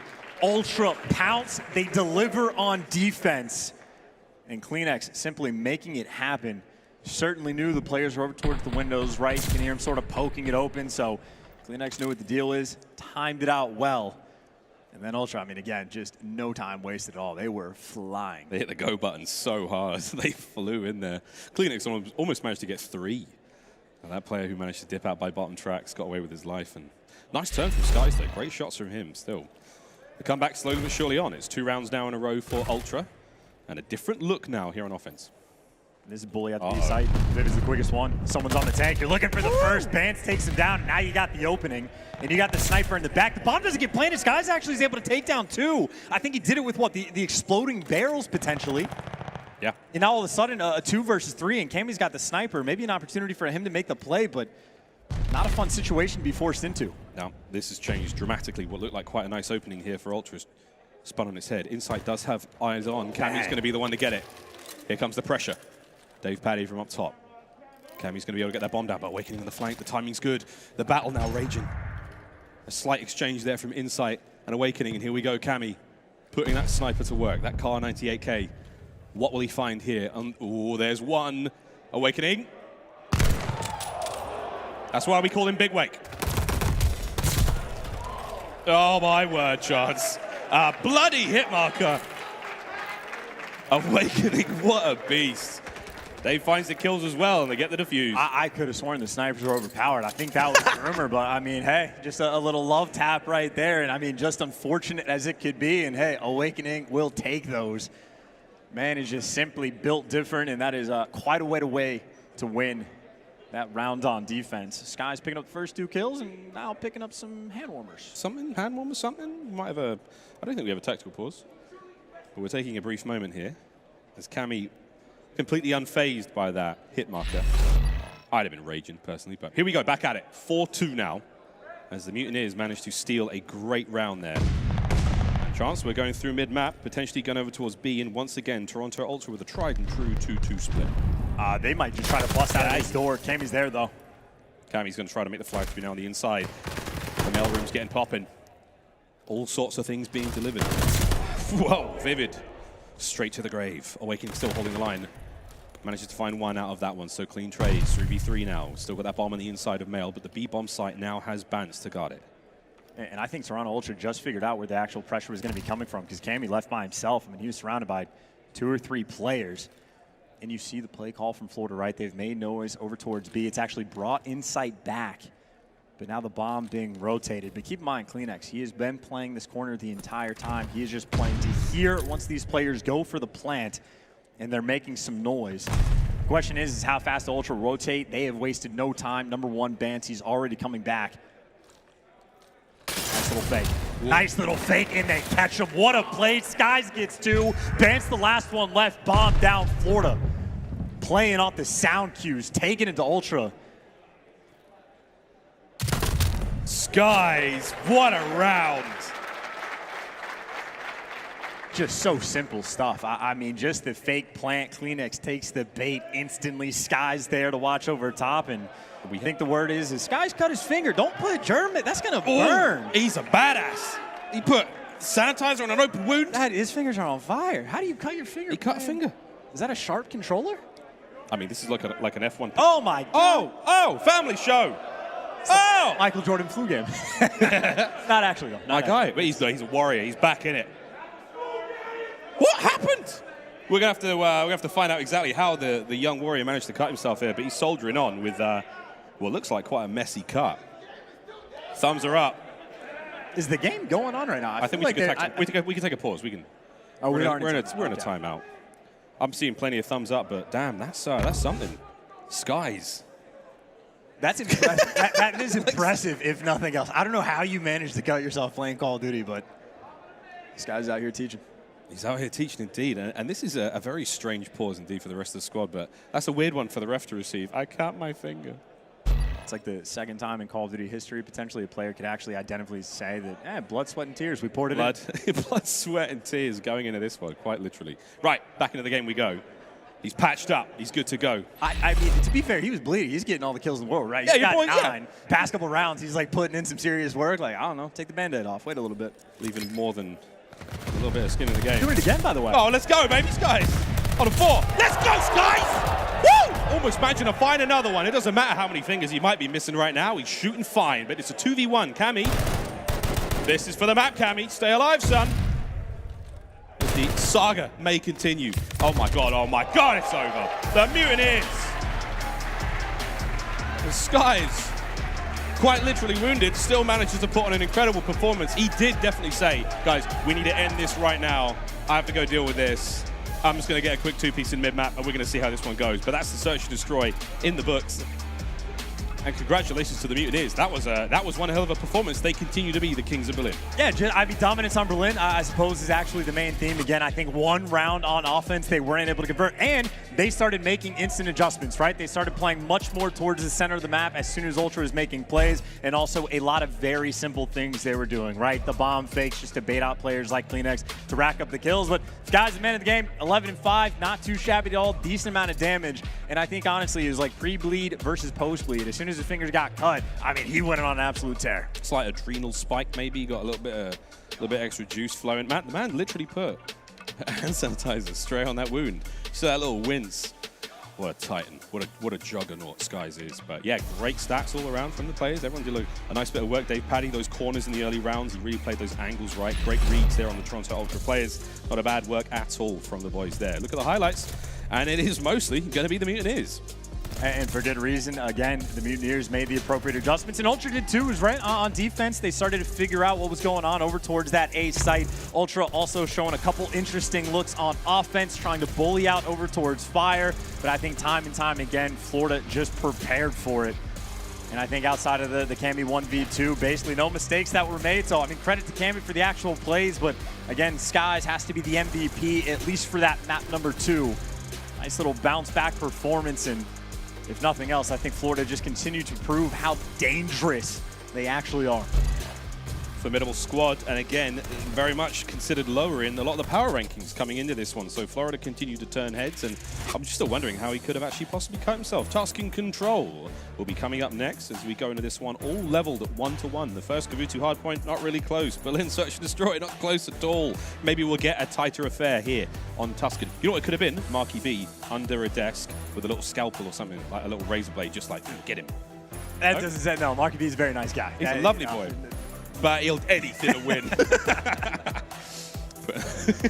Tuscan coming up next. And we got Berlin Hardpoint as well. We do have to go there. But take a look at our top KDs today. This is already. And Big Wake did the same from day one. This was him all frying all day long. Sky's there as well in 5th place. The Mutineers, I mean, their opponents, LAG, obviously didn't put up the biggest fight chance. That has to be said. And not a fight at all. Wow, come on. Well, break this one down then, brother. I mean, Awakening Skies popped off, and it was right from the bocage as well, right? That was the very first bit of analysis that we had for Florida is all these ARs. How's that going to pan out? And another interesting, the second bit of analysis is how good is their communication going to be? And Dave Patty, I mean, he was putting in some serious work yesterday. I'm kind of interested in to see how they sound in the control once we get there. Oh, we'll get there very, very soon. We're going to patch Skies up, make sure he's all good to go into Tuscan, and we're going to take a very, very quick commercial break. When we come back, map number 3. Don't go too far.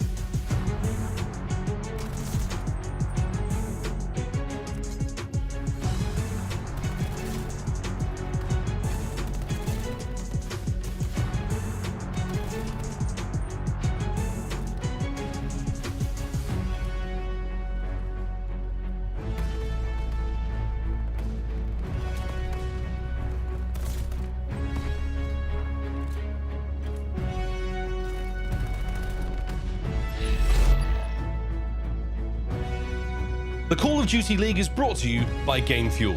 Victory in a can. Friends, and welcome back to the Call of Duty League's Kickoff Classic, brought to you by Zenni Gaming. Skies is all good to go. He managed to cause himself quite a blunder. He's cut his hand wide open, but he's now hot to trot. The medics have been on field. They've taken good care of him, and it certainly didn't slow him down in that last game on Berlin, Shots. I think it might have helped with the grip, to be perfectly honest with you. But Skies, obviously the toughest player in the league. I mean, how do you... No, it's not a big deal. It's just cut on your finger. It's whatever. I think you sold that quite well. Yeah, I mean, he's all good, though. It doesn't look great, though. I will give him that. No, it's a tough-looking one, but it hasn't slowed him down one bit as we come now into Tuscan control, and so far, so good. The Mutineers bounce back after a difficult showing there on Gavutu. Skies, of course, he's a winner on map 2, Berlin S&D. Look at him. 955 in the damage, goes on a 5 spree, 11-5 overall. And a good bounce back from the game number 1 as well, right? It probably had the worst performance on his team. Admittedly, it was just a tough one because of how well that Ultra were playing on the Gavutu, but yeah, they're there. That's the resilience that you need from the leader of the squad. And is he like towards like the veteran part of Call of Duty? It's like his 4th year. Is that veteran these days? He's getting there, you know. 4 years. It used to be veteran. It used to take like 2. Yeah, I mean, what, like the greatest veterans we've still got? I mean, it's the Crim Clay, Slashes 27. Oh, they're like 27 years. Yeah, I mean, it's been a long time. Maps and Mo's, friends, Tuscan Control coming up next. Berlin Hardpoint, we're going to go back to that one. And, of course, Desert Siege for Game 5. And the way things are shaping up so far, it's been a spicy day of Call of Duty. And I think that's putting it very, very mildly. This could be a very fun one. But we do have to see exactly what happens on our next map, Game 3, Control. Chance, I said before, a hotly contested topic, I think. Safe to say, Control coming into Vanguard. But I'm not going to lie, mate. This is a lot of fun to watch. And I will say, right, just to revisit the conversation we had like briefly earlier, every single round we have seen on both Gavutu and Tuscan have played out effectively the exact same way. If there's any team that may be able to break the mold, show off a little something extra, Ultra might have something cooking, or it'd be same old, and honestly on Tuscan, there is no reason to do anything different. Leave one player on A, try to milk it and get as many kills as possible, but that is a much better start on the defensive end. Florida winning a couple of those gunfights and makes Ultra just a bit of a tougher spot. Vance, though, clean shots to at least take down Skies. Desperately trying to find that pressure, find that space to work with so they get that capture on A. First segment's gone. Decent shots, but not quite enough as Dave Paddy managing to find another kill there. Big Wake has been on the flank basically the entire round. You just have to turn around and find yourself in trouble, and here he comes, making his way forward, slowing down the pressure for there, but whoa, that's it from Skies. The last member of Ultra cleaned up, but 2 segments already gone. And again, this is just for Florida operation, get as many kills as possible. If you can keep him on A, that's great, but I think A is going to have like a 98% capture rate. I don't know if you will honestly ever see a round where the team on offense isn't able to collect, and you see Vance, that is the right idea. Fly forward and maybe duke a couple players out, has a couple players in front. Can't get the first, though. Vivid there to shut him down. Florida, now they've just returned to that bottom right corner of the map. Try to lock down Church. Trying to make sure no one sneaks through, and maybe a little bit of pressure on Skies in the back as well. He's able to take down one. Still trying to maintain that pressure. We've seen some of the traps already here on Tuscan. They have been absolutely devastating, and it's already starting to play out. Oh my God, Kleenex somehow manages to find 3 there, making it 4 overall. The Skies, you're next, son. Nice kills indeed, and the spawns are crazy right now, Chance. Oh, and Vance never actually saw them. They just spawned literally right next to Vance. It is very difficult to actually block spawns on Tuscan Control. Shout out to the squads, and Kleenex is basically the one-man wrecking crew. That is honestly somewhat of an unfortunate, I want to say wasted, but wasted. It's not the correct word, just unfortunate for Vance. He's on the back tank and he ends up getting shot in the side. And that makes it that much more difficult for Ultra to actually try to siege forward to try to find some sort of opening. And Kleenex also now trying to make his way back over towards B. The offensive efforts have been decent so far. The kill's good for them. 13 lives for Toronto, remain 12 for the Florida Mutineers. And we've slowed this one to a snail's pace. Bance managing to win the fight top church. Now allowing the troops to fly on through, and here comes the pressure. Awakening still with that top lat control. You've got to find those kills, and Ultra have flooded through the backside of the map. The kills have all gone their way. Oh, it is sublime from Toronto Ultra. Still going strong. They're on B. The first segment's nearly complete. And they've got all the cuts right. They got number 1, Vance. He's sitting in the back of the map. Now you're actually forcing those spawns out. You basically just have to focus on Church in the alley. Cam going to pick up Church. There's 1, there's 2. You got the collection. Nearly 2 ticks have come through. He can't get the 3rd, but Vance is still here. He needs to slow this push down to buy his teammates time. Meanwhile, Skies nading his teammates. Vance can only get the one, but that buys at least insight time to get over towards that plat positioning. And obviously 8 versus 2, I think Ultra have done enough. They've done enough, but crazier things have happened. Awakening, what have you got? We're not going to call this one over until it's over. Cammy goes down. The clock has been stopped. The capture continues. Cleanex does push it all the way to Skies. Now Skies, lone man left. A lot of work to be done. The second segment of B is almost complete. Toronto have stacked the point. This should be their round, and it is. Ultra take the first. Just in an incredibly efficient fashion. I think, honestly, it was the setup, right? You saw Vance when he's coming in through side church. At some point, they had 3 players through church just flooding through the back alley, and that is where the chaos really starts. And I will say, I know a theme throughout Cold War for Control in there was teams do not stack the point nearly enough.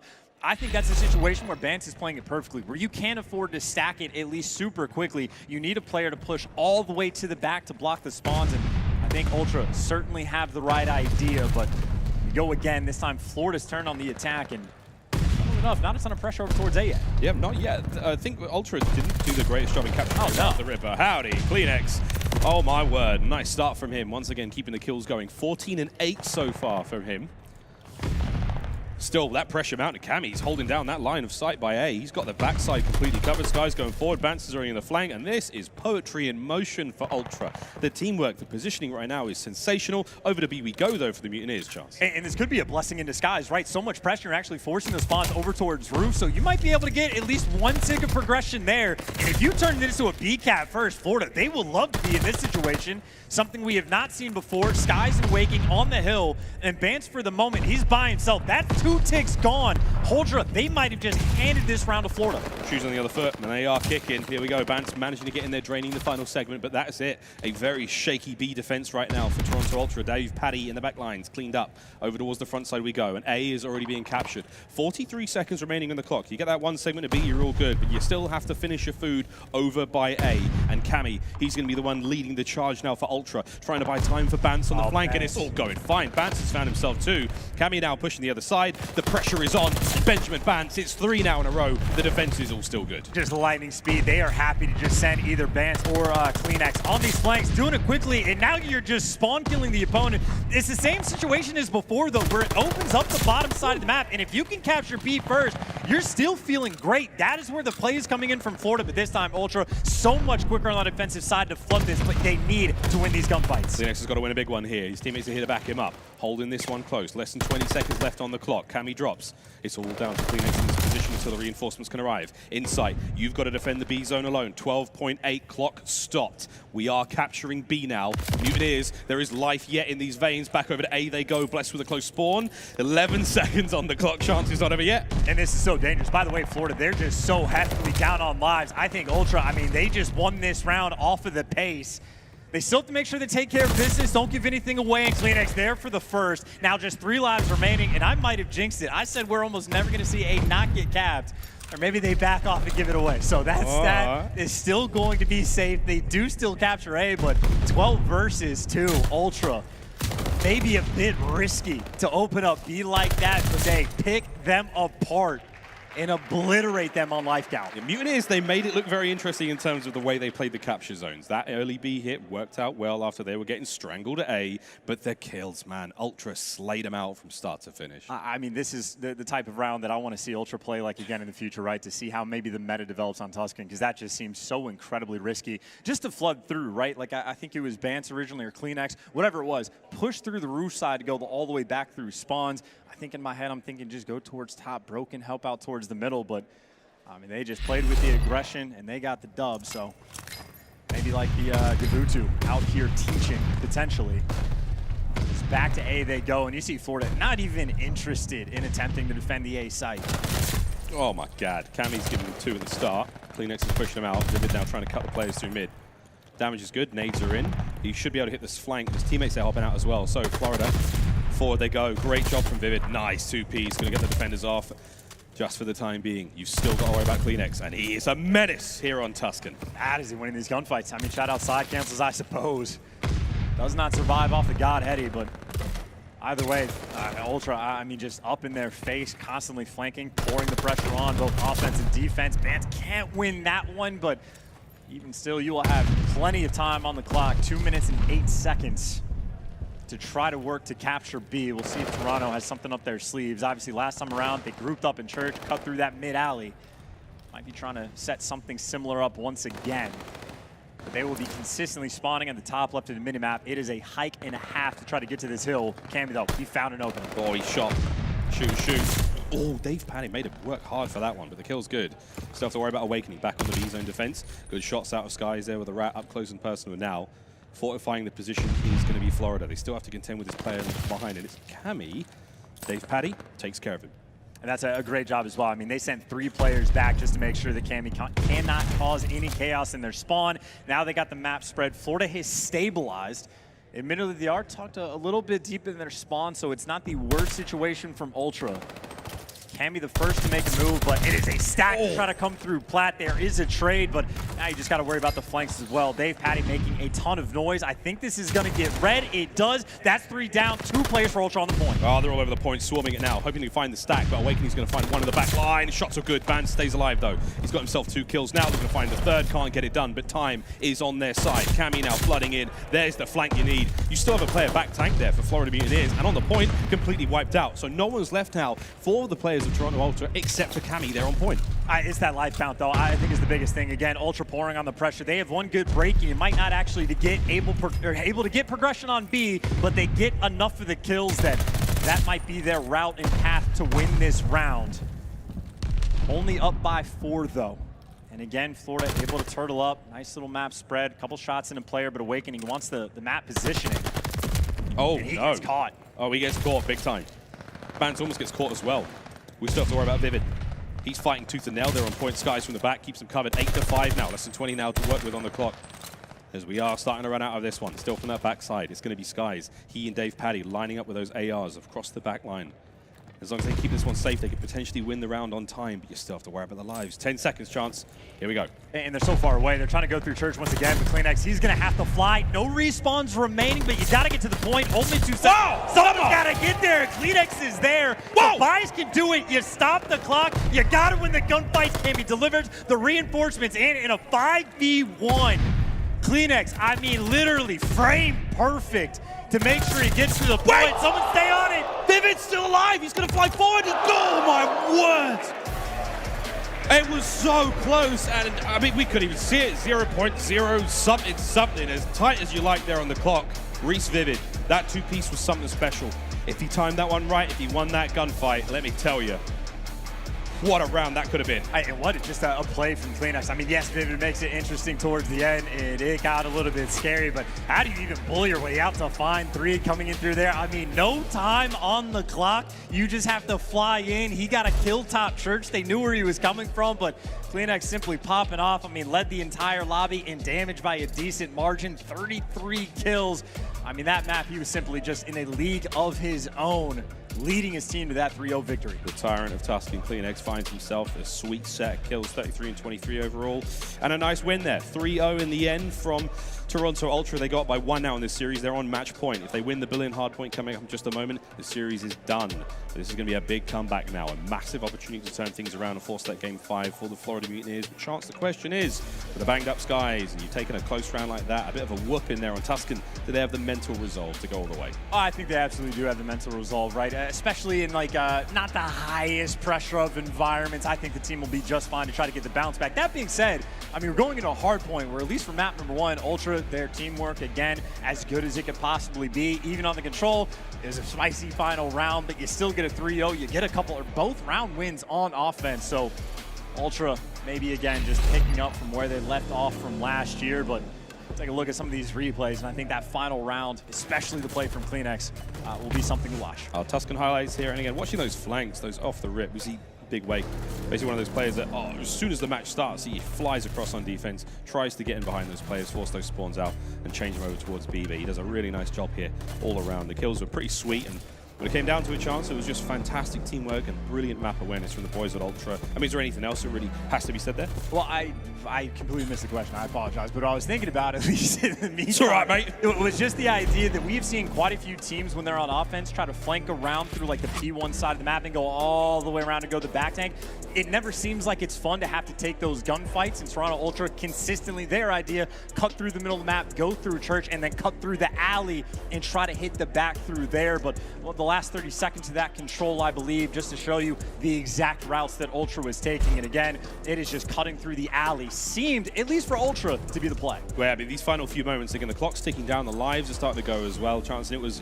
I don't think it was actually Cleanix who managed to get himself on the point. It maybe was him who managed to get the slide just a few seconds after this one. But that two-piece seals it, slides right on in, and it is actually Cammy. Cammy dives on there a fraction of a second, obviously afterwards, and this is where things get crazy. And Cammy's gunfight win, by the way, huge after that, just to get to the point. Vivid, though, makes it spicy. They know he's in the back, and I think Insight just gets caught. I think he might have accidentally jumped behind his teammate for the lineup, but a massive one-on-one win there towards the end. That is what Cleanix's big three, Cammy's big kills just to get on the point. That is 3 sets of plays and different players for Ultra that have to come up big just to deliver, but they did, so here we are. You're spinning plates in professional Call of Duty. There's a lot of things that you have to do very, very well, and a lot of things that can go wrong, and wow, we saw some madness there. Now we go to Berlin, though, Chance. We're going back to playing another hard point here for map number 4. What do you think of this one, mate? I mean, have you got anything based on what we've seen? I know the data pool is very small. How are we thinking this one's going to go down? Ultra, I think, have just been too clean. There has been pretty much no answer for Cleanix, at least in game number 1. There was an answer just from the teamwork, from the Gavutu. And Berlin is a map that I think is almost sort of like the most traditional Call of Duty, where you can actually orchestrate different things on different maps, where you can chain hills together back to back to back. And I think it's similar enough to Gavutu that I think Toronto Ultra definitely have the edge. That being said, I mean, it makes 0 sense for actual analysis, but at least on Berlin for the map too. Florida won it, so obviously a Berlin team. Obviously the Berlin team. That's how that works. That's exactly how that works. Here we go, though. Map number 4. This is do or die right now for the Florida Mutineers. They've got to push that game 5. For Ultra, though, sitting pretty. They managed to win themselves a very good control map there. Interesting to see how this one goes down, man. It's another one of those big maps. AR players go wild in this one. A lot of action we see in the up-close personal spaces. The submachine gun players having a decent time as well.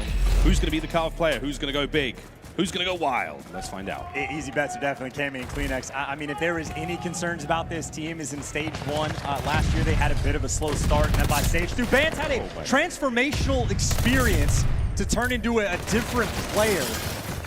So maybe you might need to rely on Cammy and Cleanix earlier in the year. This time, though, they get the first couple seconds. TJHaly responds, but it is a dogfight around this first hill. Not quite getting that window. Cleanix was desperately trying to do it.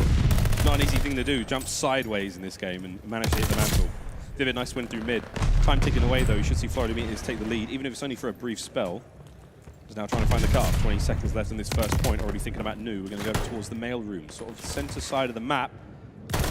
Small hard point, a lot of choke points, the windows, all sorts of stuff. That second balcony, going to see players fly off that all year long. And Awakening, a nice set of kills for him. It's 3 with the potential for 4, but Cleanix cuts him down. TJHaly just won a massive gunfight on Bans. He does get traded, but the setup should be there for Vivid. Knows he should only be dealing with 1 player around the hill, but he actually plays it slow, which I'm not used to saying for Vivid, but at the very least, he's got his teammates here for the break. It's a player tagged up, down low. Toronto Ultra, they are just swarming everywhere around this hill, but until either team wins a set of gunfights, you can't get inside. Vivid, by the way, he's picking up 2 with the pistol. Somebody kill his dog. Was he going full John Wick down there? What the hell just happened? 40 seconds now, climbing for the Florida Mutineers. Kills are good. Insight has a lot of coverage here. He's managed to take care of that other side of the stairwell. TJHaly on the other side, playing this one a lot slower, and he's truly a patient player. The little sample size we have of him has been working out. But Toronto Ultra clean out every possible avenue except for Awakening. Now from up high, trying to stop the clock, keeping those players off the point, and Big Wake gets it done. I think number 7, TJHaly, he might have just gotten his own trades right there. Looks like he fell and spawned right next to the player that just killed him. So that actually did big just for this rotation. Ultra not able to get anybody through, and Vivid pouring the pressure on the old hill. He's able to take down 3. And that is just going to spawn them out once again at the old hill. I mean, he buys his team maybe an extra 10 seconds to get the setup that they want, and they've had this setup for quite some time. This is a money hill. Florida can deliver. They could potentially blow this game open early on and take a massive lead. Dave Patty can't find the kill. And the trade, not even there. Tobias is on a tear. Absolute rampage from Tobias Awakening, trying to do what he can. Cammy with the trades. Cammy finds another one. Cammy. Oh, Cammy. Woohoo! What a 3 that was. Still not quite enough to get the hard point break. One player left up is going to provide those spawns still, but here come Ultra flying in through that doorway. Eyes on those players at the backside. Cleanix is going to be there to find the first. Bance gets himself 2, and that is a tough hit for the Mutineers, but they're still in the back. Well, you know, that's actually great. Toronto Ultra leave that spawn open to make sure that they stay far away. I think Ultra are calculating that, doing it on purpose, and making the rotation that much easier. Cammy, he knows he's got to flood all the way to the back. They're still leaving that back spawn open. And for Florida, this is huge. You even catch the player on the rotation. That is as perfect as it can get. This is a hill that you can get a full 60. Florida had all the time in the world in the setup, and they get broken down.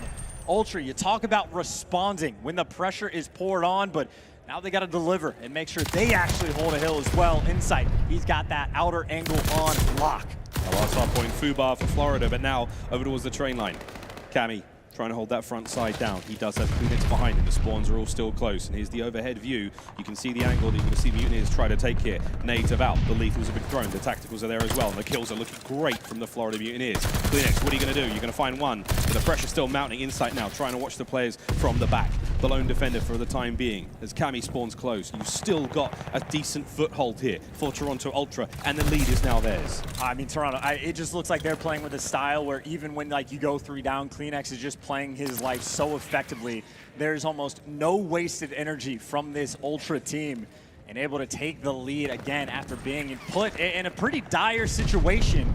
Now on the rotation, Bance is calling out his players, and he's going to leave him. He's going around back. He's going for the spawn flip. You want to control this bottom side of the map potentially to think long-term for P1. He's going to be annoying inside fire. You see number 2 spawns up exactly where you want to be. Ultra consistently in hard point, doing the right things. Doing the right thing. Benjamin and Bance with the 200 IQ play. Vivid, though, trying to bounce back. Let's have a listen now to the Florida Mutineers and see how they're going. Yeah, one stairs, Cleanix. Walk, Cammy, Come on, just stay up, Joe. Nice, go in. There's one side upstairs and you inside. I need a hill. One try hill. I need a hill. I need a hill. One more fire. I was the guy that What's top 3? Key, get hill. I need a hill. I'm picking up your long. Get hill, please. Oh, I can't. No, one's cutting me off left. Long stairs, last guy. Bance. One stairs, Bance. He's going outer heady. Hold on me. Flip. No one can be long. They're gonna be on you. Bance was push up ticket. Bance was ticket. I'm going secret. He could be outer. Cammy and you. Long stairs, me. 3 and you.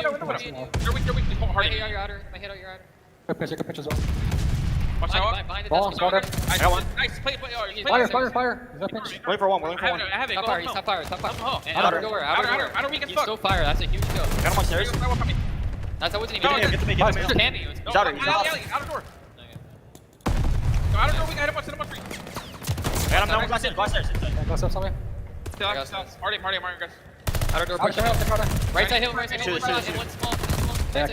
Push down. Right side hill. One shot. Bance. He's be proning. 30 seconds. That's the nade. I got He's small and out of the play. Take an aLLeY crowd. Small corner. Got one shot. Nice one. Go there. Charlie, left. P5 Bance, one shot. Alright, Nice.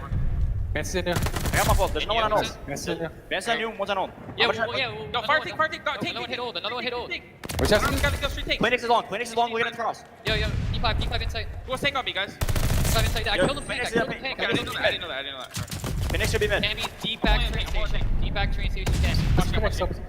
Chance to come from Emmy Gooding, and 2 teams with fantastic communication, but Toronto Ultra are starting to pull this one away slowly but surely. What do you make of the comms? I thought the comms were pretty solid. I thought a couple rotational kills were solid, but then all of a sudden Toronto, I mean, they just get the wipe. Insight able to pick up 3. I mean, Dave Patty was putting in work on the rotation. He picked up at least 2 kills to try to open things up, and it just all collapses almost instantaneously as soon as the hill is popped. Now though, Cleanix is by himself on the point. He gets cleared out, and now Florida could potentially start to pour some of this pressure on as Awakening able to pick up 2. Everybody gonna fall. And Florida finally able to open things up. And keep in mind, spawning on the left side of the map, Similar situation to what we saw on the first set of rotations.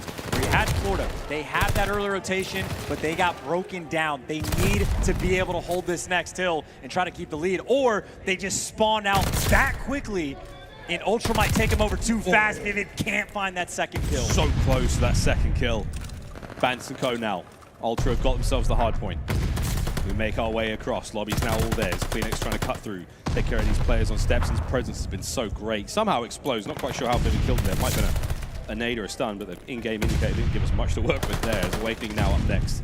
Hardpoint still taken away. Big kill from Awakening. The spawns, though, still close here from Toronto Ultra. They're going to look to try to flip them soon. Got to make their way across map at some point. But still, they're going to do a lot of damage here, Chance. Still 30-odd seconds to play with. And Bance already thinking about next, surely. Making sure those players coming in from that side of the map are all being handled cleanly.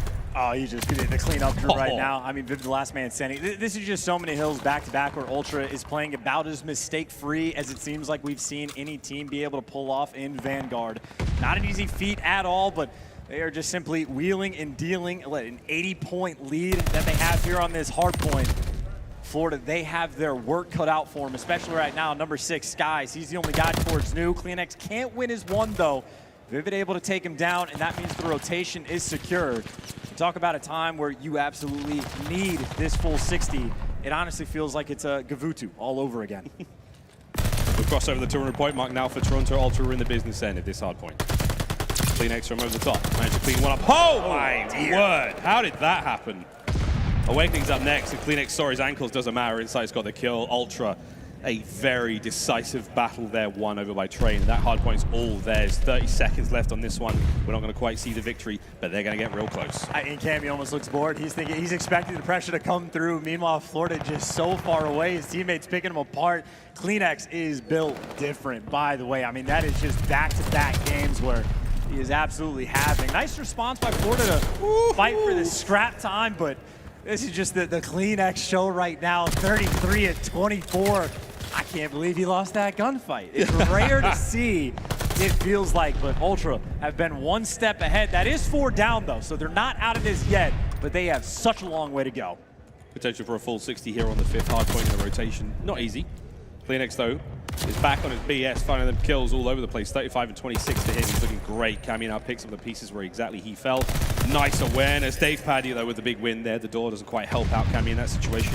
Inside of the hill. Nice kill from him. They're starting to fly through now, and the things are getting a little bit too mixy, as you can see. 231, an open hard point. Toronto will be able to get a bit more time. And again, as much of this as they possibly can, it could be the win here.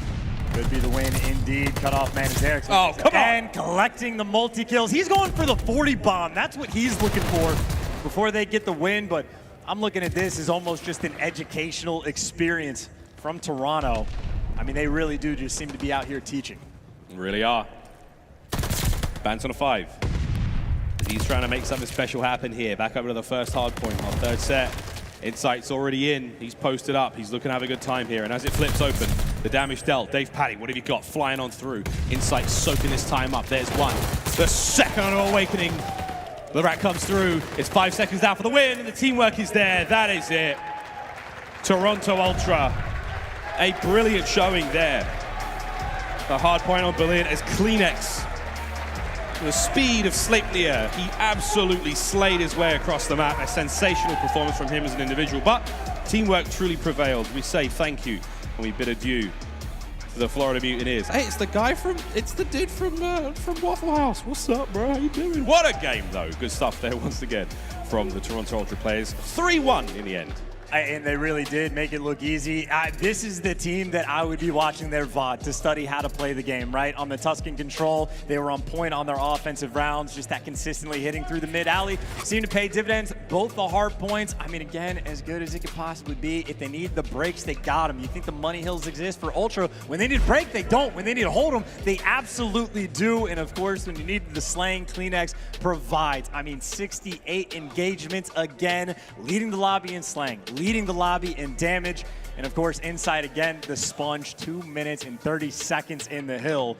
I mean, honestly, it's only been 2 maps, but he spent over 5 minutes just hanging out inside the hard point. Meow. What a bit of work he's done. 250 to 150 to close this one out, and a nice Berlin hardpoint, man. I'm really enjoying watching that map. Like, it's one of those maps we've got a lot of people talk about this one. It makes a lot of sense, you know, logically when it comes to the way Call of Duty is typically played. A great fun map to watch, and highlights abound, friends. I mean, most of this is going to be the Kleenex show, let's face it. But we saw some wild and crazy things here today on Berlin as the series now comes to a close. And I mean, for me, I'm just going back to how tight that control game could have been, that final round. That's what we love about the control game mode. That's what we love to see in those sort of tight situations.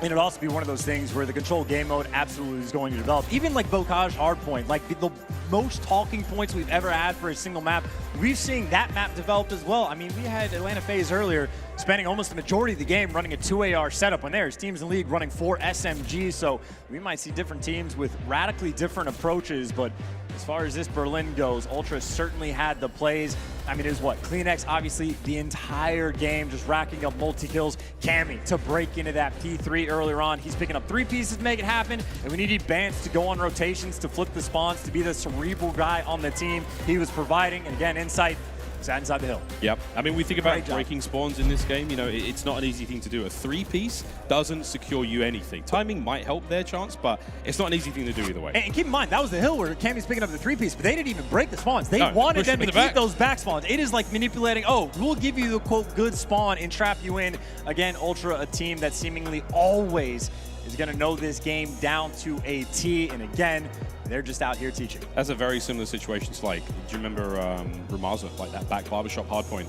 At one point, you basically want to trap him in the back, and you can just run across the map to the other side of the rugs and get that tower control. But hey, we're living in the past, living in the future now, though, friends. 3-1 there for Toronto Ultra. Great stuff out of them all round. Teamwork still prevailing. Florida Mutineers, though, man. I mean, I had a lot of fun watching them. They gave it to LAG. I think they looked pretty solid in that matchup. There was a couple of moments, you know, defining moments, but I think ultimately, like, the teamwork's looking good. I love hearing the comms out of them. One of the biggest issues they've had for the last season. They sounded great in those listen-ins, and I think this is a very welcome, you know, team. I think this is going to be great for them. Enough of us, though, mate. We've got ourselves Guy Blaze on stage for our Game Fuel Victory Spotlight.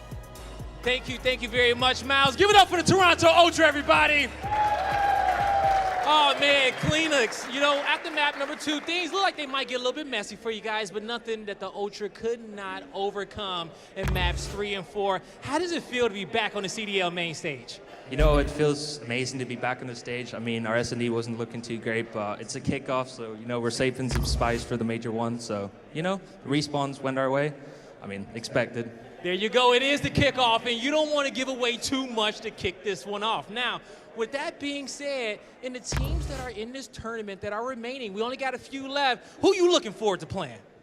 I'd probably throw out Seattle in there. You know, they got a bunch of new players in the roster. They got Phoenix, my old Black Ops 4 coach. So, you know, looking forward to playing them. They look on form, so we'll see how that goes. All right, well, we'll see how it goes. And speaking of them looking on form, I want to actually talk about you guys, all right? Because the same squad from the last season coming into a new game of COD, what's going to be different for the Toronto Ultra this season? You know, last year we lacked a lot of inconsistency. I mean, we had a lot of inconsistency going into every major. I mean, you know, just clearing up S&D and stuff like that, that's going to be the main target for this year, so yeah. Oh, yeah. All right, yeah. And you guys look like y'all cleaned it up in that last series, and you got a few more to go. With that being said, it was good talking to you, man. Give it up for the Toronto Ultra as we get this main stage reset again. Thank you. And that's your Game Fuel Victory Spotlight. Nameless, that was crazy, man. Watching Toronto Ultra pop off like that. Their teamwork was great, man, but the play that we saw from Bance earlier was incredible. Yeah, Bance had a great play in the control, and that control, honestly, was just a dominant performance. That's kind of how they were last year, especially with Search and Destroy and Control, but, you know, Search and Destroy didn't look as hot. Control looked unbelievable. Like, right here, you know, you saw Florida try to make a risky play and go all the way over towards B. It doesn't quite work out, but Toronto, they're just able to react so well, and they're like, you know what? You don't get B here. Guess what? We're going to punish you. We're going to go for that spawn trap. They're able to clean up these kills here, and then what you're going to see after this is Florida, they then go like, okay, now we have to get A. They all go over towards A, and Bance just runs past the entire team, goes for the spawn trap, and just waits and trusts his teammates to get those kills. When he trusts his teammates to get those kills, he spawn traps them, and the round is basically over, and just a flurry of kills for Toronto. It's honestly unbelievable how much their teamwork has even gotten better from last year going into this one, Josiah. Yeah, man, I cannot wait to watch this team have a full year under their belt, right? Last year, obviously having Zenni, and then they've dropped him for Insight. Now they have a whole entire year to kind of keep perfecting that teamwork, and I just can't wait to watch them more as the season progresses. And while we're on you, Slack, man, so Big Daddy Kleenex almost dropped a 40 bomb to close out the last map. I mean, the guy was unstoppable. Yeah, like he said in that interview, ever since he's kind of entered the scene since Black Ops 4, he's been a fire SMG to watch, and he's super fast, super aggressive, and makes great plays, and then he has bands to bounce off of him. Like I said, there's just so many amazing players on this roster, but just to talk about his series that he just had, I mean, it's incredible across the board, right? He's going to be a super fast SMG, like I was saying, who kind of just up in your grill. He plays like Simp and aBeZy, super fun to watch, and can't wait to see how they can progress over time. All right, Miles and Chance, I know you're still up there. I'm going to get your thoughts right now. Florida Mutineers, they're currently going home because it was single elimination, right? My question to both of you guys, starting with you, Chance. I mean, there's a lot to look forward to with this team, man. I'm loving Awakening. I mean, I think one of the biggest things is obviously we've seen from like day one, they have a ton of slaying power. Awakening Skies prove that bar none. I think they need to take this like Ultra series as the educational experience and go back and look at the minimap and see exactly what was going wrong and potentially steal quite a few of the ideas that Ultra was showing off. All right, Miles. Yo, Toronto Ultra, they're the real deal, man. They are the real deal, and this is the thing for me, Veli, man. Like I was never worried about Toronto Ultra coming this season. Like I think one of the keys, and you talked about his names as well, is like when you get second place at champs, when you get that close to victory and it gets snatched away from you, like that is the fuel. And this is a team for me that like season after season, they've had something to prove every single time. You know, they've always had a chip on their shoulder, not necessarily in the cabinet, a couple of those, but we'll see how it goes this year. But their chip on their shoulder is the thing that fuels them so much. So I love to see a Toronto Ultra. I want to see them mad. I want to see them pissed off. I want to see them go hard. That's the year I want to see them have. Yes, Miles, Chance, you guys are incredible. Thank you so much. But for those of you at home, and even those of you in the audience, if you like free stuff, this is for you. If you happen to link your Activision and YouTube accounts, you can earn exclusive in-game rewards for tuning in to the Kickoff Classic. So make sure you do that and go ahead and get some good loot. But coming up next, we actually have an amazing matchup. We're getting NYSL back on the main stage. But before we get into that, aLLeY, your prediction, you flipped it actually right before the match. I'm having a terrible day. You texted your group chat, you was flexing, you was feeling I'm having a terrible day, but you know what? I am so happy I'm having a terrible day. The Seattle Surge match, I mean, you could feel the electricity from the crowd. And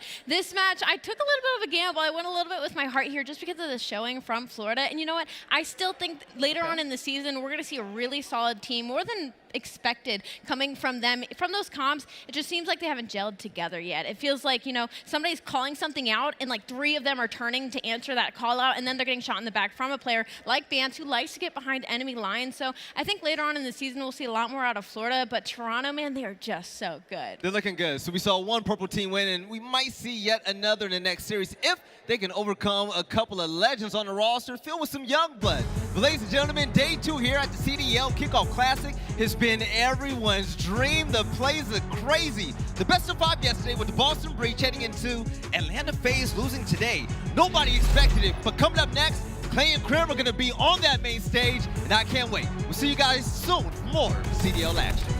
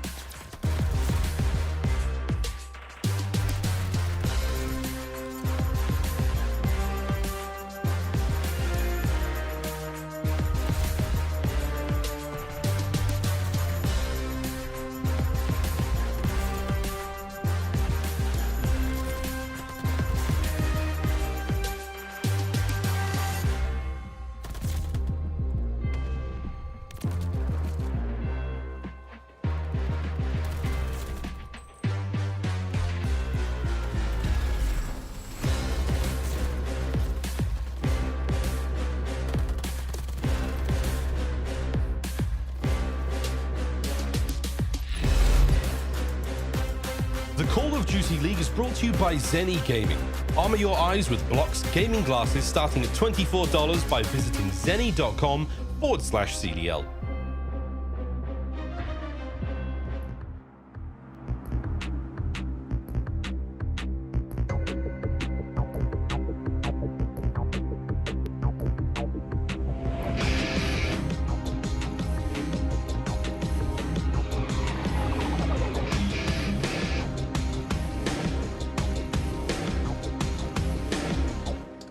Alright, dude, we're all hooked up. You ready to skydive? Hell yeah, I'm ready. Are you?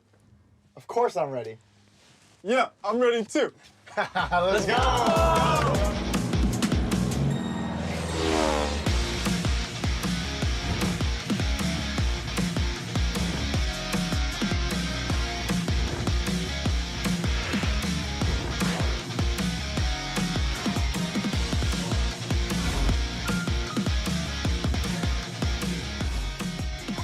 That was crazy. Yo, that was so much fun, dude. Oh my God. Bro.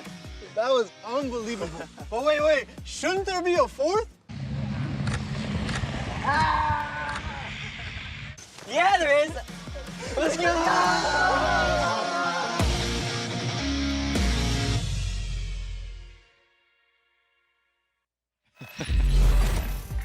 All right, welcome back to the CDL Analyst Desk. Excuse me, my name is Velly. You're rocking the mic with Slacked, Nameless, and also aLLeY Cat. And I'm gonna be honest, have any of you guys gone skydiving before? Because they're wild. Yo, I ain't going skydiving ever.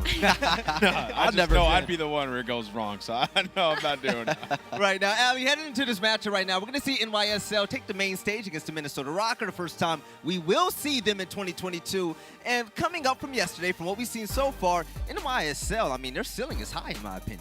Absolutely. NYSL came out frying yesterday, and with their series, I think they only had like a couple of hiccups that really cost them the match. So I think coming into today, they'll definitely have fixed those little mess ups. As Clay said, he's aging like fine wine. I don't see why today should be any different. Yo, Nameless, Minnesota Røkkr, man, heading into this year, what are your expectations for this team, and what do you think they'll place? Yeah, you know, they had that crazy miracle tournament that they won last year. The thing about Minnesota is their hardpoint. Like, how is their respawn going to be? Because last year their respawn was not that great. So for their hardpoint, I'm expecting them to fix it this year. It was a lot of pace issues that they had last year, so that's what I'm going to be paying attention to in this match. Yes, right. Nameless, New York Subliners had a close call against Boston, so they'll need to bring the heat. These game field keys to victory, Minnesota Røkkr, for their keys to victory.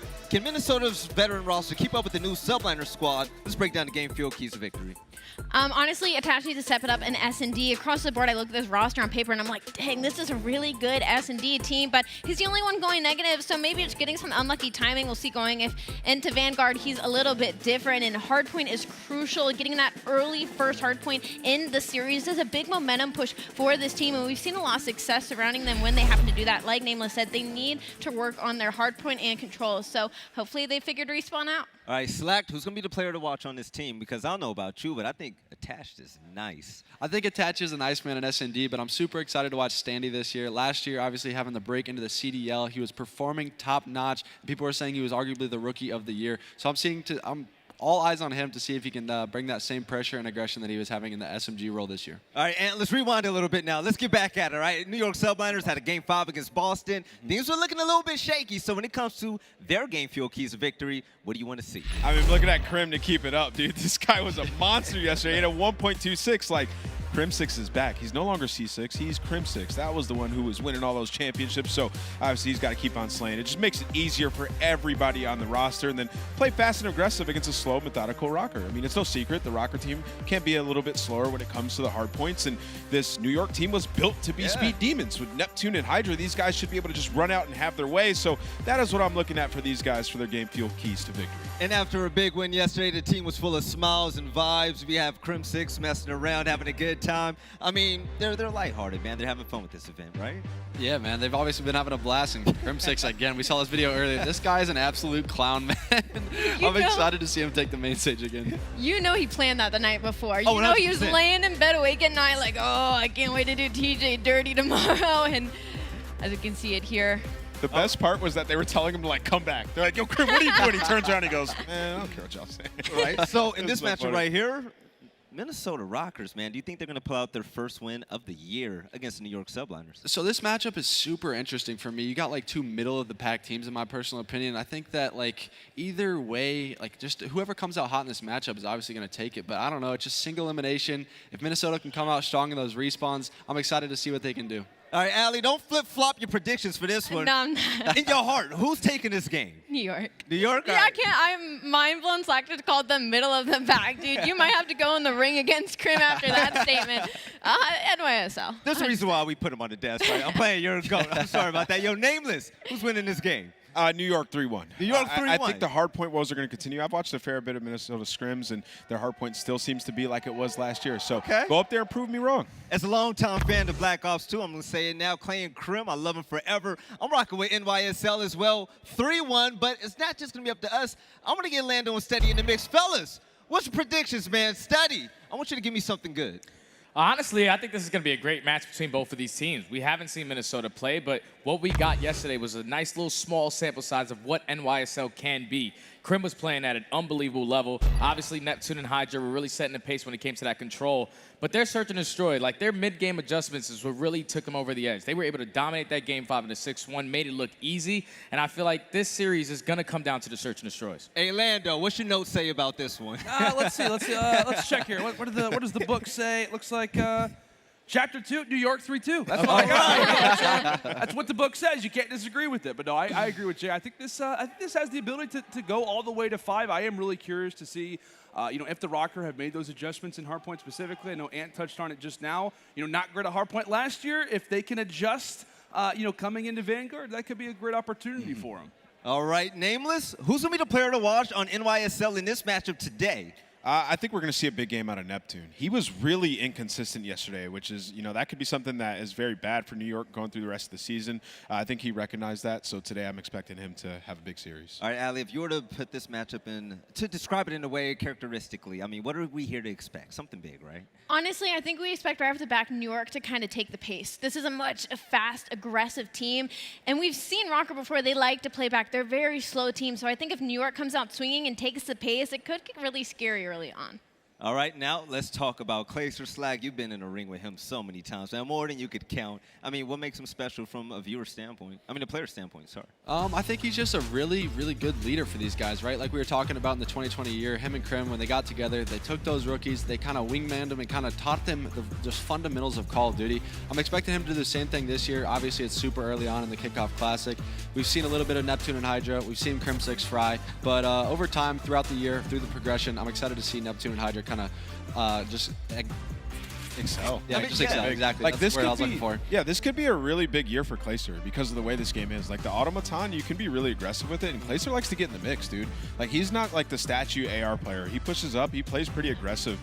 So I'm expecting him to individually play well throughout this year. Last year we saw it in the beginning of Cold War. Like Clay was dominating. He was like top 5 KD in respawn. The guy was lighting it up. So I mean, he's still got some gas in the tank. I don't know how, but he does. I love it. I mean, the man has such a high motor. We saw the clutch yesterday, the 1v2, right? Put the snipe in his hands, forget the GA, baby. But, ladies and gentlemen, before we jump into the match between the Minnesota Røkkr and NYSL, we're going to send you over to a short break. But when we come back, get ready for a banger of a matchup. We'll catch you for some more CDL Kickoff Classic action soon.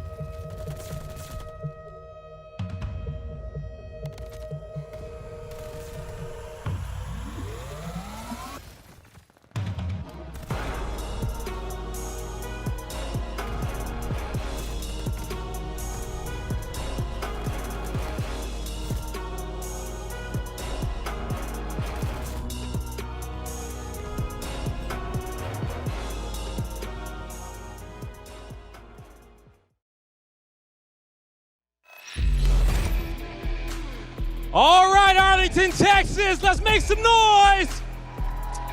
It is time to head into our third series of the day, and what a day it has been. Woo. With that being said, for the first time at the Kickoff Classic, I give to you the Minnesota Røkkr.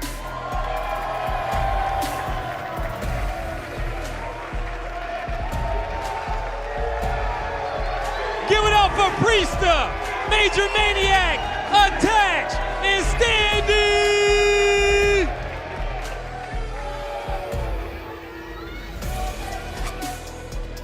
Standy did last year. I mean, dude was a standout, but this year I think he's gonna bring something even more special. You know, I love that this squad decided to stick together. I think that was a big game for them, especially, and these are all incredibly talented players. Where, you know, regarding the team chem at least, could maybe get to a Toronto Ultra level. Right, Blaze, you already know what we're ready for, man. Bring out Thick Six and the boys. All right, the Minnesota Røkkr looking to play as one, but the challengers stand clear because here comes the New York Subliners.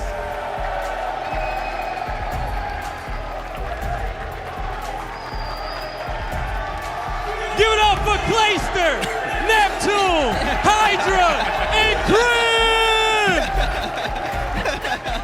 It's like dads and their sons, bro. I love it. It's literally dads and their sons. Like, the chemistry is up there, right? Nameless. This team is put together so damn well, and the vets are going to teach the youngsters how to win some ships. Yeah, for real, man. If they're gelling out a game, it's only going to get even better as well. So this team, they're a force to be reckoned with. I can't wait to watch them face off. Blaze, man, this is about to be a heater.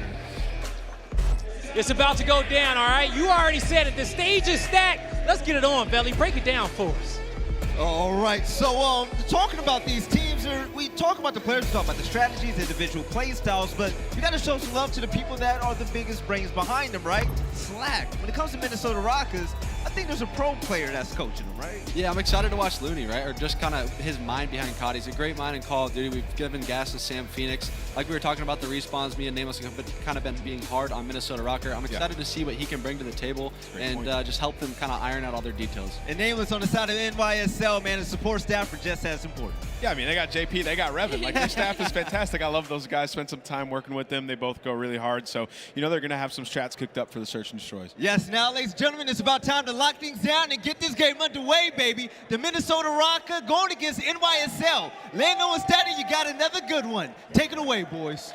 I think so too, Veli. Yes, we are so stoked to get into this match. Minnesota Røkkr taking on the New York Subliners. Jay, I mean, what? This is a massive series for both of these teams. We got a small, I shouldn't say a small sample size, but at least a decent match right out of the New York Subliners, taking down the Boston Breach into Game 5. First series, though, for Minnesota. Tell me, I mean, what do you think, what are your expectations for Røkkr right now? Well, Minnesota, they ended the year, last year, with amazing, because their Stage 5 performance was absolutely amazing. That was the most insane comeback I've ever seen. Oh, yeah. So they're going to have that momentum going into this year, the chemistry going into this year. The only thing that scares me for this team, like the Death said, was their respawns in general. Like, the way that they ended last year were like 9-7 in hardpoint, 6-4 in their controls. And their S&D was their bread and butter. They were sitting at 10-2. So I'm looking at them to really step up in the Search and Destroys. But like Slack said, with Looney on their roster, he is such a great mind in Call of Duty. I'm expecting them to be super early to rotations and make sure they have great setups on the hills. Yeah, I really like what aLLeY said. She was talking about how, you know, this team could reach levels of Toronto Ultra type of chemistry. We know the way that that roster likes to play, how team-oriented that they are. But it's going to take a team effort to take down that man Crimsix, a 1.26 KD. He was second after day 1. And what? He got it started off on Bocage. Like, we were, you know, the big question was, okay, we know what we're going to see at a HyDra. We have high expectations for Neptune. But Crim as the third SMG, what? He put up like 36. Yeah, he was an absolute monster yesterday. He's going to have to keep up that performance today because on the opposite side, you have Standy, you have Attach, and it's going to be an absolute battle on Bocage. But the way that New York were able to control that map yesterday, it was beautiful. It's usually like, you expect teams to just slow down, hold their setups. They were consistently just pushing out, keeping them so far spawning away, and they were just keeping the rotations flowing. If these young SMGs can really start clicking here, because we had a small sample size of what Neptune and HyDra were like on Bocage yesterday, Neptune really took off. I'm looking at that same performance today. Yeah, but it wasn't all roses, right, for New York in their match versus the Boston Breach. I know Revan was talking about how, hey, that should have been a 5-0. And we talked about, you know, the comeback that they allowed to happen in that map for the Search and Destroy, in which they were up 3-1. The control where they were up 2-0, allowed for it to get to that round 5. Just a lot of situations where, again, they start off well, but they allowed for Breach to send it the distance. They, of course, walk away with the series. But, Jay, how do you grade a performance like that from the Subliners, given the fact that it is their very first match, now coming into their second one? What grade would you give their win versus Breach yesterday? I'm going to give it like a B+, because you got to keep in mind that they were like 3 weeks without practice. The fact that they were able to beat a team that was consistently practicing every single day, even though they did have a nice young core roster on that Breach side, I just feel like the veteran squad on this team are going to get the job done. Yeah. And now they realize the mistakes that they made yesterday. Hopefully today they come in and fix them. Yeah, we'll see obviously how those adjustments begin to shape up. But there you see it on the stage. It's another Bocage, which I'm excited about. I think it's going to be fun, right? We love the cage here. Maybe, you know, from a playing aspect, it can get a little bit chaotic, but from a viewing experience, it brings it all. But here we go in toward our next matchup, our third one of this lovely CDL Saturday. It is the New York Subliners taking on Minnesota Røkkr.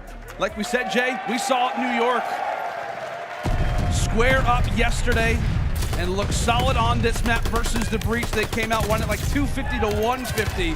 An excellent performance, and we'll see if they can do it again as Røkkr getting their first taste of Vanguard on land. And this is so far good pressure coming in from the Røkkr side, as they were trying to attempt to flip those spawns. You're going to see MajorManiak just posting up on this tank, not allowing anyone to push out towards top barn or even towards that plat. Should be able to pick up at least a 2-piece here. Great shots, great team fires coming in from Priestahh as well.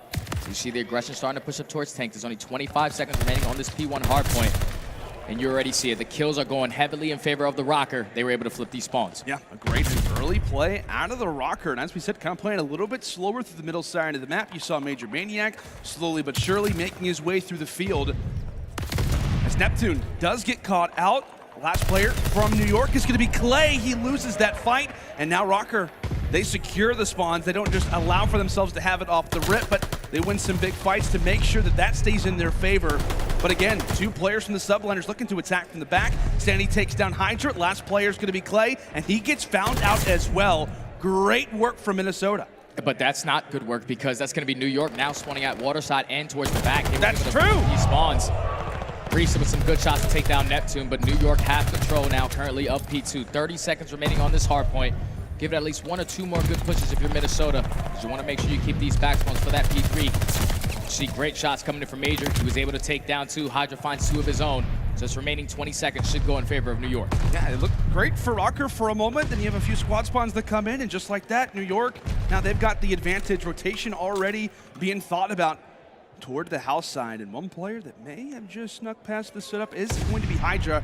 Granite sits on 4 in a row, so Røkkr's somewhat aware of his position, but HyDra sitting pretty toward the top side, waiting for his teammates to come off of spawn. Now they're here.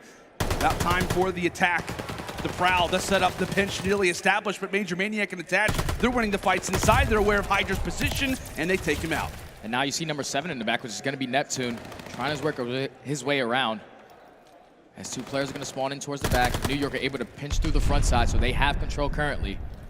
As Neptune has the opportunity to play for some spawn kills. You see the pinch, though, coming in from Standy from the front. What can he do to try to break in? New York still holding with 25 seconds.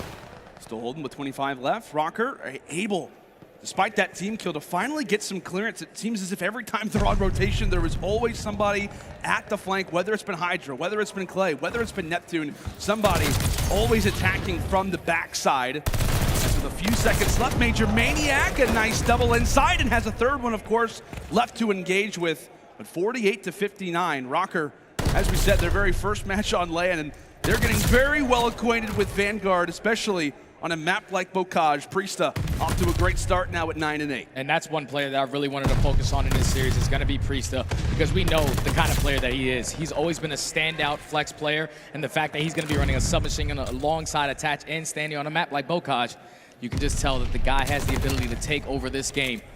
But the setup's still coming in from Minnesota. They still have the spawns from back stable. You see the pressure coming in from New York from the front. They're able to get in for the time being. They have to make sure that they get these kills and try to flip these spawns to get this remaining junk time. Big fights inside of the hill. Neptune able to win that. Then sets up Standy for a potential engagement, but he gets dropped in from the back. But how about MajorManiak off the rip? Makes it 17-8 on a 5 spree. And instantly is thinking about the future. That's going to be 3 down for at least a moment. and making his way through the sewer. This could be huge, Jay. Yeah, he's sneaking his way through. He's actually going to work his way behind this player at L-Wall. Clayster's not going to be aware of this, so Major, even though the spawns are still coming in from the backside for New York, able to take this player off the hill, earns a strafing run, one away from that glide bomb. Spawn still coming in, but you see number 2 on the minimap, which is attached. He's just trying to set up a crossfire. Neptune and Clayster find 2 in the feed. Major's still staying alive. He's going to be fully streaked out, but Crim finally takes him down, and New York have control. Such great plays there from MajorManiak. Like you said, earns the strafe, and maybe the one guy in question coming into a map like Bocage. Of course, when you talk about your SMGs, you're seeing Standy, you're seeing Attach and Priestahh, but like we said, some players that you maybe wouldn't expect to have great Bocage performances. Crim yesterday, now MajorManiak at 19 and 10. As our final few seconds of P5 have some highlight moments as Attach is able to take down a few. He ends up getting dropped. And with that, 8 more points left, rather 8 more seconds left here at our final side of rotations. And HyDra, for a moment, started to feel himself, but 20-point advantage right now for NYSL. You see Minnesota, they're going to be set up. They're only down by 15 points, so let's take a listen in with Minnesota. Anyone's going for a hut. Top barn, top barn, top barn. What's the play? What's an L? What's an L? And low left. Yo, he's low left. He's jig. One was low right. Go top house, guys. Zig. Okay, so Neptune. Could be bottom barn. Bottom barn under the steps. Under the steps and top house. Top house. Right. He's top left. Looking right. Dude, top right camo, guys. Bottom barn, Crim. Crim got me. He's pushing through Sables. Rotate. We don't want to flip. Back it up. Oh, one top barn. I flip, guys. I flip. Start playing around time, guys. More. We got to start playing around time. I'm going to go top and help you on this time. Bottom house time. Neptune bottom house. I'm here on the hill. I just knew that. Back time, Dan. Bottom house. Hear that? Bottom house, I don't see him. Bottom house in the six corner. Dead. One more hut. Yo, listen, I'm getting pushed right. Dead on time. Listen, there's going to be 3 plus barn. Hey on me. I'm top barn. You're okay. One's back barn roof. Top A dead. Yo, pick up coop. I'm trying to, I'm stunned. Back right cross. I'm one shot. Dead. More fence. Neptune in hut. Going back for one. Going back right. Neptune's going barn. Oh, I'm one shot. Look over your front. Front, HyDra, little barn. Field door. Shotzzy down. He's done. Below you. Nice. Low field Clay. I can glide. I'm a glide for control. Everybody hold. We're going to run in barn. Crim's bottom barn. Gliding. Yo, do the top house. Listen, 2 in barn, 1 in hill, 1 down green. 2 in barn. I'm going to the barn. Got 2. Last guy in barn. Hill's weak. I'll kill hill. Field tank. I'm telling you. Dead. Good shit. Zig one shot. Look every time. Low shot. 1 shot field. Nice. You so in this time. Go in barn. One's grabbing ACD. One shot. ACD 1 shot. Have you guys barn? Center barn. Close to me. Dead. Flat. Dead. I'll go over time. I get time. They give you barn. Close aim. Field door. 1 shot. Nice. Good shit. The other time. Zig. Nice. Good shit. Nice. We can go off. Left. You can go. You can all go. They give me top. Play through the time. We're getting kills. Play through the time. I'm challenging time. I'm almost Bottom house. Beat HyDra. He's going to wine door. HyDra. I gotta say, Jay, I mean, given how Bocage works, that was some great small talk. They're all getting involved, calling out streaks, calling out positioning as Standy falls off of that 4 spree. Røkkr, great comms, man. Yeah, I expect that. You know, this is a team that stuck together last year, so the chemistry will be there. And they were also able to get back in this game with a great hold on that P2. But now for rotation, you see New York early into the point. Attach able to find 2. Trying to do everything he can as the spawns are going to flip. Last player in the hill is going to be Crimsix from the New York side. He has to try to go big. He's going to get taken down. Minnesota get in. They're pushing out. That's going to be 2 in the feed. Make it 3 as Minnesota only being down by 20 points. They can get this remaining 15, only be down by 5. But they had to start thinking about that rotation. You see the positioning of Attach. He's trying to work it through water side. We'll see what he can do with it. HyDra aware of the timing, but Attach beams him from afar. Great MP40 shot there from Dylan Price. Is now a look to cut through middle. Crimsix has yet to really give the call out. Why? Because Attach is a man that's yet to be seen. They know somebody's in the hill, but they don't know exactly where he is. Standy's slaying on the outskirts. Same thing with Priestahh. And here's Attach's turn. That's going to be 5. Nearly turns on the 6th. And he's still back here. He's a man behind enemy lines. Finally gets dealt with, but that was such a great opportunity to see his perspective. The presence that Attach has on this map.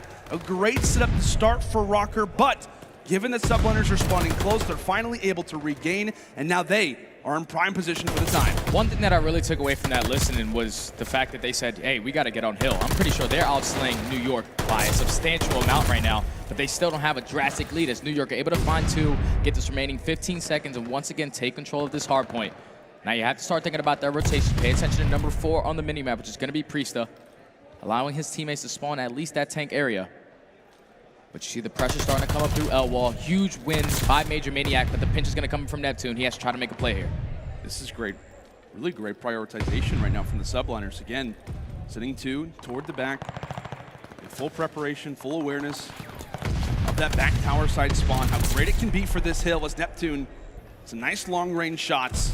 And really the problem for Minnesota is MajorManiak has to pretty much send the troops into the hill. Meanwhile, he's trying to deal with the damage on the outside. Neptune finally does get met with some fire. It's Røkkr holding from the front, but HyDra, he's also made his way through the flank. That continues to be the story, Jay. Røkkr doing a great job of slaying inside of the hill, but it's these constant flanks that are plaguing Minnesota right now. And Minnesota, they're doing a great job of just getting the spawns. New York are just holding it from the front side. You usually do not see setups like this. Up by almost 30 points with 15 seconds remaining on this hard point. HyDra is still alive. Eventually, he's going to get taken down. So this remaining junk time should go in favor of Minnesota. This game is going down to the wire, man. Minnesota have to start hopping this hill. As you said, I mean, just the outslaying numbers right now, +6 right now from Standy. You see Attach +6, +10 right now for MajorManiak, and Priestahh even. Like, there's no one positive on the side of New York. Exactly. Either. Like, everyone is positive or even right now from the Røkkr, and they're down by 20 seconds. You're going to have to see some adjustments be made. Obviously, in the comms, they're aware of it. But with how crazy Bocage can be, how many adjustments can you make, especially in your very first map of Vanguard? We got to give some props to MajorManiak, by the way. I know they're not winning at this moment, but the guy's at 36 and 22. He's gone on a myriad of sprees and doing his best to try and get some hill time here at P1, inching ever closer to a tie game. And now Minnesota, only down by 6. They have the rotation towards P2.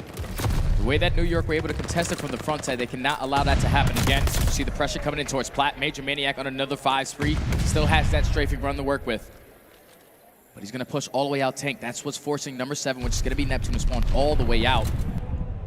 You see New York starting to attack through low water. The players in the back have to win their engagements. Clayster is going to allow his teammates to spawn there. You see number 1, he has to try to back up. He's going to get taken down. HyDra trying to slide in. Trades going back and forth for Major, still alive. That's going to be 3 in the feed. Minnesota have finally taken the lead in this game. They have. I know MajorManiak was thinking about calling in one of those streaks. We'll hold on to it for now as Priestahh is hitting some beams as well. A full-on headbutt really toward the field side. Attach prioritizing, trying to make sure he can at least get some better map presence. As here comes MajorManiak from the skies, fortified rock. And he'll take that one on the chin. MajorManiak reaching 40 kills now as it's a tie game in YSL. Looking good to grab those final 15 points. And Røkkr sitting themselves firmly at that next hard point. Will the break be coming in with Neptune getting where he is? That's a big find from Røkkr, trying to clear the board as they're prepared for noon. Now New York just need to get one break on this hard point. You do not want to stagger these pushes. You want to make sure you do this as a team. As Minnesota are going to be set up here, 220 to 235. Players trying to attack from front, players trying to attack from kitchen. You see number 6 trying to work his way around, but that's going to be 2 in the feed. Make it 3 from Minnesota, 230 and climbing. They are so far pushed out towards the middle of the map. No New York players are going to be close towards this hard point. They eventually take the lead back. They can win it here. Yeah, both teams have the ability to win it at this hill, given how things start to progress as Clay taking down 2. There goes Neptune, Crimsix as well. That's going to be 4. They also spawn flip, and they're aware of it. Røkkr now have to look to retake. We've got ourselves a tie game. Only 5 more points for NYSL. Røkkr, can they break in? Standing from one side, he gets cut down. And NYSL making the comeback. Despite getting outslayed by what? I mean, 20, 25 plus kills? You had Standy who dropped 35. You had Attach who dropped 36. You had Major who dropped 41. And then their last player dropped 32, which is Priestahh. That's insane. Not a single player on the side of New York were positive there, and they were able to win that hard point. Usually do not see stats like that, but it's really concerning for me for Minnesota, because the fact that they can outslay like that and still lose hard points, that means that they're making mistakes and they got to go back and fix. I mean, what does that tell you specifically about Røkkr, right? For their ability to slay out the way that they are? What really needs to be prioritized in a moment like that? They just need to make sure, because they had the rotations for a majority of these hills. It just came down to certain traded situations. Like one time they would get 2-piece, and that would mess up how they want to trade that situation. But usually, the way they were playing that entire map, it was beautiful. When it came to the slaying MajorManiak, MajorManiak was able to pick up kill streaks left and right, 32 untraded kills, but that's just unacceptable. When you outslay a team that much in hardpoint, you're supposed to win it. New York were able to clutch up. Yeah, and it feels like on a map like Bocage as well, where, you know, you feel like it's incredibly slay heavy, the team who's usually dominating in that column, you know, by rule of thumb, is usually going to be able to hop in the hill. But we're going to take a look at really the final minute of this game. Jay, I want you to kind of take this opportunity to let us know what exactly happened. Again, we're setting up for house. Røkkr's here to start. What goes wrong? So Røkkr, they hold this initial push right off the rip beautifully. They get pushed out towards middle, but then they allow a player to sneak up through the right side. You see Clayster, he's slowly working up that right side water as his teammates are dropping. But once he gets taken down, you still see number 6, he's still alive. 2:35, it's gonna be a tie game. But Clayster, once again, he doesn't miss it up. He works his way around the back, wins a huge one-on-one versus MajorManiak back here, sets up the pinch, allows his teammates to break in through the front, and then once that happens, they flip the spawns, and then they allow their SMG players to just push out and hold the hill to close out the game. Yeah, just very effective. I mean, when we talk about communication-wise, when you are getting slayed out, that is going to be your best friend in situations like this. NYSL, you said it. I mean, coming into that hill, Jay, it was a matter of if they can get the break, that one play, if they can flip the spawns, how dramatic that starts to flip the script, and obviously it does there. An 8-point hardpoint game to kick things off, and much like New York series yesterday, taking a Bocage hardpoint. Granted, a much different score, a much different overall stat line, but they're still able to do it. And I guess when we're coming into this series, I was expecting Røkkr to play close in the opening hardpoint, but for them to outslay just doesn't really feel like this Røkkr team. I mean, again, I feel like all of last year, it was almost like a mini Toronto Ultra type of situation where it's like, hey, these guys, you know, they're not going to always be super dominant in a hardpoint, but they have the ability to really outwork you in regards to the teamwork. Great plays from, obviously, MajorManiak throughout that, but just not enough to get the job done. Slaying, not the story here. It was not, but look at the stat line he put up. Positive 15 on that first map, 41 and 26, and keep in mind, he is their main AR for this roster. He picks up a submachine gun here and there, but his main job is to make sure he's focusing on the spawns. Usually don't see a stat line on a map like Bocage from an AR player like this. He was going absolutely off. But now you just have to let this map go. You have to let it go because you feel like that one should have went in your favor. Now you have to focus on your search and destroy, which was the bread and butter for this roster last year. Like I said, they ended the year going 10-2 throughout stage 5. And this is where we get to see Attach really step up. I feel like he's been one of the best snipers I've ever played against. And now that it's back, on a map like Desert Siege, he needs to be impactful. Yeah, well, that's high praise from you to go and, you know, put that on the line. He's a pretty good player. He definitely is. Dylan Price is a very, very talented player. But I was actually let known that it was a 22 kills is how many kills that Minnesota did outslay by. So just to kind of have somewhat of a frame of reference, I guess in the back of your pocket, the back of your mind, if you're a Røkkr fan, it's like, you know what, granted we lost, but at the same time, at least we're slaying, which maybe was really the primary thing in question, but it's an open slate now. New slate. As we head now into the search and destroy here in just a few moments, obviously going to be on Desert Siege, and kind of getting back to that point you mentioned, you know, in terms of Attach, I know the desk was hitting on it a little bit earlier about how, you know, the rest of the Minnesota Røkkr players in Cold War, all great at search and destroy, right? All of them above a 1 except for Attach. Now, if he's got that sniper in his hands, I mean, you got to think that's got to elevate things. Oh, it definitely is, man, because he's always been a phenomenal search and destroy player. Last year wasn't his best year, but you see the stats pop up here. Their average hardpoint differential, they were 8th. And their KD was 4th. They were always able to keep up with the slaying, but you see the bread and butter was their search and destroy. Number 2 in kill death ratio at a 1.07. They won a majority, at least 50% of their rounds. So this is where the game mode that they have to get back into this series is, because next map is going to be that Tuscan Control. We watched a lot of teams play it yesterday. It'll still be the first time we watched Minnesota play it. But in order for them to get back into this series, they need this search and destroy. Yeah, they absolutely have to have it. I mean, we know what New York was able to do yesterday. Granted, you know, they're up 3-1. They end up losing that on Tuscan Search and Destroy. But on a map like Desert Siege, again, you have a lot of opportunities for strategies. I mean, to me, that kind of sounds like a great map for New York, considering how great the Clay is with the snipe. I feel like how pesky and how annoying Crim can be at the start of rounds. Plus, a lot of cover, a lot of angles for players like Neptune and HyDra to hide. Yeah, especially all over that middle building, because it's going to be an all-out bloodbath for the players that have decided to rush out of that middle building. But usually you're going to see a lot of that action going down towards that B bomb. Whoever opens up with that initial sniper fight, it's going to basically open up that bomb site. You try to get that bomb down as fast as you can, but you always want to make sure you're having one player that's watching that late flank, because usually when you attack that B bomb consistently, that player who always watches A is going to slowly push up that train side, and it might cause him to shut up. And I guess I know we're taking a look at a few of the hardpoint highlights throughout that bocage, and I know we're having a few issues just trying to make sure that that search and destroy is going to be primed and ready here in just a few moments. But I do want to, kind of focus again on that search and destroy specifically.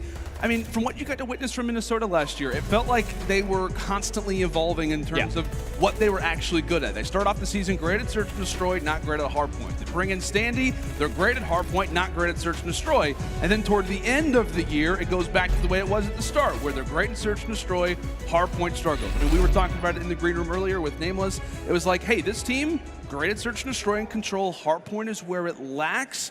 I want to kind of dive in deeper to the search and destroy conversation with Røkkr, and I want to get your opinion on this team and the way that you think that they can attack New York side on Desert Siege. Well, I think it's going to be great for Minnesota. At least what we got from them last year, they were so good at just making those mid-round adjustments. So as long as they can keep that up on a map like Desert Siege, like, you're going to initially start by, throwing some tacticals at that B site, but you might want to take control of middle building. They're so good at just making those adjustments, and they also have a great playmaker in Standy that's not ready to take risks, or always willing to take risks. Yeah, absolutely. Standy, a great search and destroy player last year in the top 10 of all kinds of different statistics. But we do apologize. We will have that search and destroy up here and ready to go in just a few moments. New York claim victory on the bocage. But when we come back after this quick little break, it's time for Desert Siege Search and Destroy.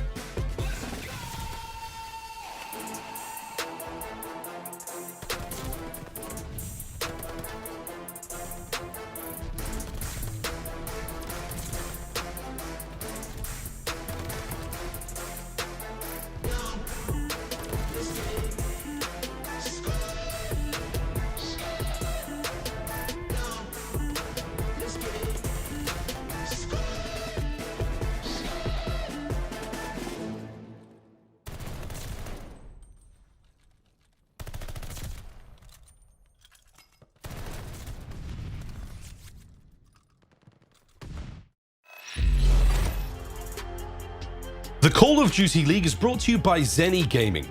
Armor your eyes with Block's gaming glasses starting at $24 by visiting zenni.com/CDL.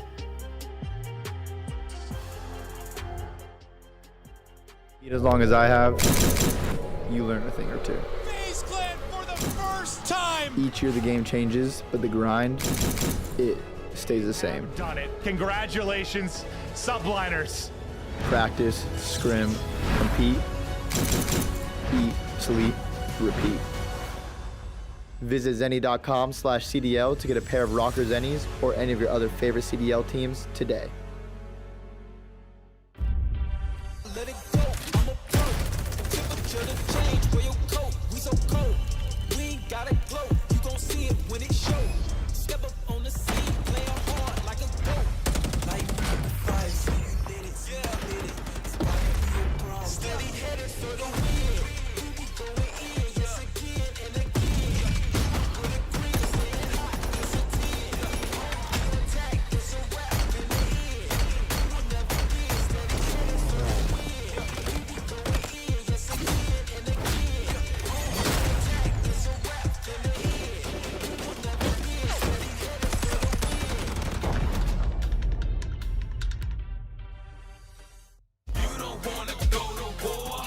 Wanna go to war. Top that hammer, about to let go. One body, about to turn cold. Yeah, I get it, pop it. Bread and butter. So won't you go ahead and tell me when you had enough? I'll give you one more shot when the camera's up.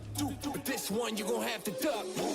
Tell me about your lifestyle, really. We've been on the road to the tank go empty. I'ma keep going to the long call. Give me if you wanted me to stop, then you can't come with me. Thinking you the best, silly. We about to put it in your chest, really. And I don't think you really want problems. Think you know the outcome when you come around your home. You thinking you getting me? Is you kidding me? Ripping everything that was again in the vicinity.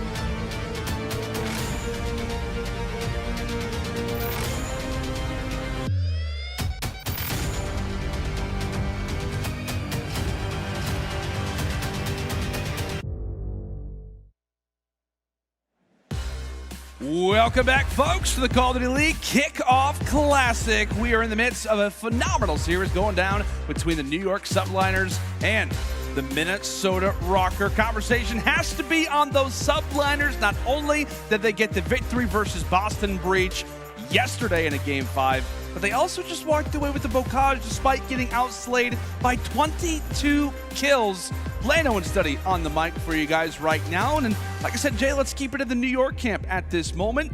You got to give them a lot of props given the fact that, you know, they won Bocage yesterday by outslaying. They also do it in a totally different way versus a very hot Røkkr roster. Yeah, man, they just played it beautifully. Like I said, a majority of the time, Minnesota had the respawns. They had the spawn side, the preferred spawn side, but the way that New York were able to set up around that. Remember when they was all the way at P5, you had Neptune that was pushed out all the way towards the left side tank, and a player also back L. Like, they were consistently just spawning them in that back corner, playing to their strengths, just getting enough hill time to close out that game. Didn't matter if they got outslayed by 22. The fact that they won that game is still mind-blowing to me. Great job by New York. And that just makes you wonder, too, like, you know, with the combination that they have on the New York Subliners, right? You have the great slaying, you know, young talent. Then you have the veterans who are always keeping in mind spawns, always making those plays happen, and then also setting each other up for success. It is truly a wonderful, wonderful combination. But let's go and take a look really quickly at the way that our map set currently stands for the moment, or rather our Bocage hardpoint stats for map number 1. My apologies.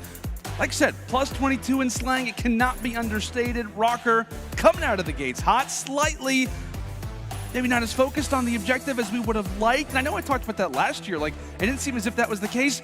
I'm wrong. I'm an idiot. That actually happened a ton. Carson, our stats guy, let us know that that actually was very common. They were one of the top teams in slaying, but not in turning it into actual numbers on the scoreboard. So maybe a reoccurring issue that has to be worked out. Definitely will be worked out, especially with a coach like Luna. Right. He's such an objective-minded kind of player. Back when he was a player, that he was always going to be able to get the job done regardless of the stat line. But you take a look at Sosu's big formal.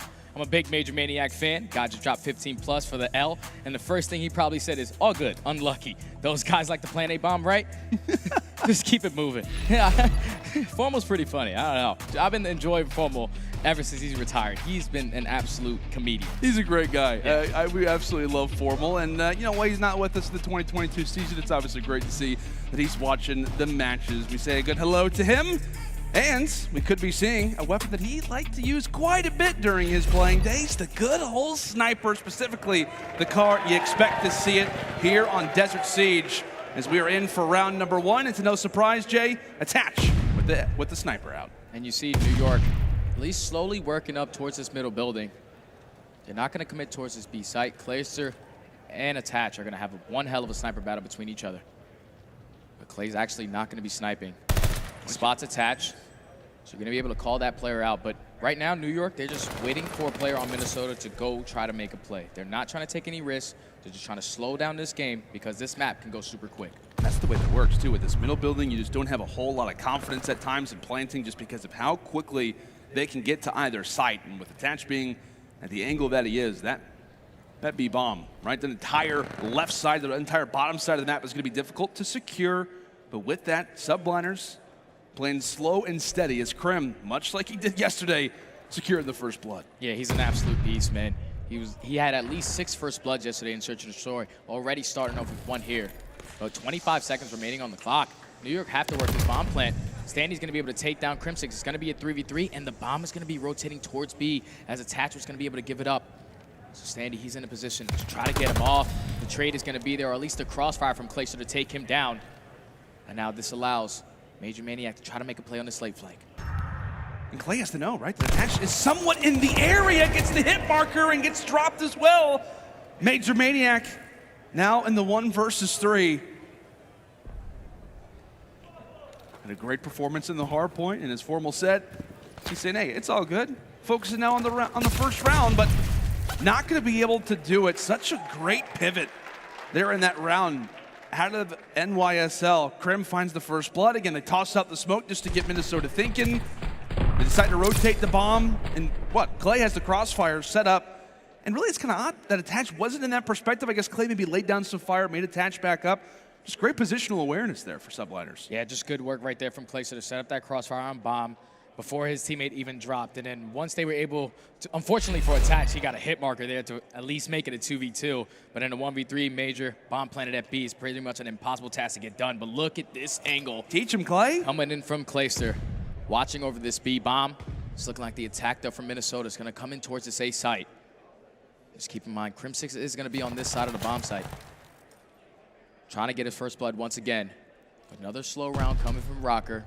Just trying to play around the mistakes of Subliner players. We'll see if eventually they will have that mistake occur. Again, being in the bottom side of that middle building. Oh, as Attach hits the shot onto Crim. I was going to say, you can never know when a challenge is about to happen, and clearly anywhere on Desert Siege, that could be the case. Make it 2 now for Attach. For a moment, it looked like Neptune wanted to challenge, but with the smoke out, could it be the 3rd? All on to Neptune. 1v3. And you know he's aware of Attach. He does not want to give Attach his 3rd. Yeah, it was only a matter of time before Minnesota able to walk away with that round. Basically the same exact thing that New York able to do in the first round. You force it to be a 3v1. You get that early pick. Attached with 2 beautiful sniper shots onto Crim and Clay. But just taking their time so far on this map. Tied at 1 apiece. And that's the thing that we talked about, right? I mean, we just feel like this Røkkr team gets upgraded instantly in Search and Destroy because Attach now has the sniper back in his hands. Everybody from Minnesota above a 1 KD last year in Cold War. And we obviously have already seen clearly what Attach can do when he's got the sniper back in his hands. And we'll get to see it now again in round number 3, the battle versus Clay. Delayed for now, but not for long. You see the aggression coming in from Minnesota. They're trying to push straight through this A site. But Clayster's going to be able to open up that first one onto Attach. Crim follows up with the nade onto MajorManiak. Makes it a 4v2. Standy gets 1. 3v2. All up to 1 player, which is going to be Priestahh in the middle of the map in another 1v3 situation. These offensive wins are just coming in consistent. I wonder which team is going to be able to walk away with their very first defense. See what Priestahh can do. I think he gets some information. He definitely does. He has both players in his line of sight and instantly backs up. Could spot Crimsix on the rotation. Did he see him is the question. Incredibly careful is Priestahh. Up against the vets. P-Dog spots out Crim. And now it's a 1v1. Priestahh versus Clayster. Knows his weapon of choice. And runs right toward the bomb, and Clay is right there. Clay sits on the objective and denies the 1v3. That's such a heads-up play from Clayster because it was really difficult for him to try to change his positioning up, but thank God he was able to pick up that MP40 because he did have the sniper to start the round. He's able to clutch it up for his team. So now New York are in command 2-1 in this search and destroy. But like I said, it's been 3 straight offensive wins between both of these rosters.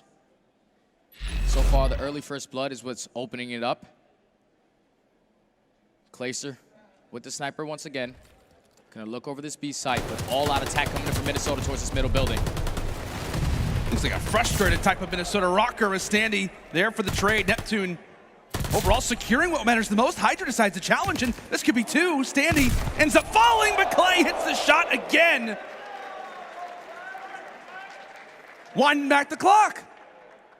And I'm pretty sure Neptune actually found 3 in the middle building on that round as Clayster's gonna hit a beautiful shot onto MajorManiak, trying to push to that A site. So that's gonna be the very first defensive win for NYSL. There it is. Throughout the entire map. Up 3-1 now. So far, he's been winning a lot of these one-on-ones versus attach. That's a huge first blood because if you take the sniper down, he's usually the guy that's gonna be the island player or at least watching over 1 complete bomb site. So once again, Clay's gonna be sneaking over this B site. This time, Minnesota are going to be super aggressive on the bomb, though. They might just try to go for the instant flank. Neptune reads it. He's able to take down both. Neptune right now sits on a 5 spree, by the way. As you said, found 3 in that last round. He did a great job of just making the Røkkr players feel somewhat uncomfortable to the middle side of the map. Once again, attached has brought out the big guns. Priestahh falls. And Neptune has already earned a strafing run. Will also put down the plant. Attached, he's gonna have to do the Lord's work here. Found out, and NYSL continued to roll.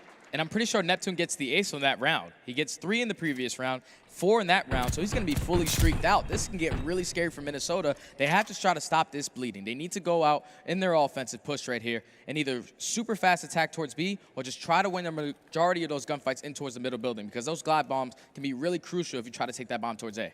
Yeah, that's a great call. And we'll see how Røkkr look to reply about it. Again, down 4-1. And when you're in a situation like this, sometimes you see the team change things up. Play more aggressive.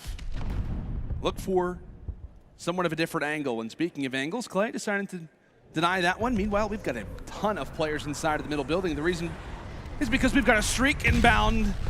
Glide bomb comes through. At least get some information, which will be great for the Subliners. And Neptune feeding off of it. That's now 8 in a row in this search to destroy. We're just in 5 rounds. Priestahh at least able to even out the man count. Now we're at a 3 versus 3. Bomb down for the moment. 45 seconds left. Priestahh trying to work his way up through this B site. MajorManiak's able to take down Clayster, so that's going to be a huge kill. Now in a 3v2, they still have to try to pick up this bomb. So they're going to be rotating this towards that A site. HyDra and Neptune left in the 2v3. They might have just got some great timing, or at least they're trying to focus on that one player sitting in the back of the spawn. But you see, HyDra, it's time to make a play. He's trying to solo out attach. Able to almost turn on to Priestahh. But now it's all left up to HyDra in a 1v3. This has been a great adjustment for Minnesota as he takes down 1. 35 seconds still.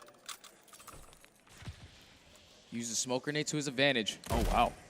Able to get out of that situation. But you have to try to eliminate both of these players. He's taking a super long route. He might not even have enough time to get this defuse. It does not look to be the case. Yeah, Minnesota have already turned it around. They're fully aware of what this strategy that he looked to pull out would be. Again, tosses out the smoke and changes his perspective, but Røkkr, all the superior, all the smarter in this particular engagement. HyDra from range, cut down. Minnesota still hanging on. That was a great round by Minnesota. The fact that they got New York to invest their glide bomb there, no one dropped. and then they won a majority of those trades to take that numbers advantage and eventually close out the round. I love the setup from New York, though. They take control of that middle building. They do not allow any players from Minnesota to try to break in, so they have control there. So they use that glide bomb for the information. Just the kills didn't go in their favor. Minnesota are starting to come back to life here, down 4-2. Yeah, and again, we got to keep things in mind, right? This is their very first series. Yeah, shake off the rust a little bit. I shouldn't say they shake off the rust. I mean, they look great in terms of slaying in that first hard point. So, again, search and destroy. Not practice it nearly as much as you do the respawns, but feels like it's just a matter of time for this Røkkr roster. 4-2, an advantage for New York in a major round, the swing round, as we like to call it, in search and destroy. Subliners on the attack, while Priestahh still sitting toward top university. The pick potential and attach another hit marker. That's unfortunate for attach. Still 50 seconds on the clock. You see the rotation starting to come in from New York at this A-bomb. MajorManiak's in such a great position. He's going to be able to take him off of that site. Now in a 3v4. Clayster does have that sniper in his hand, and that's going to cost some major fines too. It's going to be a 4v2 now, left up to Crimsix and HyDra. Crimsix looks to challenge in MajorManiak. That'll be 3. And his teammate will pick up the other. How about the plays there from MajorManiak? Just hide behind the train, try to play an odd angle, and that's what we talk about on this map, Stud. The amount of little angles, the amount of spots that you can play on Desert Siege. Major showing off one of them as Røkkr, as we referenced, starting to get some new life. And I mean, what? Given their performance last year, given what they were able to do, you can never count out this team. Never. Not in search and destroy. But especially in search and destroy. Major's also on a 5 spree, so he has the potential to pick up some kill streaks here. Priestahh also on a 3. That's okay. That stun's not going to be a You can't do everything, all right? Okay, it's okay. Minnesota playing this a little slower. Keep in mind, Neptune still has that strafing run to work with. Crimsix going to work on the repositioning. If I'm Major, this is a huge first kill if you can get it. No, he wants it. As he slowly is starting to push up on this A site. You see all of New York starting to hit the rotation, thinking that the push is going to come in. The strafing run is actually going to get activated, and that's going to force MajorManiak to change positioning, and Crimsix gets the first blood. Just great work there from NYSO. Granted, the streak doesn't get a kill, but the streak allows for the kill to be found. Attached to looking for an angle toward the trains. And Clay's also lingering there as well, but take a look at Standy. Granted, he does have the bomb, so a big position for him. He finds a kill that instantly makes things easier. Nearly finds one in the Clay. He does. Meanwhile, Neptune also there for the trade. Now up to Priestahh. 1v3 in New York. Aware of their positioning. Don't want to try to give up anything for free. And by having that positioning inside a middle, they can be at either of these bomb sites in just a matter of moments. Priestahh thought he heard something. He thought he heard something. Engagement on the Crim, sliding out. And NYSL, they finally, after a few rounds, will have a reply of their own. Just great round from New York. They use the streak once again for their setup. They make MajorManiak reposition, get him off that train side. Crim was able to open up the first blood. So now when you take off Major from that side of the bomb, this allows Clayster to slowly work his way up the late flank. He finds the second, makes it a 4v2 situation. And then Standy, he was trying to be a playmaker there, gets sniffs out. Another 1v3 left up to Priestahh. New York are up 5-3, 1 round away from closing this out. Neptune having himself a map at 10-4. Okay, Clay. Look at Clayster. He's 29 years old, and he's still doing things like this. Yeah. He knows the game well. That's without a doubt. And Attach is going to peek around this corner and be like, what? Okay. Oh, Attach sees him. But look at the pressure coming in from New York and towards the middle of the building. Crim's able to find that first blood. They have full mid-map control. Standy's able to at least get the trade. Now he's going to be trapped on the speed bomb. Smoke grenade is going to be there to help him. He's going to be able to get out of that position. But with 50 seconds left, still a 3v3. New York just taking their time. Both teams trying to be extra careful. Neptune having an objective, just peeks out for a little too long. Didn't see MajorManiak there on the left side of his screen. So Røkkr right now with numbers. And New York somewhat split apart. You've got HyDra on one end, Clay on the other, and he might be aware of MajorManiak's positioning. In fact, HyDra is. The pinch is successful. And you see HyDra's instant awareness thinking somebody has to be inside of that middle building, which will be the case. They'll look to wrap the bomb. Priestahh gets dropped, and also they're Standy there as well. How about the clutch?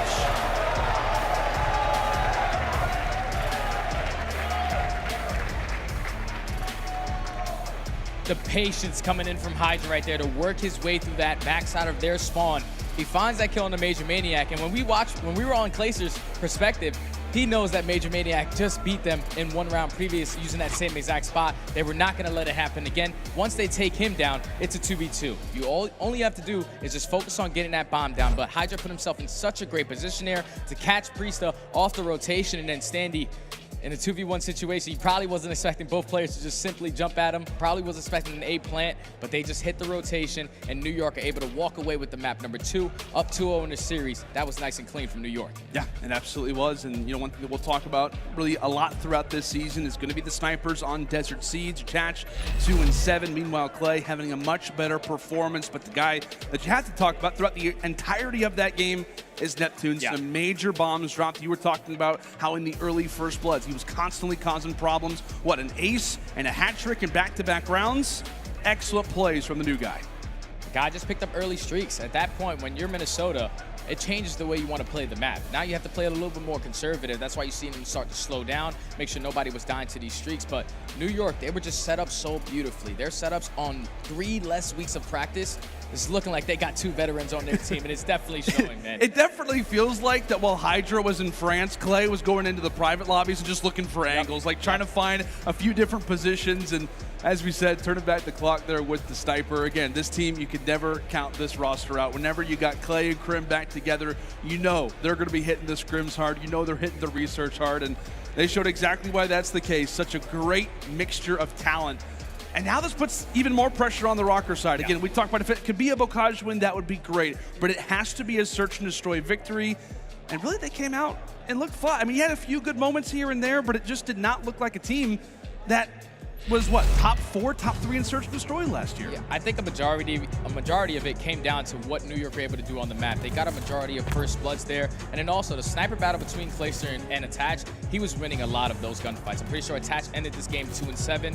Probably felt like, you know, players weren't really pushing his position. Like, Clayster was not giving him a lot of peaks, not giving him a lot of opportunities. Attach also did get 2 hit markers in this game. Yeah, probably would have been able to change a couple rounds up. Yeah, that's true. You know, I feel like on Desert Siege especially, those snipes, they have to hit, given a lot of different situations that Attach found himself in. But just taking a look at a few of these plays, the final one, such great teamwork in the 2 versus 3, the round that solidifies it. Oh boy, New York up 2 games to 0, and well, Jay, at least we're staying on the same environment. So if we're talking about a reverse sweep, which again, you can never count out a roster like the Minnesota Røkkr. I don't know, maybe if you have the same environment, the same map, you know, you get some things going. I don't know. I'm trying to make something up. I really don't know. You can never count them out. You can't. You really can't. They made the best comeback of all time in Call of Duty history last year. So even though their backs are against the wall, still have a great coaching staff to keep them composed during these moments. Now they find themselves down 2-0. Probably the first map definitely should have went in their favor. S&D was kind of up in the air, but your main focus now is to just get better as a team. You're going into a Tuscan control. You want to make sure you keep the fundamentals in play. If you outslay them once again, you should be able to win it. Yeah, and yesterday on New York Subliners, they played Gavutu control. They were up 2-0. And they allowed for the Boston Breach to send it to that round 5. And I think if New York wouldn't have gotten that restart, we could talk about how things maybe would have changed. Obviously, we have the restart. They were not looking great before it, and they absolutely dominated post that. But one point I want to kind of focus the conversation on is this guy HyDra, man. Obviously, we see social media talking about him. Everybody loves him. Paco, let's go, coming through from floating. What he's talked about how Crim is also his dad. Clay is also his dad as well. He's got many fathers on this team, but hey, you could never count on a player like this. Obviously, now in his 2nd season, and Paco's picking up from where he left off. Yeah, but you got to remember what last year was like for HyDra. He had the #1 hardpoint KD. He was pretty consistent in search and destroy, sitting at 8th. But his worst game mode last year was control, sitting at 35th. So I'm looking at this guy to step up today. We watched him yesterday on Gavutu. He was actually their 3rd AR. When we were watching him in scrims previously, Neptune was their 3rd AR. So they made that switch on the fly. So now going into a Tuscan, this is going to allow him to whip that submachine gun right back out. Him and Neptune need to make sure that they're keeping the pacing going. Yeah, and that could be the problem on Tuscan. We talked about a number of different different positions. I mean, it was Seattle Surge who did such a great job at utilizing those young SMGs to push out the lanes. You can potentially expect the same thing here for New York. But folks, that is going to do it, at least for the time. It's New York up 2-0. Minnesota Røkkr, you've done it previously. Can you do it again? It's going to have to be a reverse sweep if they want to walk away with this series. When we come back, it is time for Tuscan Control.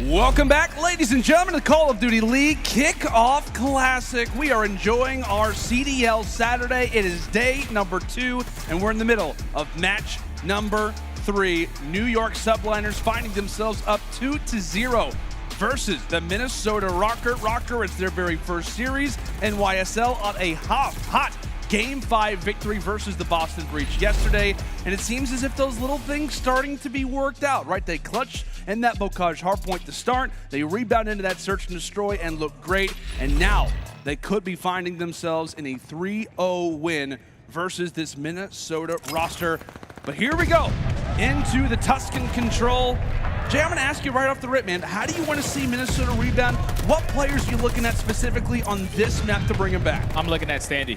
Standy has to be the guy on this map. He has the pressure with that MP40 to be able to just put it on New York. He needs to win a majority of these gunfights. You see they're taking early A control. But New York, they're not giving this up easy. 28-27, make it 27-26 now as Crim does find that kill. But you see MajorManiak, he's just slowly playing towards the middle of the map. But that's going to be a clean 4-dead. Minnesota already have 2 ticks of aggression in. Now it's all about defending his B point. Yeah, Subliners very aggressive toward the field side. And they will feel the pain of it. Okay, Clay. Shuts down Major. Attach falls as well. And Standy's at least able to see the church and have a nice little glance at the point. We'll see how long he'll be able to do that for. So station himself inside of the arches, and Crim aware of what the Minnesota Røkkr strategy is to try and get toward that tank. Clay spawns right up there, and Standy's able to drop him. So hey, you'll take what you can get. HyDra, again, just it's a constant battle for the backside of these spawns. HyDra's able to stay alive, wipe him away, and Røkkr, now they're back to their side of the map again. Oh, that's a big 2Bs coming in from Neptune, and this entire time while they were capturing A, Neptune was sitting inside P5. He's forcing those spawns for them to spawn all the way behind Fountain. This was just a lot longer of a rotation for Minnesota Røkkr to try to get back in this play, but Crimsix is playing this beautifully, holding down this overextension as he does find 2. Eventually, Major does get the trade. But just look at the positioning from the submachine guns on New York. They're ready for every single cutoff. You have HyDra who's watching in the middle of the map. You have Neptune who's watching all of P5. They're just making Røkkr consistently flood the right side. With a minute left on the clock, too, you're thinking, Røkkr, you're right, we don't have any ticks yet. We've hardly been able to really force the issue at that B point. With having players stationed the way that the Subliners have, constantly watching cuts, watching over each other as well, it's not going to make it easy. But Røkkr do eventually find that lane toward the bottom side of the map, continuing to siphon themselves through that P5 position. Huge cutoff right now for HyDra as he finds himself on a flank, but the Røkkr aware of his position. That'll be 3 down. Neptune, the final player alive to really contest. He drops as well, and now NYSL with 38 seconds. The big job to do. Life count still somewhat even, but Prestinni attach a big double for them. This is just great work from Minnesota. Once they got that opening on the P5 side, they were just able to flood through Plat, take control, and I'm pretty sure Attach, he's absolutely dominating in the back of the spawn right now. You're going to see Neptune on your screen. Clayster finds 2, HyDra finds 1 as well. Last player here is going to be Priestahh. He's going to get taken down, and at least Minnesota were able to complete 2 ticks of progression on this B point. They have 30 seconds to get 1 completed. Yeah, you pretty much have one final push prepared for Røkkr, and what a massive round this could be. Changing the momentum so far of this series, down 2-0. Kicking off the control in a big way would be nice, but HyDra takes down 2 from that top church position. Standy is there to wipe him away. But again, with 7 seconds left, somebody from the Røkkr is going to have to reveal their position. Priestahh says, all right, it's going to be me. Clay meets him with some fire. The auto guns him down. And Røkkr run out of time. Just beautiful setup by New York, man. The fact that they have both of their SMG players focused on being pushed out. You have Neptune consistently just holding down P5 and HyDra working his way around the middle of the map. You're leaving both of your ARs to basically watch their back. They were just setting up on that back tank, picking up kill after kill, and then once they got a clean 4 dead, like I said, they just had Minnesota Røkkr overextending on the left side through that 8 point, and Crimsix was always there to try to cut them off. Just a great round from New York to secure that defensive win. Yeah, and it almost feels like, obviously it's a great play from the Subliners, but it also feels Røkkr at times a little tunnel vision, right? Like they're so focused on the objective, they're not willing to check their back, not willing to look at certain angles through middle. Great plays from NYSL, really just to be annoying as Clay eats a nade. Says, I've been doing that for years, it's really no big deal. Gulps it down, and NYSL continue to grab the time at A. As long as Clay sits in that power position, it makes it so difficult for Røkkr to bring in players from mid. As Priestahh realizing such, pretty much has to sacrifice his body. Standy gets found out as well. And with current 2 versus 1, MajorManiak trying to hold off for as long as he can. He'll get taken down in New York. He'll secure A. And that's a 6 spree for Clayster, 1 off of a glide bomb. This can cause problems for the side of Minnesota. You see right now, New York do have a 2 live advantage, but just the setup out of Minnesota. Number 1 has to try to go big. Standy, unfortunately, is going to get taken down by Clayster, so that glide bomb is going to be heard. Minnesota needs to fight back now, so let's just go for a listen and see how their comms are. I'm here with you, Porter. I'm here with you, Porter. Let's go find him. Oh, yo, oh, no. Yo, nice. Back that side, back that side. Priestahh 1 shot at open. I have a glide and a fighter, guys. Don't waste lives like this. Go back to church. Yep. Hold roof. Go back to church. Let's go down short, okay? Okay. Oh! Go come back to church, Paco. Go down short. I'll look over you. Go. Okay. Same map. I'm pushing maps, I'm pushing maps. You're nothing crazy. What's maps? Bike and bind you short. I got one map. Sure. I'm gonna glide off spawn. Okay. I'm gliding. Oh, Jens, one shot. Jens in church. Church go top church. And one on hill. Jens. I will. Oh, I got naded. I got one. Jens one shot. Jens one bullet. Short. Yo, walk that shit mid. Walk mid. Yeah. Kills over everything, guys. Stop it, one shot. Yo, I'm hiding bikes. I got him. What the fuck? I'm here with you, Ned. I'm going top radio. Back radio. Back Jens. Pick up a sub, Clay. Yeah, I got one. Nice, I'm Standy, one shot in the back. Standy, last kid, no shot, one shot. There's two. Player kills. Go, play kills. How we do, bro? Yeah, Jen on me. One side only. Yeah, multiple. No, we killed you. Yeah, there's multiple in the back. I need help. Stay on point, brother. I can't. Truck dead. I got it. Yo, 40 seconds. On me, jumped over me. He's going tower. There's 2 there, man. 2 there. Another one to the left corner. Jumped in the back. They're back jet. Stay alive. I spawned sort of deep. Stay alive. Guys, you have to stay alive. Yeah, stay up. Watch the bikes. Bike dead.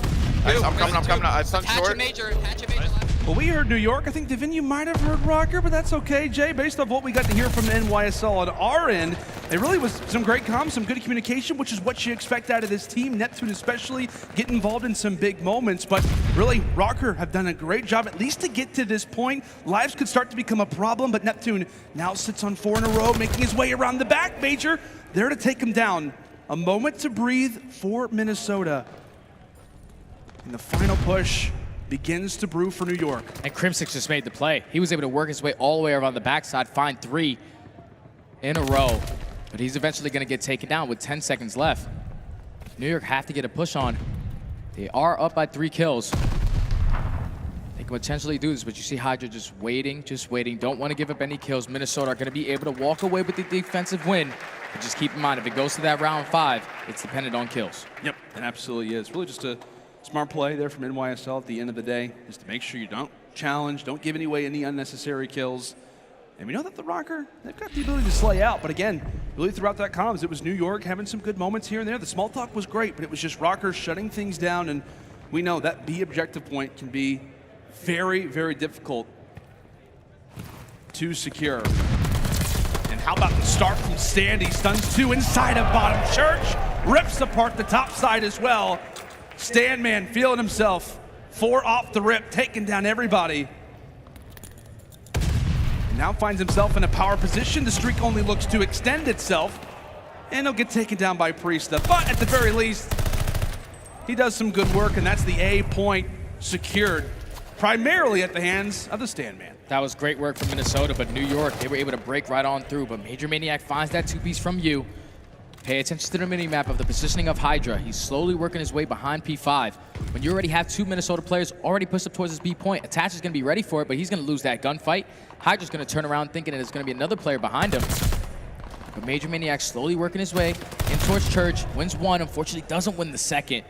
But still, the positioning from Priestahh can cause havoc for the New York players. And really, the players who are smarting up inside of Church are going to have to do some work. HyDra filling his position over at P5. Prim as well. He's going to provide some support fire, but that's going to be 2. Make it 3, 4 down from NYSL. Minnesota look to stack the point. Yeah, they've got 3 players here. Meanwhile, Standy watching a primary cutoff. New York have a lot of work to do, and not with a whole lot of lives. Trying to make their way onto the point, but they're not going to get here. One of the more dominant rounds that we've seen in Control all weekend long. And it could not come at a better time for Minnesota. It was all about that start off for the break. Like, once they get a clean 4 dead, they get that A point uncontested. But Priestahh was able to work his way through that B side and get all the way to their spawn. And he stayed alive for such a long time, which allowed his teammates, even though you had players from New York that were pushed out in Minnesota's base, they win those one-on-one engagements. Priestahh was still staying alive, winning his 1 versus 1 NYSL player in the back, which allowed him to just completely stack that point. You spawn them all at that A side, and it was just way too late for New York to try to get back into that one. It also helps when Standy finds basically everybody out the very opening break. Sits at 23 and 15. We expect big things out of the Standman here in his 2nd year of the CDL. But how about New York having a very comparable start from Minnesota's prior round? HyDra now with the 4 spree of his own. By the way, sits at 21 and 11. Finally gets cut down, but basically the exact same situation, Jay. Big players going on sprees and allowing for their teams to cap that A objective point in nearly record time. And this time you see Priestahh. He's going to be that player that's all the way pushed out P5, trying to force NYSL a ton to do this left side of the map. As Clayster's able to find one on Standy in towards bottom church. They know that MajorManiak's position is going to be in the back of their spawn. Attach is able to take down Clayster in the middle church. They're still holding this down to the T. Just look at the mini-map. You have HyDra, who's just playing his time at P5, knowing that there has to be a player in this position. This is when roles really come into fruition. As Neptune and HyDra combine for 3. A great situation there for them. I gotta call it out. Røkkr had a great setup established, but they're only continuing to fry. NYSL in a great position as here comes the streak. HyDra fortunately takes down Clay, but at least it is going to be an elimination there on the MajorManiak.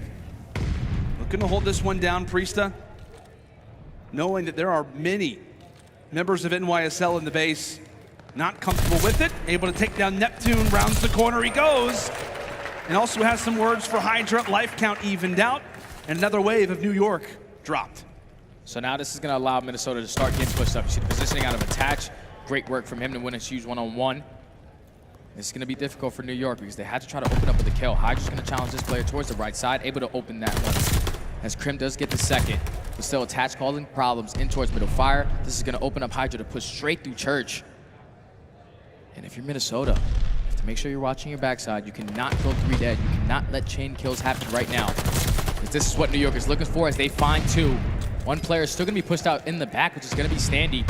He's eventually going to get traded, and now New York have a position to try to complete this point. This could be a great situation. Players from New York need to stay on up, and that appears to be the case. Røkkr, you have to imagine panic begins to set in a little bit. Standy, close player to the point, but he doesn't know that he's there. Tries to go for the shot, but Crim, that's going to be 3 for him in a row. Make it 4 in general so far. Throughout this moment, takes down Priestahh. Given the positioning, and that's going to be another one for Crim. Can it be the 7th? He's hunting for it. He knows that he wants it, and he's got it. Crimsix make it 7. Finally gets cut down, but it will be the objective secured. And this guy is frying. Yeah, you saw that?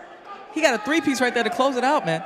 He went on a 7 spree, and that's going to be huge because now he has some kill streaks to work with. So if Minnesota get the same exact start they had last time, you still have that strafing run from Crimsix. You still have that glide bomb to change the positioning on that B point. You just cannot go 4 dead right off the rip. You cannot allow Standy to just dominate mid-map the way he did in the previous offense.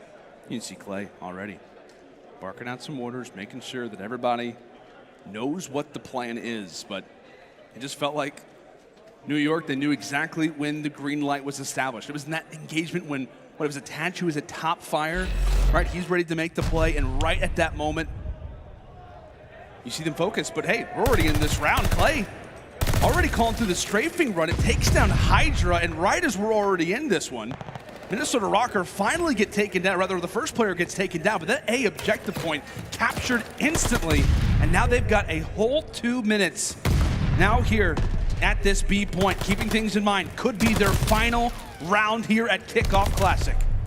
Clayster and HyDra able to find 2. One player in Priestahh trying to work his way up the right side, but once again, look at the positioning from Neptune on the mini-map. He's just so far pushed out towards that roost area. He's consistently spawning these guys towards Fountain, but they're going to sniff him out. Now it's time to push through, and this can be great for Minnesota as they do have church control. They're able to take plat control. They can win a majority of these gunfights here. All they have to do is stack the point once again. See what Dashy can do. Again, this was his best mode last year in Cold War. Feeling good. Standy able to drop 2 overall trades, somewhat favoring New York. As MajorManiak looking for the challenge. Farthest pushed up player. He's got 4 in a row. And Crim, off of earning that streak last round, decides to go and call it in. No eliminations found, but maybe wasn't necessarily looking for that to be his primary point of emphasis. And so at least get the information. And with that, the game starts to slow down. NYSL trying to make sure they're taking down everybody who could be inside of that church position. As HyDra finds attached, that was the farthest pushed up player. And with 58 seconds left, Røkkr, they're going to have to come up with something special. Yeah, Minnesota, they're just consistently flooding this right side, and this is what's allowing NYSL some single players to make plays through the middle of the map. HyDra knows the spawns. Unfortunately, he's going to turn at the wrong time there. But still, the spawns consistently coming in from Røkkr at that fountain. Now Neptune is time to get into the play. He's able to take down 1. Pressure's going to be there. Attach takes him down. But New York are still holding this. It's going to be 30 seconds remaining, up by 1 life. Trying to push out Clayster and Crim in the back alley. He's going to get traded. This is going back and forth right now, but HyDra's in a great position to try to play these cutoff kills. Could be a moment to establish something, Standy. A 1-for-1 trade. Meanwhile, MajorManiak and Priestahh still alive toward the point now. It's all going to be on MajorManiak. 18 seconds left, and he can't really hop on that objective. Why? Because here comes the streak. Crimsix takes himself out, but he takes the farthest pushed up player away. Attach, the final player alive. Has to try and stay alive for as long as he can. Attach drops, no respawns left, and nobody from the Røkkr is going to be near the points, and it will be a 3-0 out of the New York Subliners.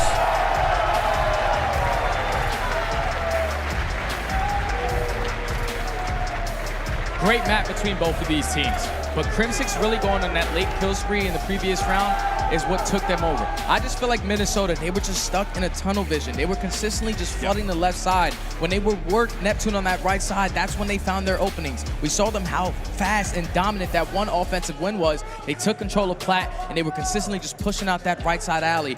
And they needed to do that again. They were just tunnel visioning to the left side. You were allowing HyDra to push up the middle of the map. Neptune, basically, he didn't really have a lot of engagement this map because he was just playing to block the spawn. Great work from New York to get the job done here in a 3-0 fashion. Yeah, it's almost very similar to like what we saw Seattle Surge do on this test. Control it, right? It was the ability for the young SMGs to kind of play in those power positions, but specifically to just hang out inside of P5, to hang out command center. Oh boy, it can start to make things that much more difficult for the attacking side. But in terms of overall leading the lobby, it was HyDra, 34-20. Well, we saw a number of different players step up. We talked about Neptune constantly, right, in that search and destroy, but it was HyDra's turn, plus 14, 3,800 damage. A map for Paco. Yeah, now if I'm Minnesota, it's definitely got to go back to the drawing board because these are two respawns that they definitely could have walked away with. You outslay them in the first map by 22. In this situation here, you put yourself in a great position. You had two beautiful starts on the offensive side, but once they started tunnel visioning through that 8-point, you just allowing Crimsix and Clayster to just watch their flank. Neptune was basically uncontested in P5, and HyDra was just picking up kills left and right. Well, Jay, if you're the coach of Minnesota Røkkr, right, you go back, you look at the tape, and there are some very clear things that you're pointing out, right, that are you know, primary focuses of emphasis, right? Players playing tunnel vision, etc. But what really needs to be said of the team, right? It is the Kickoff Classic, so you're thinking, right, that you're coming into this event, you're trying to make sure you get some good practice, but you go out in a 3-0 versus NYSL. I don't know, how do you approach this from a team aspect? I feel like it was still a great match between both of these rosters. Like, first map could have went either way. Minnesota honestly should have walked away with it. The search and destroy is what really is in the back of my mind because last year, that was their bread and butter. The fact that they came in, they allowed some early streaks coming in from Neptune. He went on a nice 7 spree. MajorManiak was trying to be the answer to it. But when you pick up those early streaks into the search and destroy, they had Minnesota players just changing their positioning, which eventually shut down MajorManiak streaks. So then they lose that search and destroy. But they had the chance to win this control as well. Just no one was deciding to wrap it back. They were just leaving Neptune uncontested. But if you're going back home, it's back to the drawing board. You want to make sure you get your S&D in shape because that's always been their bread and butter. But your hard points, when you're outslaying like that, you need to come away with the win. Yeah, absolutely. And Jay, I want you to put a period on this, right? I mean, same thing with New York Subliners. We've been talking about this roster coming in. You know, they were questioned right now, a whole lot of practice. They come through, they take down the Boston Breach in a game 5. Then they come in to take the Minnesota Røkkr, a team that has chemistry, a team that's been grinding, that's been working, probably has way more scrimmage hours than you. And now they come through with a 3-0 win. What does this say about NYSL? Hey, man, these veteran guys know exactly what the hell is going on. These guys make it happen even with two SMG players who don't really have a lot of experience. It was Neptune's first year last year, HyDra's first year last year. And now these guys are both playing with some of the best players to ever touch Call of Duty. When you have great minds in Call of Duty, it's going to show in results. And right there, NYSL get it done. Yeah, it absolutely is. The results speak for themselves. New York, 2 series and 2 series victory. A Game 5 win yesterday and a 3-0 win versus the Minnesota Røkkr. That's going to do it for us, but now we'll throw it down to Blaze for our Game Fuel Victory Spotlight. Thank you very much, Lando. Give it up for the Subliners one more time, everybody. All right, so I got Neptune with me on the stage, and Neptune, it was a 3-0 victory for you guys over the Røkkr. And even looking back on that, if I had to nitpick, I go back to the map number 1. Y'all got outslayed, but y'all won. Work smarter, not harder. How was it that y'all stayed composed throughout the entirety of the series? Yeah, so I mean, Boat Cage is always going to be a really close map, even at the ending of it. And the map doesn't really matter about slays. So like, we just know that as long as we're playing the objective and we're milking as much time as we can, we're going to win the map. There you go, you know, milking the objective right there, getting that one done. Yeah. And when it comes down to that, I want you to tell me about your team, okay? Because you're playing with Clayster, you're playing with Crim, 2 legends. It's a new squad for you. You're not with the Mutineers no more. You're part of New York. How does it feel to be playing with them, and how do they help you in matches like these? Yeah, so I mean, Clay and Crim, they're like veterans, and they've been doing this for a really long time. So like when we're going into the match, the pressure, there doesn't really feel like that much pressure because they don't make it stressful, they make it easy, they make it feel like it's just practice. Okay, nice. And with that being said, the crowd is going, they're wild today. All right. Well, and you know what, that's great for my follow-up question, okay? because as we move forward to tomorrow, you guys got to go up against Surge. And if you beat them, you may go up against this OpTic squad tomorrow. Yeah. So what is your message to the rest of the competitors out there? Good luck to everyone, and we're going to play again. All right, we're going to have a good game. That's going to do it for me and Neptune. Veli, take it away. And the crowd is definite. Neptune, he's not cocky, he's confident and humble, and at the same time, aLLeY, he has been such an instrumental factor for this team. I'm loving everything I see from him. We always talk about Crim, Clay, and everyone else, but he's a star. Well, you know, when I first saw Neptune yesterday, I said, you know, maybe he's a player that might need to step it up a little bit. But now that I've seen them play, man, and all of them firing on all cylinders, he's just filling the slots that need to be played, just like Vivid for me on Florida Mutineers. Neptune, I mean, that 2.0 in the Desert Siege, man, he really stepped up for his team here to get them that hot 3-0, and great stuff out of him. Yes, now, Nameless, there was something in this match that caught your eye. You peeled up a replay for us, man. From map 1 to the end, this was crazy all around. Dude, it was a great series. I hope they got the right clip, man, because the control here, Clay, he just makes the absolute credit play, and yes, this is it. So you see Minnesota on this first push over towards B. They actually get up behind enemy lines, and they get a couple of kills, but Clay was playing the credit corner at the bottom of the stairs. He gets both kills right there by that B point, turns around and gets another kill with the pistol to stop that push. If Clay doesn't get those kills, they get more progression on the B, and Minnesota might run away with that win, because once you get control, like, you only have a few opportunities to get that B point. It's so difficult. So, like, those are the veteran plays that you need out of a guy like Clayster, where his stat line might not always reflect it, but he's there to make that impact. You saw it right there. Yeah, because all of his teammates' pressure was near mid-map, right? They were all up by Church, so if Clay falls there and those 3 members of Røkkr push up down to that point, they push into spawn, man, they start spawning them out deep fire, that could have been the round, so you're right. Huge play out of Clayster they were up to spawn, man. That would have been a really tough situation to be in. A big time. Let's go ahead and get the commentators back in the mix. Fellas, I know you hear me, and I know you heard that OpTic crowd just going crazy. Are you guys ready for the next matchup? Because Rufus about to get blown off this place. I think we may have to join the crowd, Jay. I mean, this is crazy. It sounds absolutely They're literally insane. I don't know if I've ever heard like a Let's Go OpTic right when they walk out, so I think this crowd is ready, man. I think they're ready for the new era. I think it's going to be an absolute banger of a series, man. We have 2 of the top organizations that we have in the CDL. Okay. OpTic Texas, LA Thieves.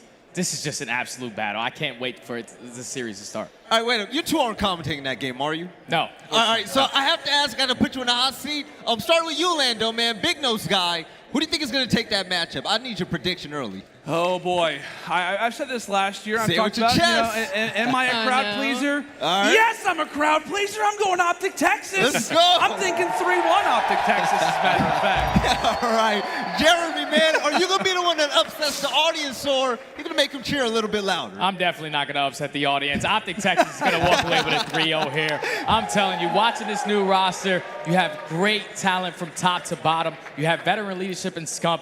I feel like this team is going to be one of our top teams all year long. Yo, Slack, what is it like when you're on that main stage, man, and you go against a big team, and there's so much bragging rights behind it. How much does it mean to you? Oh, it means the world. I know it's just the Kickoff Classic, and it doesn't really mean much as far as how you're going to progress as a team. But this OpTic Texas team, this is the first look that we're going to see them this entire year. I know Scump and the boys are beyond excited just to get that first 2-piece, get the crowd into it, and get everything rolling. You know what? Production, go ahead and throw that bracket up on the screen. Let's see what's been going down all weekend long so far. Yesterday, we sent 4 teams home, and today, 3 have gone as well. But the last series remaining is the Game Fuel marquee matchup between OpTic Texas and the Los Angeles Thieves. But so far, if you missed out on the first game of the day, the Atlanta FaZe lost 1-3 to Seattle Surge. After that, we saw Toronto Ultra with a big 3-1 against Florida Mutineers. But the New York Subliners, Nameless, I mean, they're not letting go. They want to make it to the finals. They look nasty, man. Like our teams last year that were playing well, at least the organization side, they're doing it again this year. So, you know, shaping up to be a great Sunday. All right, ladies and gentlemen, it's about that time. Before we throw it to a break, I want you guys to let the people know at home how much they're missing out on. If you guys are ready for the last game of the day, OpTic Texas and Los Angeles Thieves, make some noise! I love Call of Duty, man. This is great. All right, ladies and gentlemen, we'll be right back for the last matchup of the day, the Game Fuel markup matchup. You already heard it. This has been great so far, and we have one more game to close out the day. We'll catch you after this break for some more CDL Kickoff Classic action.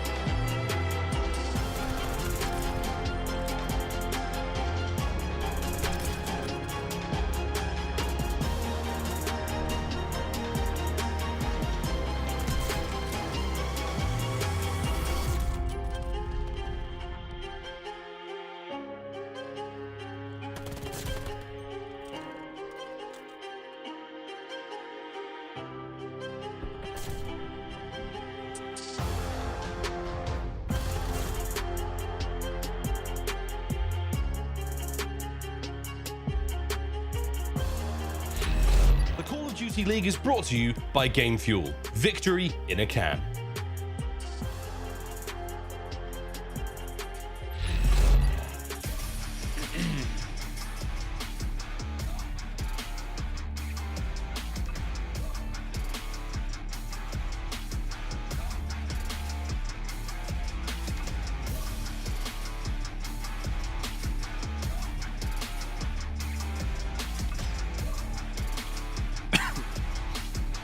Brick by brick, the green wall has been built.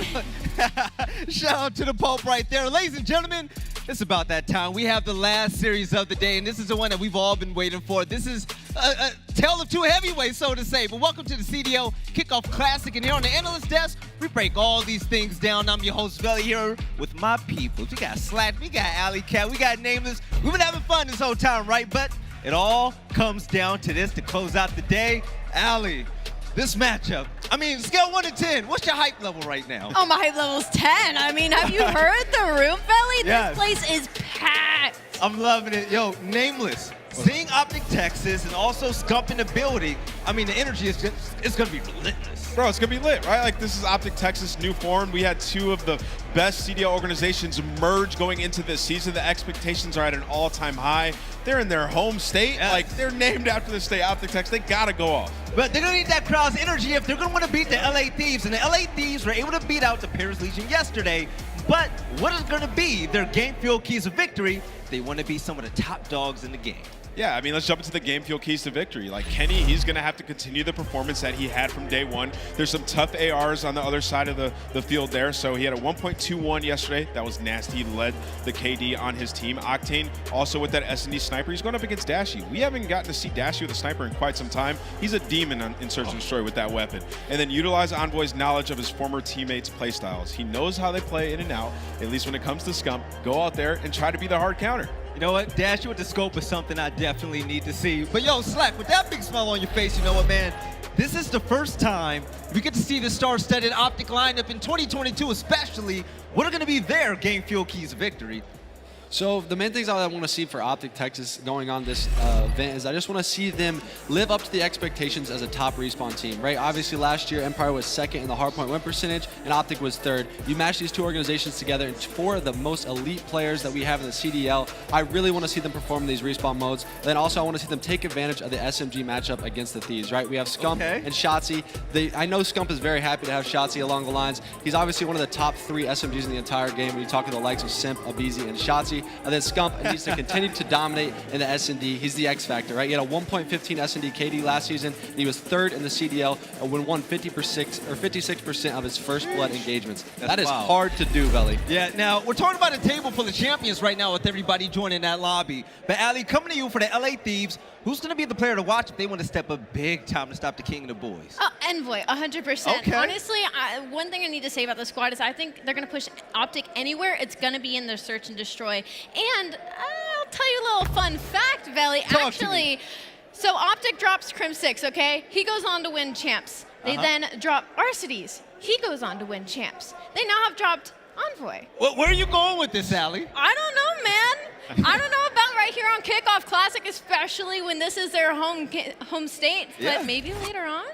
And we're going to find out. OpTic and their brick laying issues right there. Allie laid it out for him. In 2019, Crimsix was dropped. He won the champ. The crowd is loving it. 2020, they dropped Arcitys. Look at him now. 2021, OpTic drops Envoy. And hey, listen, the script might be written already. But Nameless, coming up to you as well. When you look at the LA Thieves, is Envoy, other than Envoy, who else is going to be a player to watch in your eyes? Well, I mean, Octane's going to be a player to watch as well, but I'm going to talk about the other side of things and our game fuel player that we're going to have to look at in this series, and it's going to be Scump. Like, Scump, this guy last year, he was unbelievable. A lot of people started to write him off, like saying he's not the player that he once was. So our game fuel featured player in Scump, he was dominating Search and Destroy last year. He was going out there getting those first bloods. We saw the stats they just put up on the screen. Like, this guy was back into prime form. We've seen him doing things in Warzone, doing things on the CDL side. Like, he can do anything. So now that he has a player in Shotzzy who's going to go out in front of him, be that player to do the entry fragging, he can just methodically move around the map and start slaying.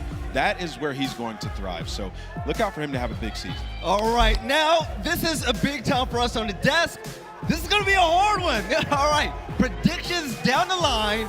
Slack, I want to be in your spot right now. Who do you think is going to take this? So I've been talking them up all weekend. I'm going to have to go with OpTic Texas. I know the crowd behind everyone wants to see OpTic Texas win. I'm going with them 3-0. All right, we got one for OpTic Texas. aLLeY, who you got?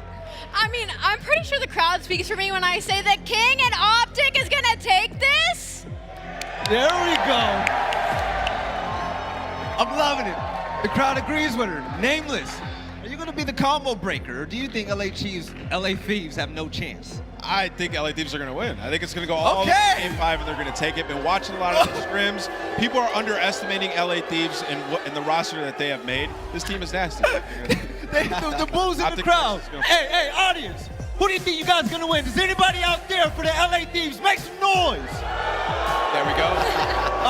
No, there we go. That's the fuel that LA Thieves needs. But I think it's going to be a banger of a match, really, honestly. Oh, no, definitely. Now, ladies and gentlemen, I want to see how loud you get right now. Show me some hometown love. Who here are for the OpTic Texas squad? Woo! Jeez. I love it. I would not want to be on the other side of that stage. I'm going to be honest. I'm going to have to roll with OpTic as well, the hometown squad. Every time they get a kill, the audience is going to go crazy for them. But you know what? It's about that time for the Game Field marquee matchup of the day. We're going to see OpTic Texas and the new look team facing off against the LA Thieves. Let's go ahead and send this over to the main stage with aBeZy. All right, Valley, thank you. Arlington, make some noise. It is time for our marquee matchup, and I know you guys have been waiting for this one all day long. And time to bring out our first squad, looking to build another dynasty brick by brick. I give to you, OpTic Texas!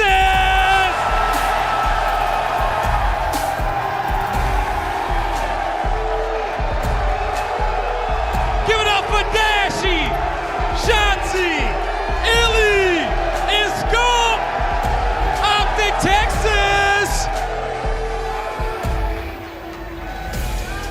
The boys take the stage right now. aLLeY, this is what we've all been waiting for. I mean, you gotta be hyped. Dude, I am terrified right now. Dashy still had his mask on, bro. He is all business on that stage, man. I'm expecting him to fry. Yes, now, Kai Blaze, you already know what the crowd wants. Bring out the LA boys.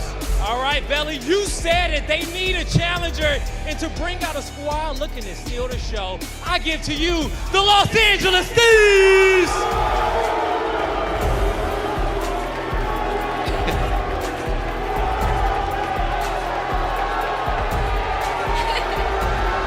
We got Drazah, Kenny, Envoy, and Octane. Give it up for the Thieves! I'm loving it. The crowd is letting us know what exactly is on their mind. And Nameless, this is going to be a rivalry that I hope just comes to fruition for years to come. Absolutely. I mean, these guys are some cold-blooded killers, man. All of them are absolutely insane individually. Now you got Envoy there on the revenge tour. You know he wants to win this match. Yes. Now, let's send this back over to the stage. Blaze, detention to stick, baby. We got a stage full of killers. You right. This is a series you don't want to miss. I'm about to go hydrate to get my popcorn. Strap yourself in. You don't want to miss this one. Belly, break it all down for us. Woo! All right, let's break it down brick by brick. Slack, starting with you, man. For those of you at home, we're about to give you a little lesson right now. When it came to this OpTic Texas team, how did they come together? So actually in the offseason, you had a combination of two organizations basically come together. You had the likes of Dallas Empire and then the formerly Chicago OpTic or OpTic Chicago. Basically, you have Scump and Dashy come along the likes of iLLeY and Shotzzy. I'm so excited to watch this team finally perform on LAN. Oh, this is going to be so crazy. You guys know we brought your boy Miles and Chance to break it all down. Fellas, you got the marquee matchup game of the day. Have fun and take it away. Oh, Belly, it's time. We saw this coming up in the calendar. We knew it was going to be a big one. I'll tell you what, Chance, we've been excited since yesterday. These bad boys could cut glass right now. I'm ready to rock and roll.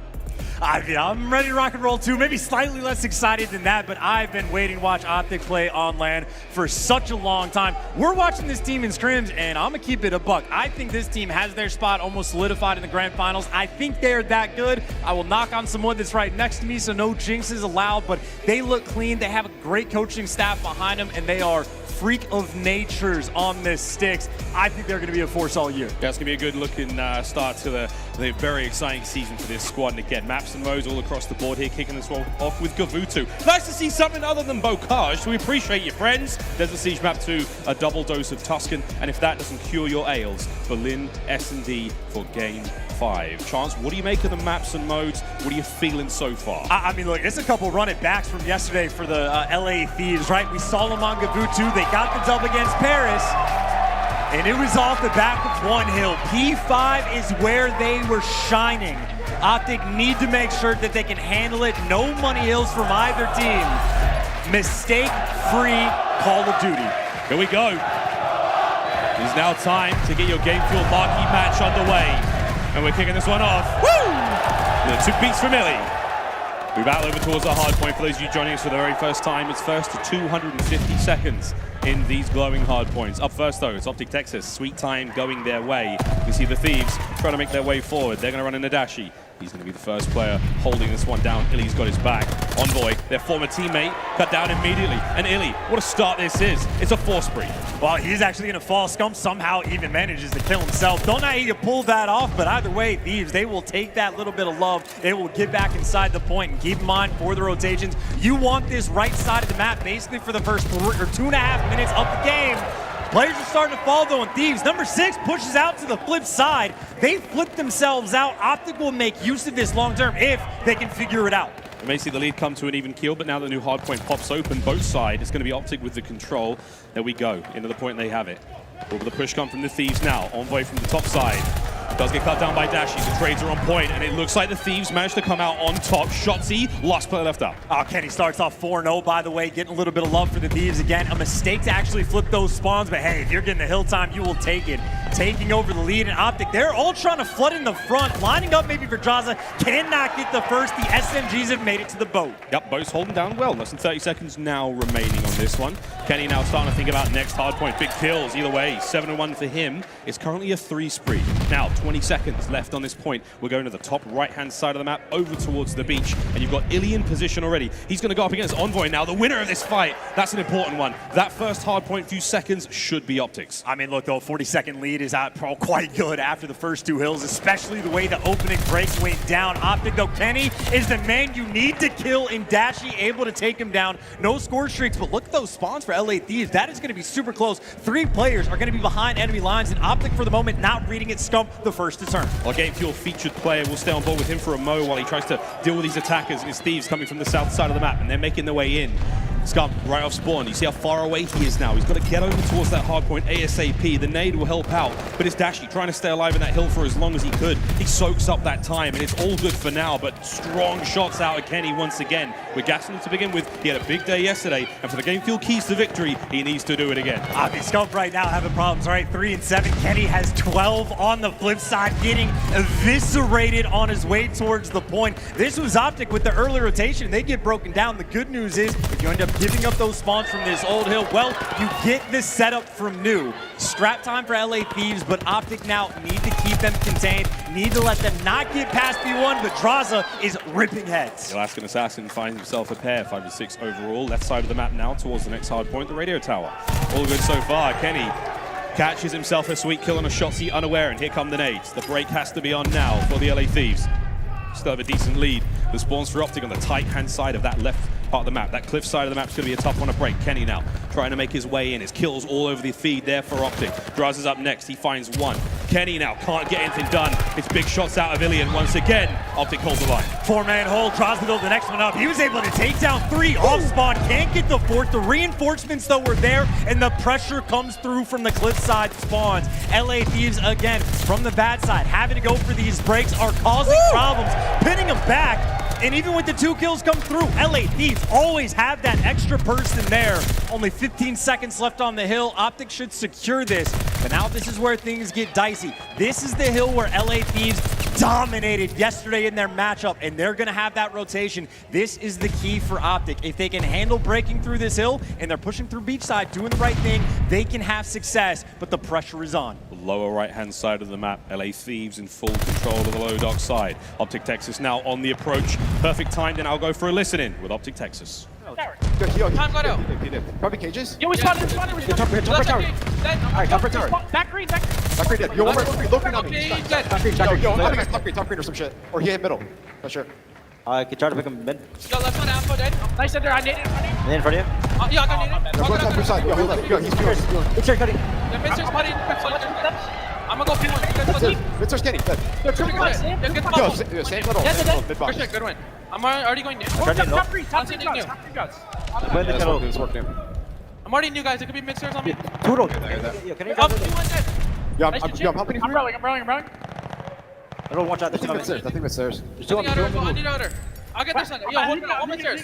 Okay. There's usually two on middle. I'm holding mid-stairs, Brandon. Okay. I have R side. Yo, they're deep on me. Yo, good picture mid-surge. I have R side. Good picture. Yo, mid-surge. Yo, mid-stairs actually dropped. There's that's four. Are we flipping? Yeah, I'm pushing them back. Go help it mid-stairs. Okay. Top green. On boy. Yo, they stuck me from mid-cut. Top green really got kicked. The back cross. One top. Every Cut, two. They could be. No. They can only go their side. No, where's the Drazah? Drazah's dead. Back up. Yeah, let's close. I'm in over. Close. I need their side. I have mid-surge. Mid-surge. Try to push you. Yeah, push you. I got needed. He's low, dead. I'm already going right side. You got this time? Yeah, I got it. Yo, what name? You should go deep. Go their side, Brandon. I really want. Yo, one guy's on me. No, you go. Low ball, one dead. Yo, Ender, I'm holding their water. I got you. Watch out, 3, 4. I'm holding. I'm gonna go mid-surge. Okay. I'm holding ladder. I have help from mid. Yo, two minutes. The transformation there from OpTic Texas, Chancellor, and the comms, they were fast and furious, but the scoreline right back at even keel almost. I mean, they've caught up, and that's great news from them, right? The comms, maybe not as much small talk as I wanted, but they started to pick things up just a little bit. But we've seen like 4 team kills at this point for OpTic, so that small talk really needs to crank up, and Scump as well needs to step up his game, nearly double negative, and he switched over to that MP40, but to the boat we go. Scump able to find just one. His teammates now down low for the help. They're starting to find some of these kills, looking forward, trying to find that aggression and make some more noise, but Drazah and Envoy are there to slow them down. Yeah, Drazah cuts down our game fuel featured player. We'll see if he can bring that one back in a moment. 25 seconds left here on the inside of those. Second hard point of the rotation, second set. As we're now going to see us rotate over to the top right-hand side of the map once again. It is Big Bruce. Dashy's there first and foremost. Now he has to contain with Octane. Not an easy fight indeed. This is an AR on AR battle. We talked about the snipes and the game fuel keys, but here we go. They're going toe-to-toe. Reinforcements arriving for Dashy there as he scutters around inside the boat. But you see that right-hand side of the screen. That's where the rest of the team's coming from. Kenny at the cross, and it's a big kill as Dashy holds the point down. Hey, look at that. Teamwork, Scump soaring through, but another team kill. This one, though, might not make any bit of difference. Scump off spawn is able to get towards P1, and those back spawns Thieves, they need one clean shot in trying to make this happen, and they're going for the full wrap. Scump, I think, might read this. He's got a gunfight against Envoy. Scump takes him down. Dashy's still alive in the streak, not able to take the player outside of the hill. This has been so much time for OpTic. They are right back in this game. Thieves still maintain control, though. 30 seconds left on this one. Shotzzy looking to find 1 or 2 at the very least as he tries to stop them and get them off that point. Drazah's still there, soaking up the time. Envoy pushing the players out. Over to our game fuel featured player Scump once again. He's cooking a peach. How does it land? And it does. Big damage. Not enough to get the kill, though. And still, looking at that mini-map now, you've got to feel good for OpTic Texas. Left-hand side of the map covered. We'll see if they can get it. And it's all about picking up these kills, right? You see Dashy at the bottom of the mini-map trying to pick off a very deep angle. He's almost guaranteed to get one. Kenny, no, not even Kenny. Ready for the gunfight and drops him. That means the cliffside is open. And where's Dashy going to spawn? He does get towards the back, but the Thieves, they are knocking on the devil's door. Crossover, 200 points now for the LA Thieves. Here's Kenny trying to make the break. It wasn't good in the first set, and it ain't looking good now. You still got Octane up close. The Shotzzy starts to push him out. Not able to get any more in that life, but iLLeY, the Pope, chilling out here on the point, soaking up this time, purring away as he can find any few more kills. That'd be ideal. And here come the Thieves, right through the front. The tactical retreat as the time's still going. And this is a great crossfire now as both teams going at each other. It's toe-to-toe on the point. 5 seconds before we'll tie this one up. And OpTic Texas, they're going to take the lead. Taking the lead, and we are getting ready to go for that reset again. This is the P5. This is the hill where Thieves have had all the success. You see all those white arrows on the minimap. They're gearing up around. Envoy's got the middle of the map on lock. And this is OpTic's game plan, right? You see Scump going for it. Push up towards the beach, and if you make it far enough, you start to spawn your teammates on top of you. But Dashy so far away. Shotzzy holds the kill cam, and iLLeY right there. They're trying to flood through the back. Back over to Thieves. Full control now of the lower side of the docks. The flood through the back hasn't quite worked out yet. They took a lot of casualties coming through there, and Drazah, he's the one going big. Squad spawns, though, going to keep him safe. Shotzzy's going to lead the charge. Finds himself a Kenny. Forward we go. You see the Thieves players now come in to reinforce the point. They get as close as they can. Octane, he managed to get one. Scump now from up high, trying to keep his old teammate Envoy back, but it's great coverage. It's Drazah once again, and it's Thieves back at the hard point. It's 25 seconds for the win. I mean, OpTic did all that for the back spawns, and they cannot buy a kill. Drazah on a 4 spree on this money hill, and this is the last attempt for OpTic. They have to flood and at least contest for a few seconds. Drazah, the problem, finally gets taken down, and OpTic clear the point, but they got to rotate, and they got to rotate fast. 11 seconds, Thieves will win this game. They've got P1 control. They've got Envoy pushed out. And Envoy, he's holding the line down. Kenny finds another one. It's Scump, though. Last player up now. Got to make a play forward. iLLeY's stunned up. Can they get onto the point? Got to go now. They got to go big. Scump finds one. Onto the point, they finally go. Tame goes down. Onto the point once again. It is a war, and it's round the go. And Drazah! Oh my God, he beats the snot out of him, and that may be the map. What a run! The LA Thieves, they bring the thunder on Gavutu and take map 1. You chow Drazah on Gavutu? He's Mack for the map number 1, popping off in the final 2 hills. OpTic did all of that work to get those back spawns on P5. What does Drazah do? Delivers, 5 spree, done, dusted. Gotta wrap over to P1. Who's the man that steps up inside the point? Drazah there again. I mean, off the back of just a lights out performance from Kenny from start to finish, but Gavutu, we saw Thieves on it yesterday. We see him on it again, 2-0. They look too clean. And that was one of the things we brought up time and time again. Based on what we've seen in scrims, Gavutu is LA Thieves territory. They love it there. They've got a sweet little 3-bedder with the en-suites. They're going there in their time off. They're enjoying themselves a lot. A quick look at the stats. Kenny with that 25 and 19 chance, 28 and 18. The father-son combo putting in work. And honestly, it's a slow start from OpTic as well. I think the first half kind of bit him just a little bit, right? How many team kills did we see from OpTic? I think at least 3 or 4 just from the nades alone. I saw Scump at the start of the game. He killed himself somehow. I don't know if he's jumping off the boat, taking fall damage. But, I mean, he was double negative for the vast majority of the game. He picks it up a little bit towards the end, but too little, too late. And Thieves kick off the series with a hot one. First map, Driz here for OpTic Texas while we look over the highlights of this opening map. And hey man, it was pretty hype, I can't lie. You're an incredible stadium here in Arlington. This has been fantastic so far. But as we said though, game field keys to victory. It's all about that search and destroy there. Scump's been the big man when it comes to that game mode. Get a bit of a slower start here, but we should see him rebound in a big way coming up next. Of course, Desert Siege going to be on the cards for that one. But just as far as this goes, it was decent rotations out of the LA Thieves, man. They were first in most of the time. They could not break that radio tower. That was OpTic Central. They had a great time on that side of the map, and that was where the majority of their big holes came from. Well, it's both the radio tower and the beach hill that, like, we call them money hills, but not because it's a guarantee, but because if you're successful with locking down, you get the full 60. Both teams really battle it back and forth, but I mean, honestly, think on that P5, OpTic collected at best 5-10 seconds, if that. That is really where Thieves have shined both yesterday and today. But as you said, Desert Siege is where we are going. Again, saw Thieves on it yesterday, saw a couple flashy snipes coming out from Octane, and I don't know if it's Dashy or if it's going to be iLLeY. I think iLLeY might be the top dog, but either way, that is a battle that we are going to be witnessing. Take your pick. It's whoever's got the hotter hand, right? Surely. On stage, the players getting ready to go into this next map.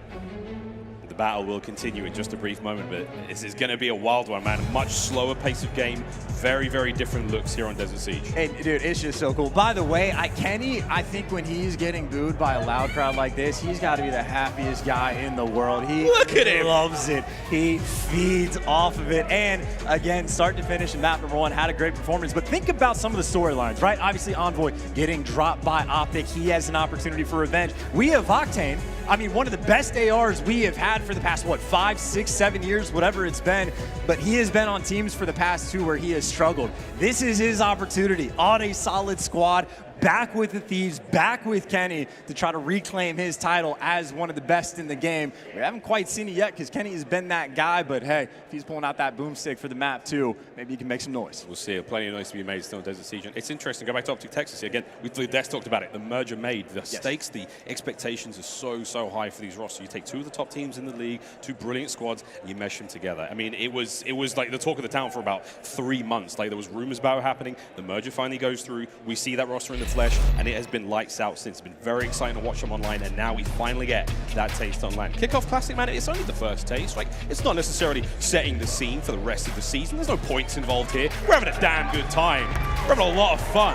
And now Desert Siege, we're about to have a whole lot more. Search and Destroy, map number 2, comes up now. And we know for the LA Thieves, they are confident on this map.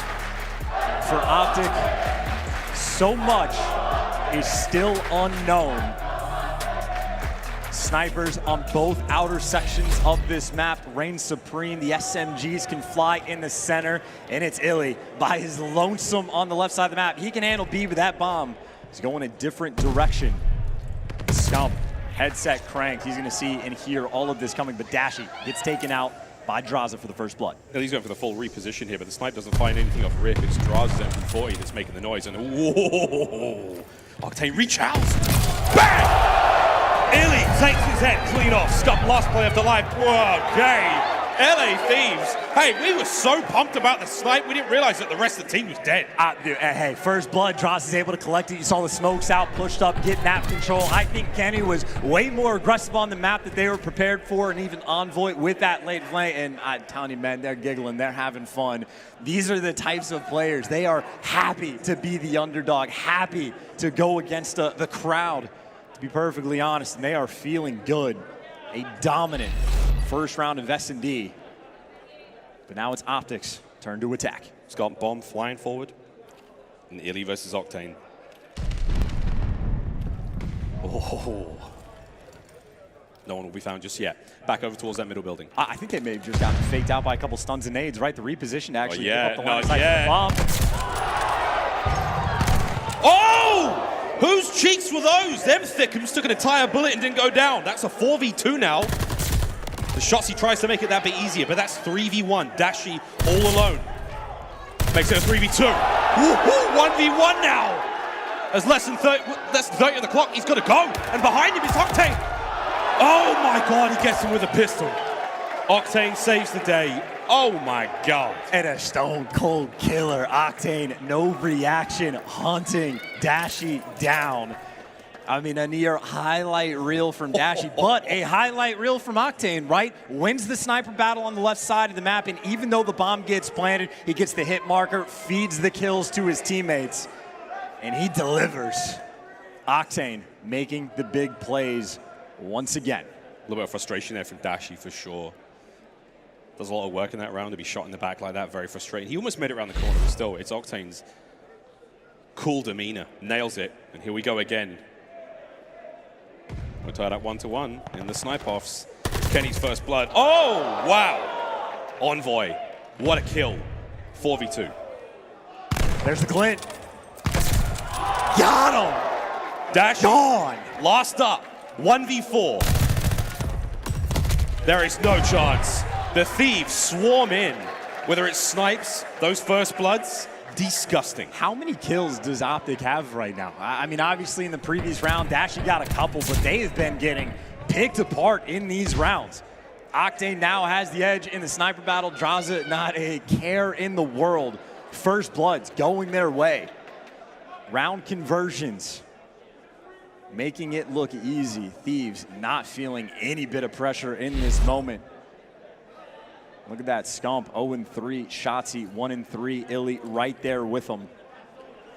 Someone needs to step up. Octane could have been easy pickings. He may have had the choice of 3 there, but Kenny, once again, I mean, we're all excited about the snipes, but it's Kenny's positioning. Oh my God. Octane, unbelievable, makes the pair. Dashy now once again, another opportunity for the 1v4, and here comes the aggression. Thieves, guns are up on him. Dashy now, 1v2. He's making him work for it. He has so much time to work with. Now keep in mind, the game will tell LA Thieves when he picks up this bomb. So they can afford to play it super patient. 40 seconds on the clock.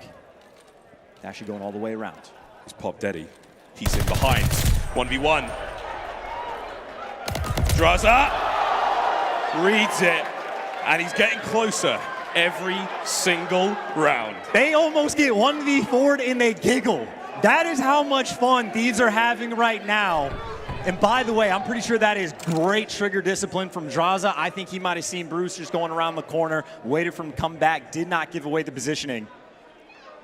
I mean, almost nerve-wracking rounds for Dashy to clutch. And they simply do not care. And at this pace, by the way, again, a couple donuts, like what is that, 2 and 12 combined for 3 players on OpTic. They're getting bullied so hard. There has been no life, just being suffocated by the Thieves. And the aggression, bombs going down, OpTic completely unaware. Bomb planted. Fast plant from the Thieves. Different look now in the round entirely. Much slower in terms of the kills department. That's Kenny. Oh my god, the Glyn. Shotzzy though in from behind. Big kills. iLLeY does manage to win the snipe off as well, so now it's a 3v2. 30 seconds to get the defuse as well. Oh, big one once again from Shotzzy. That's 2 sweet kills. Can he find any more? No, Kenny's here to help out. 1v2 for Kenny. Whoa! They trade. Dashy plenty of time to get the bomb down. And OpTic Texas get on the board. Finally, a little bit of life from OpTic, and that is quite a few players, right, that were struggling, that started to get more on the board. Even iLLeY just to get that trade. Nice shot to connect with the sniper. Nice flank coming in as well. And that is the situation. I mean, retakes on that site, make no mistake, it is not easy, not a walk in the park. So that is an aggressive play call for OpTic to be able to swing around. And now OpTic back on the attack. What is going to be their approach? Last time they tried to go to A, they got met by the sniper of Octane, ripping heads. This time, though, Octane, the bottom side of the map, A might be a little bit more free. If they don't want to deal with the sniper, they'll go to mid. They go through mid. They've made it through. Plenty of time we had here, but Drazah managed to catch Scump out once again. 006 now for Scump. He's having a rough one. The bomb's still down, though. Shotzzy looking to find some revenge. That door could burst wide open. There's a couple of Thieves on the other side, but the steal's there. Drazah once again. It's 2 this round already. A counter challenge now as Kenny finds another one. Dashy, last player left up. And once again, an opportunity, possibly, for the mighty Bruce to do it. The aim is there. The shots are true. He is beaming, but he just needs some help in these situations, Chance. And he's gone down again. It is 5-1. Thieves, map point. And they're having so much fun doing literally whatever they want. That was a triple mid hit from OpTic. Drazah does the exact same thing, dropping Scump, who is still on that donut cam. I mean, this is just looking like a walk in the park. Are they playing at home or are they playing on land? No pressure on the Thieves side at all. Difference in the faces on the stage right now. It's unbelievable. Like, Kenny's telling Drazah to be quiet, like relax, like this is serious, man. And they're like OpTic Texas. Like, this is it. They're about to go down 2-0 in the series. They need to pull something special out now. Drazah's going to get the fast plant. Scump in the close corner. Gets on the board. On the board. Will it be Pringles?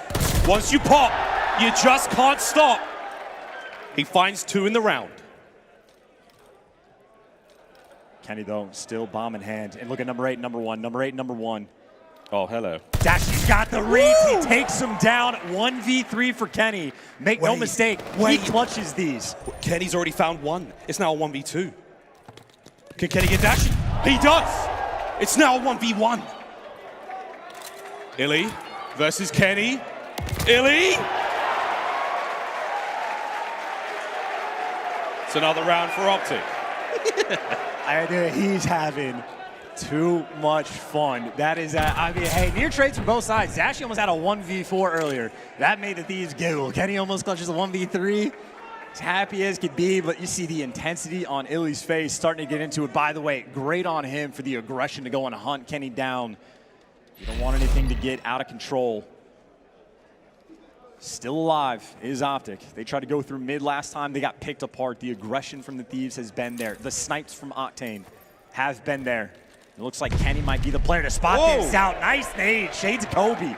taking down Octane for the first blood. But the question is, what can Kenny see? The smokes will protect it. They should get this bomb plant down, but Kenny might be able to get a pick after the plant. OpTic get the bomb down. Shotzzy can't get away with his life. 3v3. Slowing the pace down a little. There's going to be a battle raging now in mid. Scump trying to find the shots. His teammates are here, but the reinforcements from the Thieves coming in fast. Oh my god. They're running around each other. They've got no idea they're inside there. Less than 30 seconds, and that bomb goes boom. Scumpy finds one. The second as well. Kenny, last player alive once again. 1v2. He's got to take them both out and get the defuse. And it's 3 straight rounds for OpTic. Doors open, doors closed, doesn't matter. Oh, we're not laughing anymore. There's no more smiles anymore. But we go again. We're trying to think about where the bomb has been going. LA Thieves has been very quick to go towards the B side of the map. But they have been very mixy.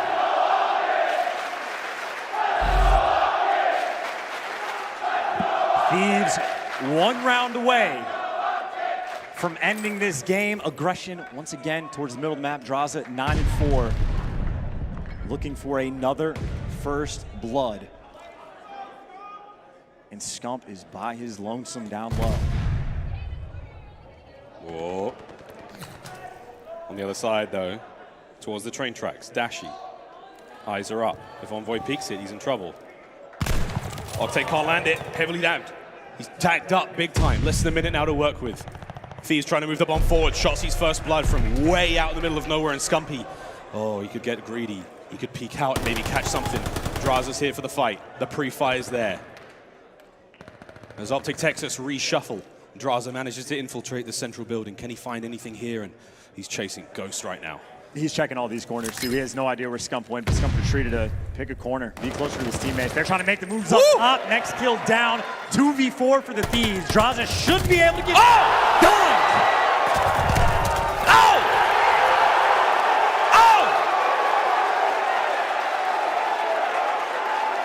No more smiles on the Thieves side. Gunny starts heating up like that. It's time to refocus. This shit's not funny anymore, boys. Octane doesn't look shook, though, in the slightest, but Dashy maybe feeling himself just a little bit more. That would be 3, maybe make it 4 in a row for OpTic. Still, though, it is map point for Thieves. They do not want to give this kind of momentum. Scumpy's head spotted. Kenny pulls the trigger, but he doesn't find anything but air. Thieves with that central building control. B bomb site shouldn't be worried about, but you have eyes all over it. Towards A, that's where the worries are. Scumpy's going for the close peek on the outside of the map, though. It's iLLeY. He and Dashy have that long line of sight by train covered. An Envoy, if he peeks right, he's a dead man. Here comes the shuffle in mid. Both teams, this game has just come to a screeching halt. Shots raining out. Envoy strikes for the first blood. Gunfights outer. Dashy versus Envoy. Envoy able to stay alive. Trades are in. 1v3. Oh! Game! And you can see it. The Thieves breathe sighs of relief as that got a little too real, a little too fast as round by round, OpTic Texas pulled that one back. But that got real scary, real fast. I think about the way it played out, though. Thieves just dominant round after round. They were making it look easy. As soon as things started to get a little bit spicier, no more laughing, no more jokes. Let's get serious and take care of business. Pick them apart, made the adjustments for that final round. I think Kenny found 2. He was well within double-digit territory. Drazah, I don't know how many first bloods he got, but he was trying to collect the bag and Envoy even in that final round. Taking the first blood and giving him the team that advantage. 12-6 for Kenny. None of his teammates really that far behind. Thieves 2-0 up in the series, both on maps that they played yesterday. And that 10-7 from Dashy is where you got to think back, like the 1v3, the 2 1v4 opportunities he had. If he had won that 1v1 against Drazah, you bet we would have ripped the roof off this place, and that could have been a 5-5 situation there instead of 6-4. Who knows? But hey, not a bad look from either team there in Desert Siege. It may be fun and games here at Kickoff, but no one wants to lose. And OpTic Texas especially they don't want to walk away here early on here in this tournament. It ain't what it's about. Take a quick look at these tweets here, friends. Octane and the Snipers hitting Diffie says Hiteresh Yeluri, who's having a great time here. And Octane is officially the best sniper in the CDL, says Louis. Hey, it's an early claim, but I'll take it for now, man. He's been putting on the best show on that stage by far. It's like scattered impact as well, right? There's a handful of rounds where either team is making the impact with a sniper, but then the adjustments that come through after time.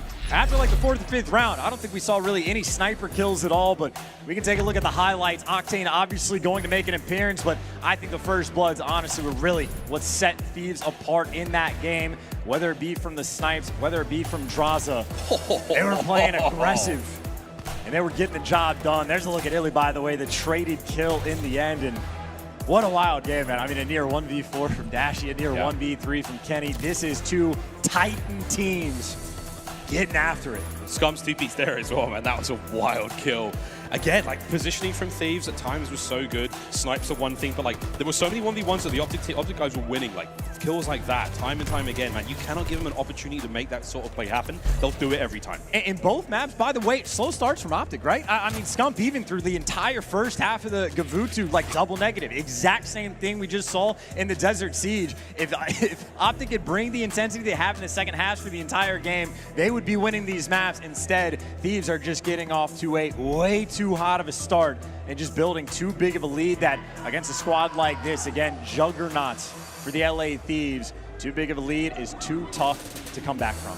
Tuscan Control will be map number 3. If we get there, we've got Tuscan Hardpoint straight after that one. But Control, we've seen so many teams make the comebacks here, chance the start of the reverse sweeps, and I know that's what the crowd wants. But ladies and gentlemen, we're going to take a very, very quick break. When we come back, Tuscan Control, it's OpTic Texas, it's LA Thieves, it's the Kickoff Classic.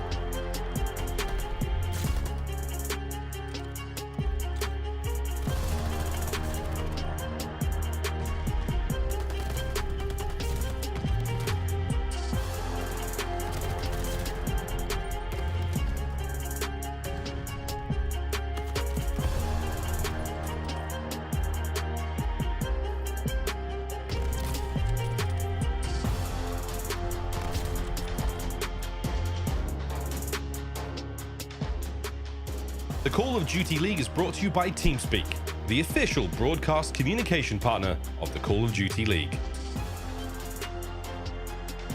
The Call of Duty League is brought to you by Game Fuel, victory in a can. Ladies and gentlemen, welcome back. Kickoff Classic resumes. Our Game Fuel marquee match is now 2 maps down, and the LA Thieves are 2 up. And And what a show it's been so far. Gavutu goes their way, as does the Desert Siege Search and Destroy. Miles and Chance here, taking you through Tuscan Control. Our next map up. And Chance, it has not been what the fans want right now here in the arena. I mean, it depends which fans you talk about. There are absolutely LA Thieves fans in the building, and this is the team that has delivered from start to finish. They have both maps that we have seen started off on an absolute tear, and they build up just enough of a lead that even when OpTic starts to get things rolling, it's simply too much to handle, right? It was like 3-4 rounds in a row towards the later half of that S&D for OpTic. Doesn't make a difference. They were down too much. This game 3, if OpTic doesn't come out hot, it is going to be way too problematic because we had, what, Envoy, maybe 20 and 30 in map 1. He's not going to have a slow performance on Tuscan. He's going to bring the heat. And Drazah, he has been on fire already. And Kenny, he can't slow down either. Yeah, Thieves looking very, very strong. Again, if OpTic can come out swinging right off the rip, that is exactly what we need to see. The momentum is key for them right now. And again, it's tough, man. It's like his first series jitters for them here in Vanguard. The Kickoff Classic, like, Thieves have already played Paris Legion. They've been playing for a lot longer, presumably, on that main stage. They've been warming up back there. It's very, very different here on that stage, though, and OpTic just got to find their footing. Tuscan Control, though, a little bit of a slower game mode. We've seen teams make huge comebacks. We saw Florida Munis make that full-blown reverse sweep.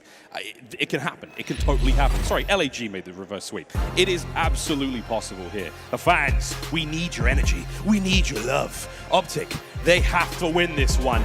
Otherwise, they're going back to their homes here in the lovely state of Texas. I can't imagine any worst case scenario than walking up to the first LAN, the first tournament you've played on in months, playing 3 maps, getting bopped out and going home. That is not a fun pill to swallow, especially against a team that is your rival and will continue to be your rival. That does make it sweeter though, man. Like, come on. And think about it, dude. Again, Kenny and Octane, I'm thinking about moments in Black Ops 4 against OpTic as well. Both of these teams live for it, but we know how it goes on Tuscan. A will get captured on offense. It's a matter about how many kills can you get before you make it happen. Look at OpTic, by the way, almost giving them nothing. Scump just put his entire barrel inside Envoy. Cleaned him up. Second segment towards A is almost complete for the LA Thieves as Kenny finds a nice 2-piece. Mid-map control goes his way. Second segment gone. We're nearly done with A. We're going to say arrivederci, and we're going to fly over towards B in a moment. But that line set up there from OpTic, they're going to hold this one down. 2 minutes and 18 seconds on the clock to work with. Plenty of time. Dashy finds 2. Scump's all good as well. How long can OpTic hold this? I mean, this is about the most time any team has had to try to convert an offense win on this map. So there's plenty of time to make something happen. And we saw sort of the setup. I think one of the best strats we've seen from many teams. Ultra was a big proponent of it. LAG the same thing. There's a lot of teams like to go through church, cut through middle alley. But for the moment, Thieves, it looks like they're setting up just to try to bully through the front. They got a long way to go. Yep, holding it down. Kenny 1 kill at a time, making his way on towards that B zone. Scump's gonna fly on out. Hello! Whoa, Kenny! Absolutely guns him. Dashy's there for the immediate trade, but wow. First of many Kool-Aid Man kills we're gonna see. Dashy once again the saving grace right now for his squad. Holding the line. He's still up and about. Octane and Crow, they're gonna make their way straight on towards this B zone now, and the kills are all good. Scump off respawn, straight into the zone. We're watching Octane's POV right now, but the fight's still raging just down below them. That's the B zone. There's 1 minute and 20 seconds for the LA Thieves to try to capture that one or kill OpTic 18 times. Shotzzy's putting a lot of pressure on the flank. He might be able to make something happen. He gets taken care of, and OpTic on the other side. Dashy picks up 2. And that was 1 minute and 20 seconds from the get-go that Thieves had to work with, and they are already just back to square one. Dashy on a 4 spree. Yeah, you can wall bang that. Those little blinds don't offer much. Dashy once again, nice shots. That's 5 for Bruce Almighty. 50 seconds now remaining, and he is making the Thieves sweat. He's holding them back. He's got iLLeY to back him up on the right-hand side. Nice coverage. iLLeY's finding kills as well. Here comes Kenny, walking right into the aim of Dashy. Drazah's up, goes down, and oh man. Dashy spree finally comes to a close, but it's all good. The time has been bought. Got to watch out for Kenny though. He's on the flank right behind Scump now. He's managed to make his way in. Sneaky, sneaky Kenny. How much more damage can he do? 26.8, the clock is stopped. They trade. iLLeY finds the kills, and they managed to get that player off. 20 seconds to go. I mean, they've just been consistently trying to bully through the front. They're barely able to even get towards the hill. OpTic too clean on defense. Octane wins the opener, but 10 seconds left. You got to flood 3 players coming through. Whoa! Run! He did. He killed his teammate. Oh, Octane, that nade, that's a stinger. Kenny's going to keep the fight going, but the clock is not on their side. Jump, Kenny, get the point! Can't do it. OpTic Texas take the first round. And for the first map we have seen in this series, OpTic get off to the stronger start again. Thieves every single time trying to push through P5, trying to bully their way through the front. 0 success. OpTic hold true, hold strong on defense. Now it'll be their turn to attack. We know the setup. It's going to capture A first, and the goal is to get as many kills as possible. And you don't even have to capture A point quickly. Just leave one guy on the hill and buy yourself as much time to rack up the kills to make things easier late game. OpTic Texas now attacking on offense, straight in towards A. They've already got themselves on it. Shotzzy going up against Envoy now. Front door. That was nasty. Drazah finding the kills as well. And that first segment is already being drained. Octane sitting in there on A. Here comes the push from OpTic right at the spawn. Drazah can't get away with his life, but he's already dealt a bit of damage. Shotzzy and Scump now flying forward. The SMG twosome. But they're just running into Octane, and he is cutting them up. Big damage once again. The rest of OpTic now coming in off spawn, still desperately trying to get onto A. They have to kill Octane. Easier said than done. Scump, by the way, he's making moves. He's come up through church. This is where you can just be the prime slayer. Repositions to get with his teammate, and now it's just about the trades. They're going to get shot in the back. Kenny's there for the first, but that wasn't Scump, and Scump gets dropped as well. So Thieves basically containing these OpTic players and maybe even fighting for the time. Envoy's here. Him and Drazah take care of business. There has only been one tick of A that has come through. OpTic, even on offense, even for the easier point, they are struggling. Huge kills coming out of Scump right off spawn. They're making their way forward. Kenny, big nades. Oh, Envoy throws a peach as well. And OpTic have struggled massively to get on that A zone. This offensive round has not been good for them, and that's testament to the defense of LA Thieves. We have not seen a single time this entire weekend a team not be successful in capturing A. Kenny is on a 4. OpTic are stuck in their spawn. They are running out of time, and there's nowhere for them to go. Kenny dropping everybody. No room. Top broken covered. Octane there. Doesn't need him because Drazah's there. You got 13 seconds to get the easier point. Thieves slaying it. 10.1 on the clock. Dashy makes the hero play over towards B. He's going to hold this now for as long as he can. Watch the Thieves counterattack. They're going to hit the plays on spawn. They're going to do what they can there, but they're also going to do what they can on Dashy. And here comes Octane. This is the fight. Got to get back on point ASAP. No one's there to get it. Bruce had to jump off. He had to jump off the point. Is anyone able to get on A? 1.8. Go, run! Get on A! They do. 1.5 on the clock now. They're going to stop it and hold it, and they can still do this even with the 4 lives remaining. No, they got flanked. They got flanked. Oh, come on. And for the first time this weekend, a team has failed to even capture a single point. The most dominant round from LA Thieves. Flanks on flanked. Kenny with the spawn kills. An absurd round they just threw together on defense. That is huge out of Thieves. A first here in Vanguard. Utter annihilation. But, you know, tied 1-1. We're not over yet. Right off the rip. We're going to B. Let's do a quick listen-in with the LA Thieves. We can play A off. We should look. Play A. Y'all can hold. We can play A. Nothing our mid alley here. Yeah, keep your eye on your kills. I'm gonna challenge you. We'll be like, give me a second.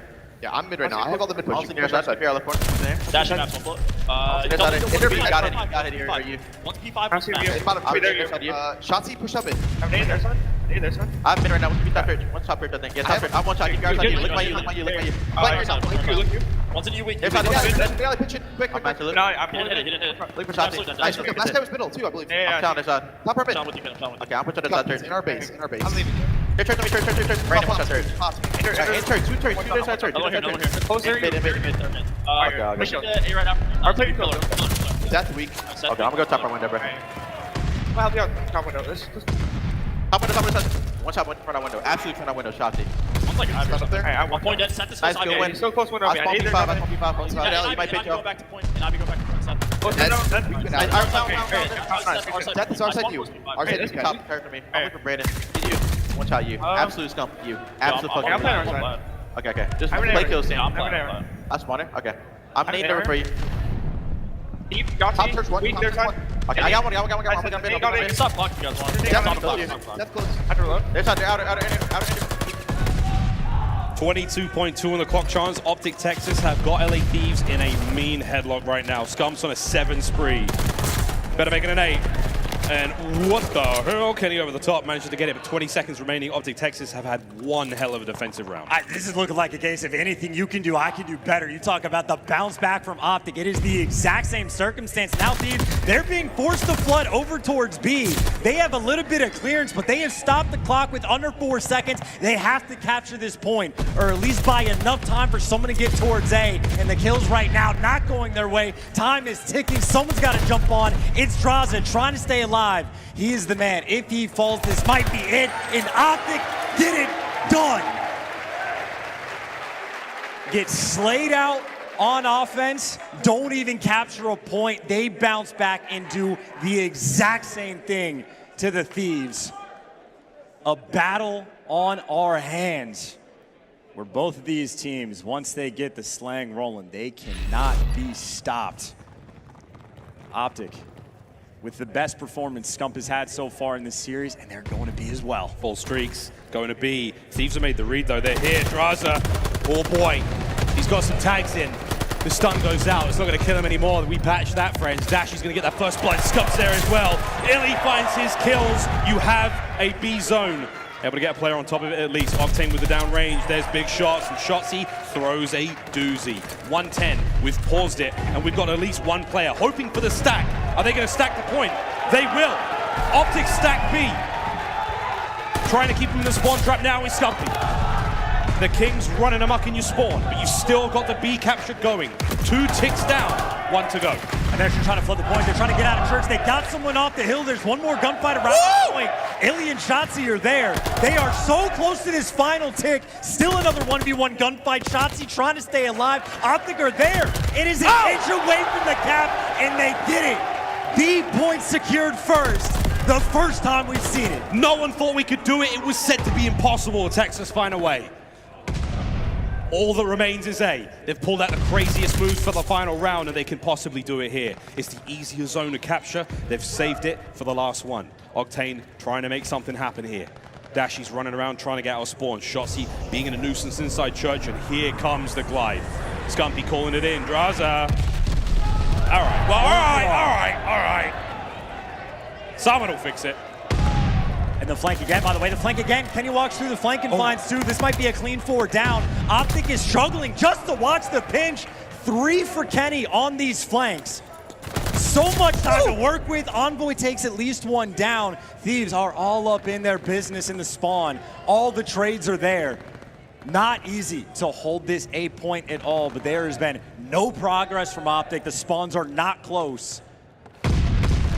They're trying something different. They have a 1 life lead right now. 12 lives for OpTic, remaining 11 for the LA Thieves. Shotzzy's on a big old flank. Any kills you get right now, Shotzzy should be able to eat him alive. Oh my God. Big one. Oh my word. Shotzzy now on the flank. Sees Drazah. Gets an Octane.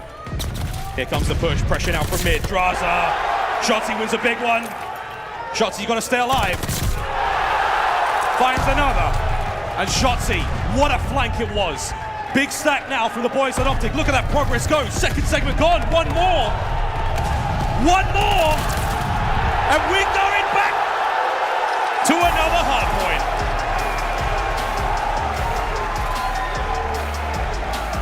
They said it was impossible. We said it couldn't be done. No one captures B first on Tuscan. The best control we have seen so far this year. It's only day 2, but nonetheless. I mean, even in scrims, I've seen so many B pushes off the rip. I have never seen it be successful.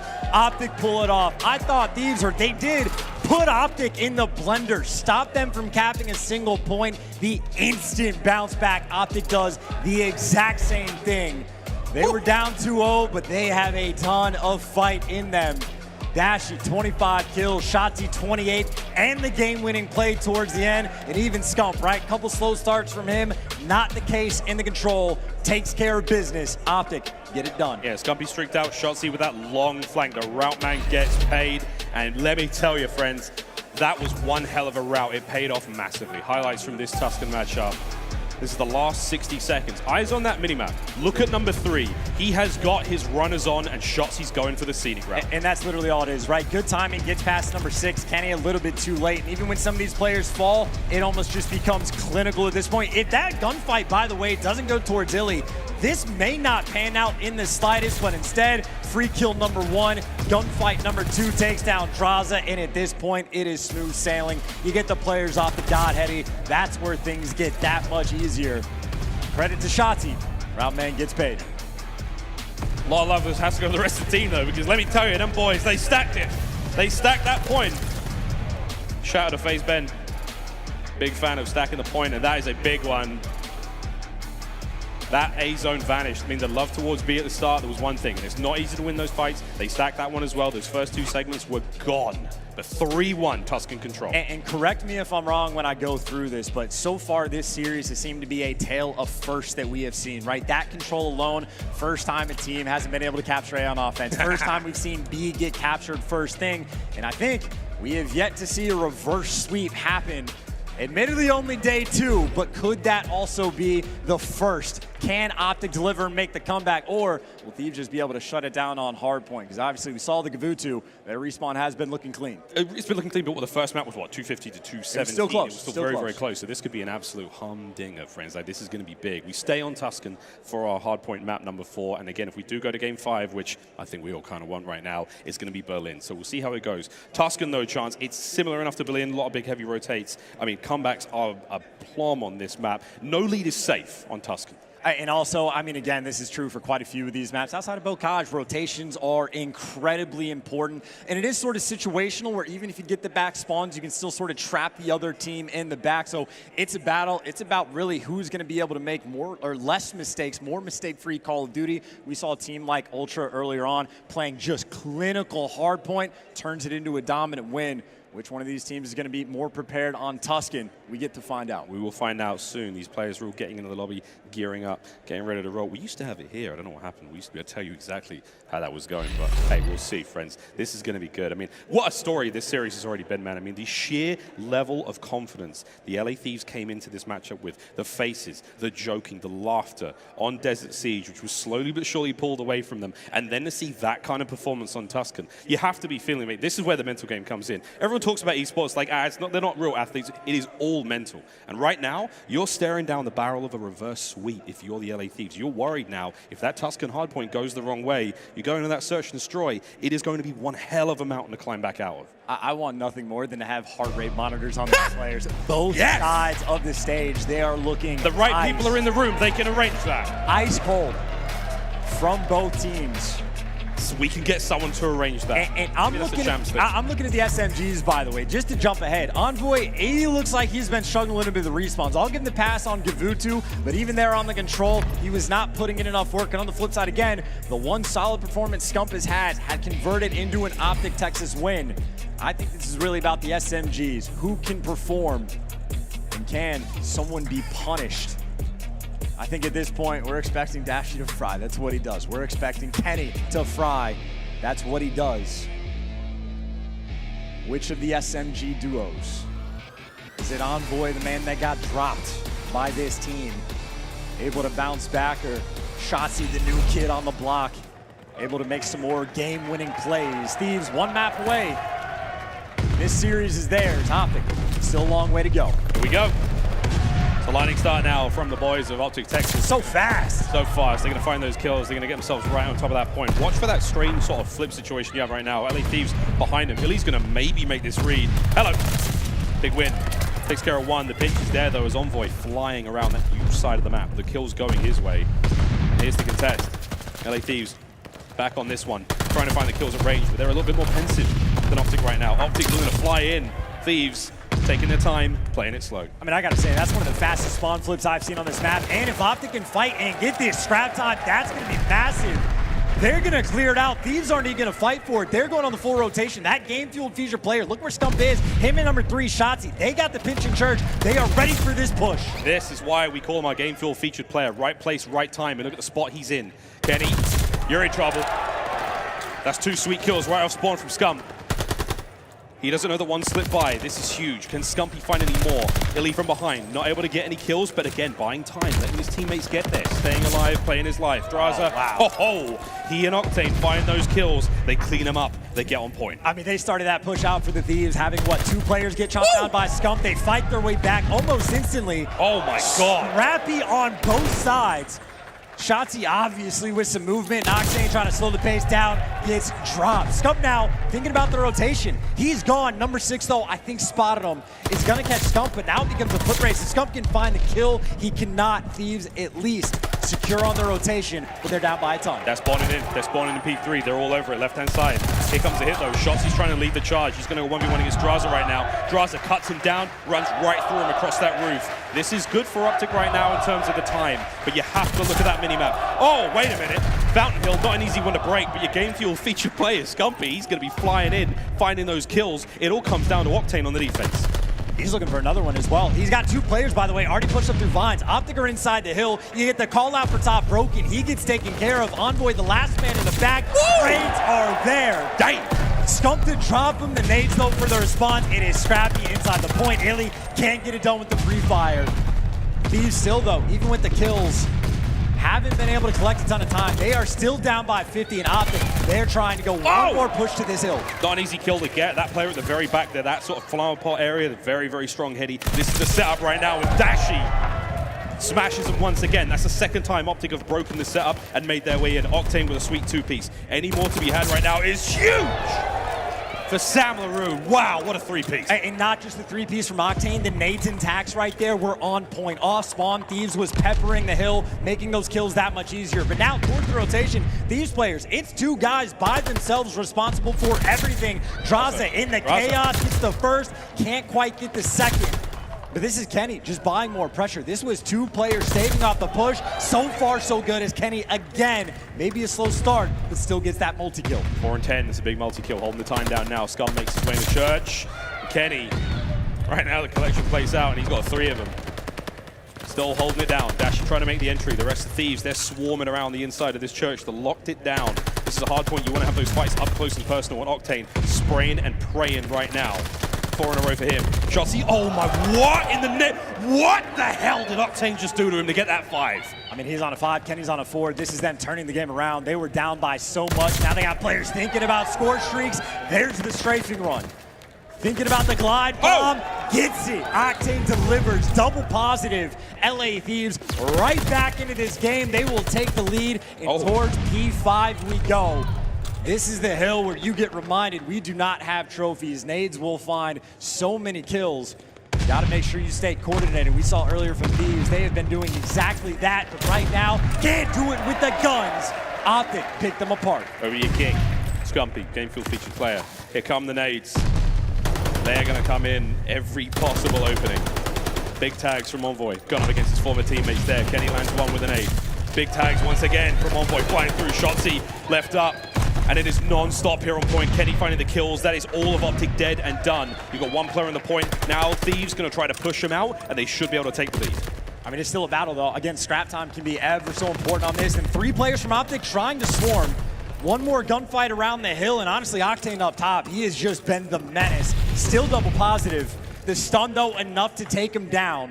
And even for these final 8 seconds, look at how badly they want this scrap time. That is 3 players from OpTic that were on the bottom side of the map just for a few seconds, but obviously they are now thinking about trying to flip those spawns. I think it's Envoy. The pressure might be on him to worry about the back as Scump gets chopped in you. 50-50 there from Scump. He gets taken out from behind. Back over towards our first hard point here in the second set. iLLeY takes care of a snake in the grass. Can't take care of, can't get Octane from atop his perch, and Octane is still good to go. Scump gets cleaned up as the immaculate teamwork from the LA Thieves continues to impress and delight fans the world over. And here we go. OpTic on the big push. Forward they go. It is iLLeY from the top rope. Kenny trying to stay alive right now. Shots are in. Kenny finds another one by Dashy. The trades once again. It comes down to Scump. Last player left up for OpTic. He wins the war of the trades. You still have Octane, who is beaming him right now. Full streaks. 15 seconds on the point, not a bad place to be. This is the Octane we have been waiting to see on a team like this. More kills potentially coming his way, and even still, this game has been exhausting. I mean, a battle on every single hill.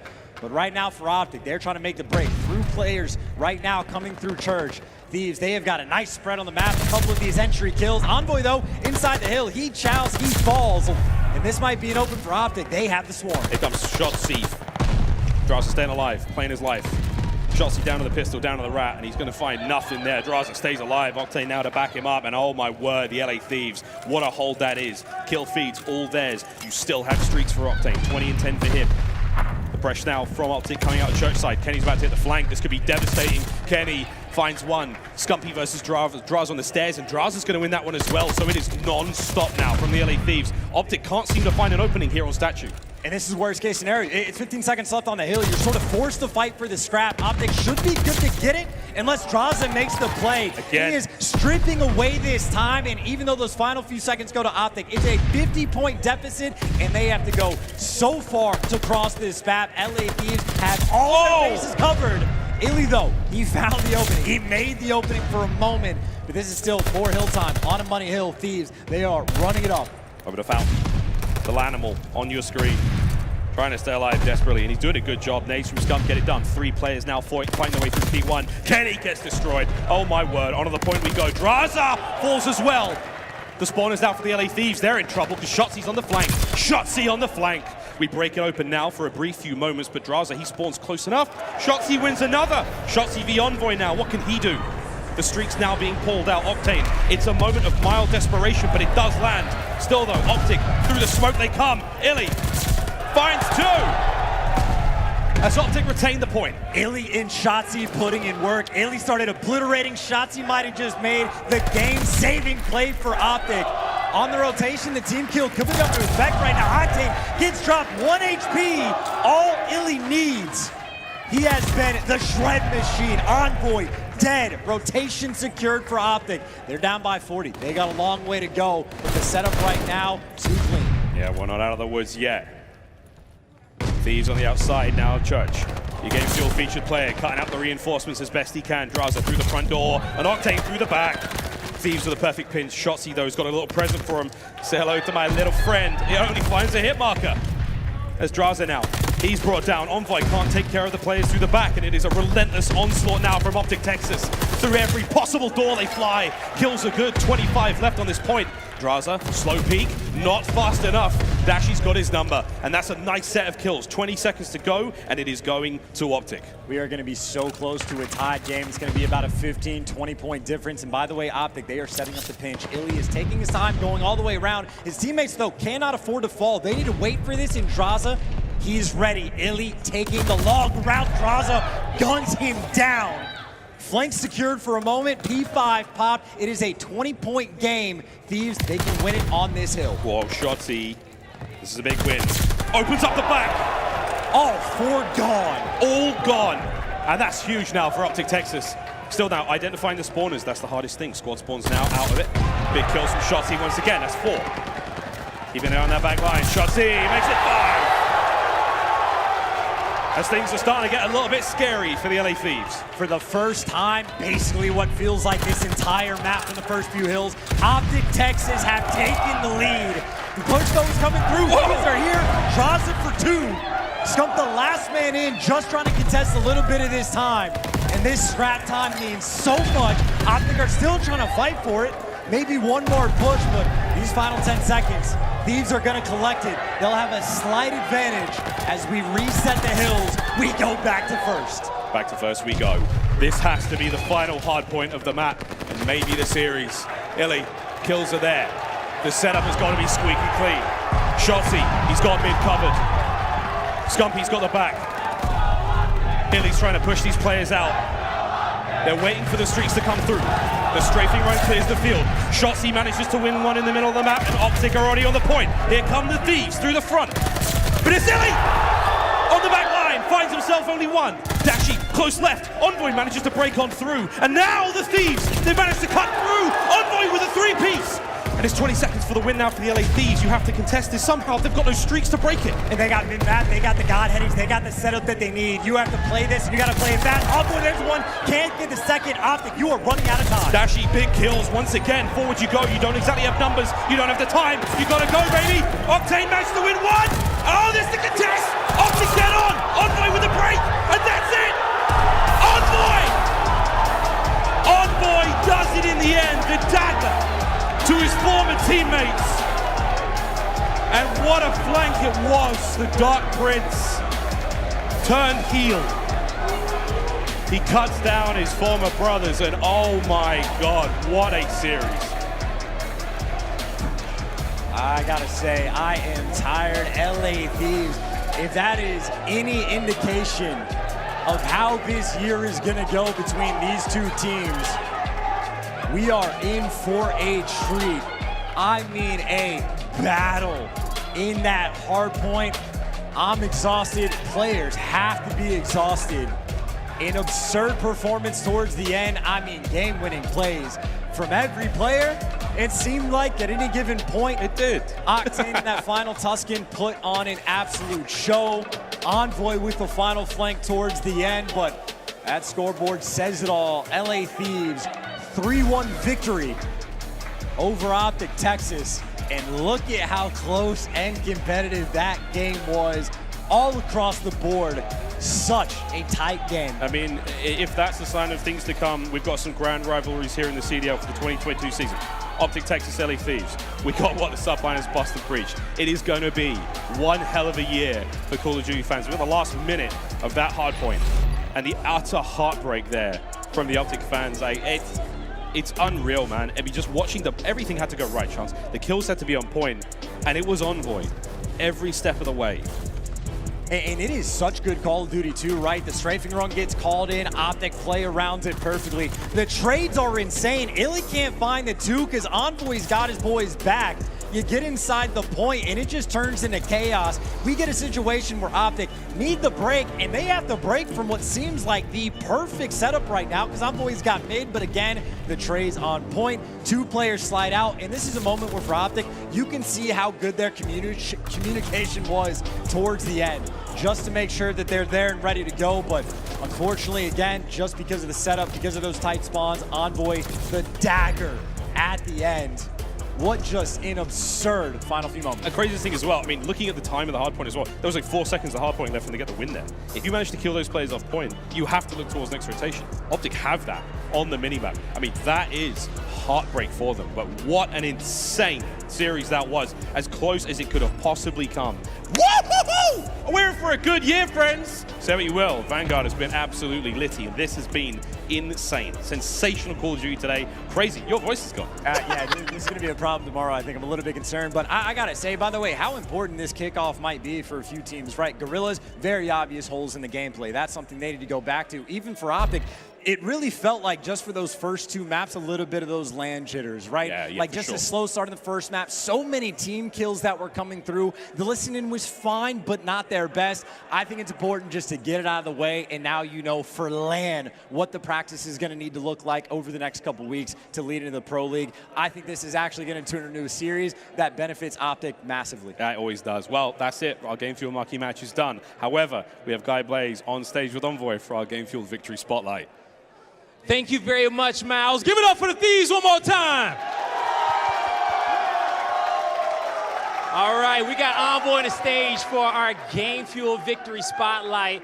And Envoy, you know, the Thieves, you guys absolutely stole the show today. Coming out here, you had some fans rooting for you, a few boos out there, but going into this matchup, what was the team's mindset on how you wanted to take down this OpTic squad?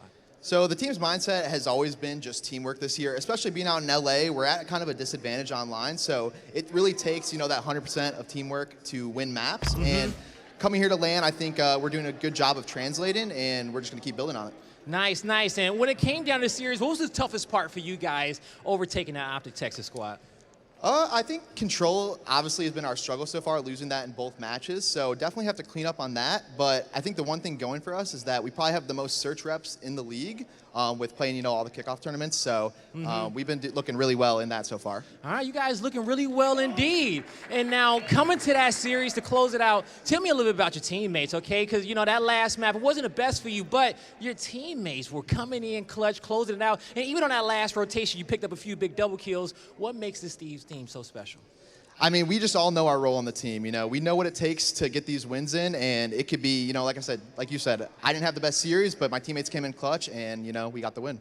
All right, you got the win indeed. Any words out there for the fans of the Thieves? Any haters out there that you want to talk to that may have doubted you coming onto this stage? Shout out 100 Thieves. Shout out John Robinson. Thank you guys for all the support, and we'll see you tomorrow. All right, shout out 100 Thieves and John Robinson. Make it up for him. Valley, take us away. Blaze, one good series after another. Today has been beautiful. I know Kicks is at home, just going crazy that her man just won, but let's break it all down right here on the desk. Slack, starting with you, this matchup was nuts. Coming in here and hearing the crowd was insane, man. Dude, we've had two of our fan favorites go home in one day. Call of Duty is crazy every single day that goes on. I am just blown away. That OpTic Texas team, they look strong at moments, but overall, LA Thieves, man, they're impressing me, baby. It's crazy. aLLeY, baby girl, what's on your mind? That was an amazing matchup. I'm literally still shaking. I will not have a voice tomorrow. And not really Keeks was front row, dude. You could hear her on stream just screaming her heart out. 100 Thieves.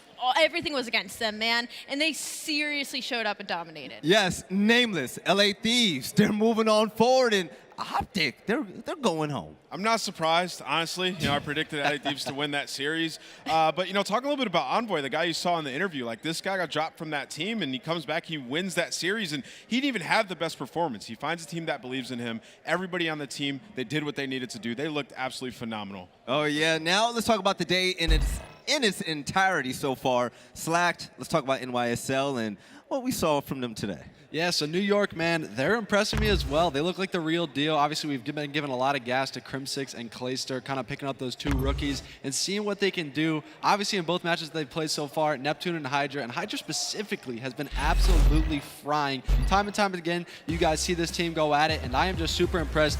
I can't lie, I didn't think New York would be the best team in the entire world. I saw them maybe middle of the pack, maybe top 5, top 6, but so far, they're looking really good. I can't wait to continue to watch them throughout this weekend. Now, aLLeY, taking a look at Minnesota Røkkr as well. I mean, in the future, we want to see this team just go as far as ever, right? Well, like I said, this is a team that's set up to possibly be a squad like Toronto Ultra, but we got to talk about what I think was one of the biggest highlights of my day, was Atlanta FaZe versus Seattle Surge. I mean, FaZe may have met their match. I know it's early to say that, but across the board, I feel like Arcitys in the matchup of accuracy, Cellium in the matchup of Simp, aBeZy in the matchup of Mack, and Simp with the matchup of Pred. Pred was the big question mark for me. I was like, this roster could definitely stand against this squad, but it was all about if Pred comes up and shows out, and that is exactly what he did today with that win over Atlanta FaZe. Yeah, shout out to Seattle Surge for that big dub to kick off things for the day. And Nameless, let's talk about the Game Fuel marquee match of the day. The LA Thieves, man, pulling the big one out. Yeah, man, this was an incredible series. I don't know why OpTic Texas decided to play them on this map, first of all. These guys are incredible with the ARs, and I want to show some love to Octane. This guy is an absolute monster. The amount of times he was picking up the kills in the right spot, popping 2 pieces, seeing him on that Tuscan, he was going off on an SMG map. He had the AR out just frying, man. Like, this team is built for success, and then for OpTic Texas, like, Scump did not play well. Like, seriously. I was watching him play, and I'm like, dude, this doesn't seem like the Scump of last year. He was getting pooped on, brother. No, big time. All right, aLLeY, day 2 is over. This has been crazy. I didn't expect any of this. I mean, what are your thoughts heading into Championship Sunday tomorrow? It's only going to get more exciting, Valley. I know. Everybody's pick'ems is chopped, dude. Literally lighting my power rankings on fire the second we get off air right now. This has been crazy, but it's what makes COD exciting. It's what makes everybody get up in their chairs and scream, is all these upsets and teams that you expect to kick ass don't. Exactly. Slacked. Usually you're up there playing, right? Right now you're on the desk. This is a different view than what you're used to. Do you like it? I do love it, man. Being on the analyst desk and seeing all the matches and just kind of sitting back and checking everything out is pretty cool. I can't lie, I miss competing a lot, but I'm super excited to be up here with you guys, and it's been a fun weekend so far. Yes, sir. Yes, sir. Let's go ahead and take a look at a bracket to see what teams went home and what teams will be moving forward, because things have been crazy. The upsets were there to kick off the day. The Seattle Surge made a statement with a 3-1 win over the Atlanta FaZe. After that, New York Subliners with a fast 3-0 against Minnesota Røkkr.